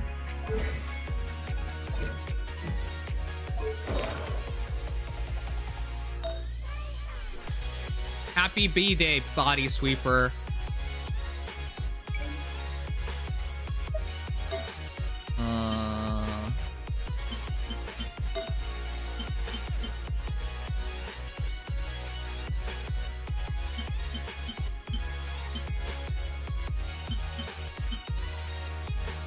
Does it have a chance of beating one of the other?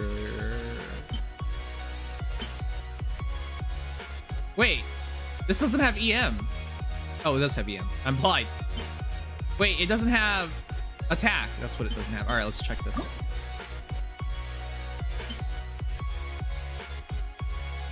Well, I just kicked Nuxie's ass in Apex 1v1. Excuse me? Phoenix, I would expect you to be able to beat Nuxie. I say this all the time, and you guys do realize Nuxie doesn't have hands. This man literally does not have hands.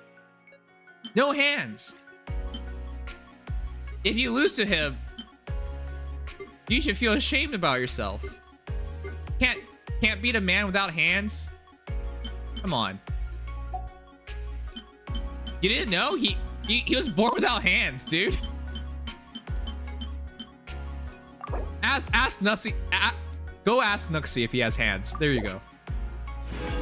He has no hands, but he's still better than me? No way. Stop dreaming.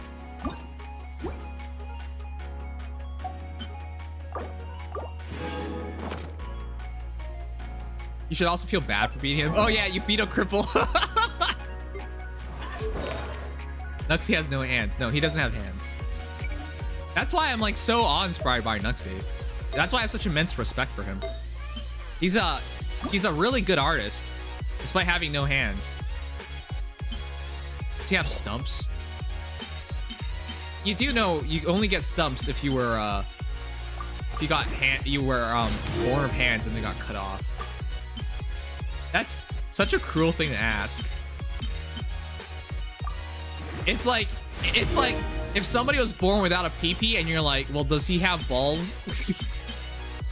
This is so wrong. It felt good to beat up a cripple. Someone screenshot Phoenix. Don't let him live with that down. Hey, Phoenix, are you gonna watch the Maverick movie? Top Gun 2? It actually looks really cool. I forgot. Do you... Oh, wait, you're Army. Never mind, you're not a flyboy. That's too cool for you, obviously.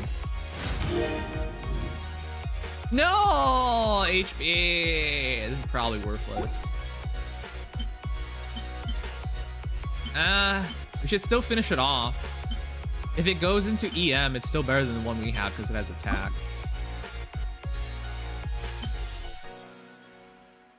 You never heard of Top Gun with Tom Cruise?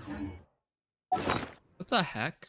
Do you guys still like Tom Cruise as an actor? I love Tom Cruise.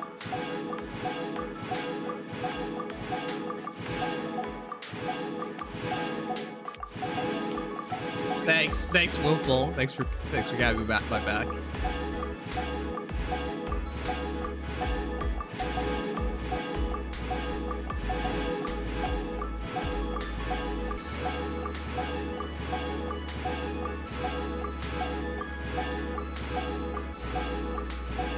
I never watched Mission Impossible. Mission Impossible is also really good.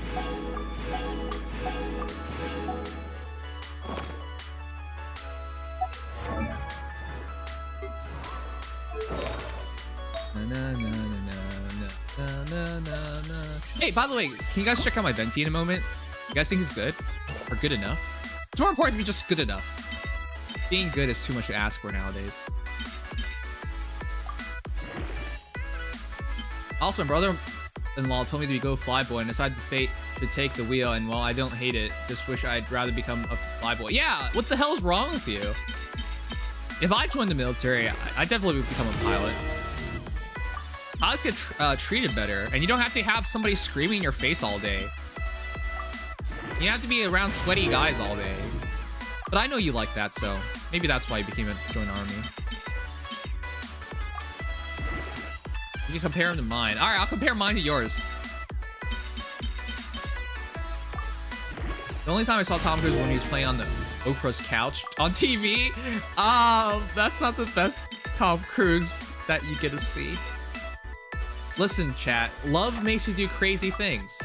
Like go on Oprah on TV and start screaming at the top of your lungs. It's ER. It's not good. You guys might be like, why are you doing this? But the reality is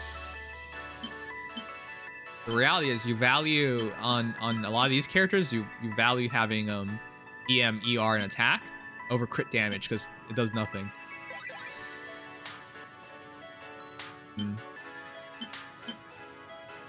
The heat of passion, yeah. Don't judge people too harshly for things like that. Judge them harshly for things like being a Scientologist. You should do that instead.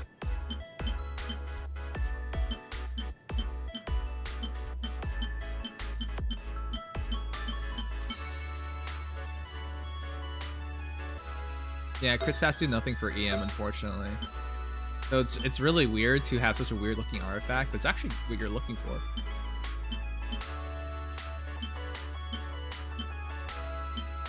All right. Anyways, after all the time I spent looking for VB stuff. By the way, isn't this one really good? 12.3% ER, 21% attack. Isn't this really good? Anyways, it's been really hard finding EM stuff. I'm actually finally done looking for EM. All right, let me see your... I just throw shit on mine and throw them out there. Len, he's such a hoe. Whoa! He's on level 84? Don't you want... What are you doing? Don't you have to get him to level 90? Levels also impact your damage for animal users.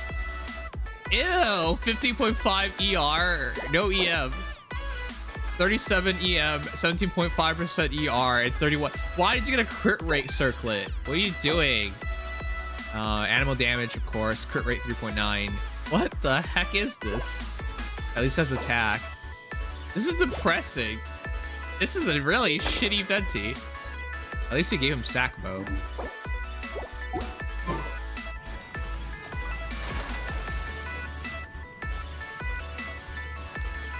Got LG? What does that mean? Also, if you don't scream us all day and you become a pilot, it's very hard because it's very competitive. Yeah, it's very hard. Oh, you're right. You would never make it. What am I talking about? Why do I have faith in you and hope and belief that you should have, that if you had chosen to become a flyboy, you become a flyboy? You're right. Why I think well of you. Divination is about precisely foretelling one's written destiny. Over-embellishing that fate only leads... LG for the end is a better weapon, Venti. I like using Windbloom Ode because I'm an idiot. It just looks really good on him. That's all. I have Sackbow, but I'd rather use Sackbow on Sarah. I also have another Sackbow. I don't know. Yeah, how could I believe you, Phoenix? You can't even spell Phoenix wrong. Right. Silly me. All right, guys, let me restart the stream. Let me restart the stream because I'm gonna eat dinner on stream, or while watching some stuff. We're gonna try our first 24-hour stream with sleeping on stream. I've never done that before. So afterwards, we're gonna do a bunch of different things as well. But yeah, it's different because it's a prelude because next week, because we reach, if you look in the top right corner, we hit 15K followers. So next week we're gonna do a 7x24 stream. So I want to try it out today as we have just 24 hours to see how it works out. To do everything on stream and see how that works out so that if we go to a serious one, we don't screw it up. Restart your phase when the strings are less. Wow. I'm not missing anything. I can do all of this some other time. No problem. Alright, did I finish everything this week? I think I did. Add Ast. But yeah, I'm looking forward to doing a 7-day, 24-hour, 7x24 stream. That'll be fun.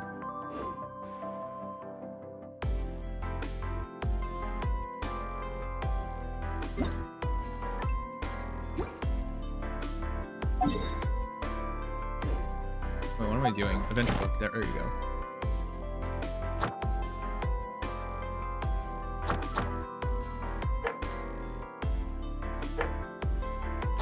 Alright, we finished, half finished Spire Abyss, so perfect.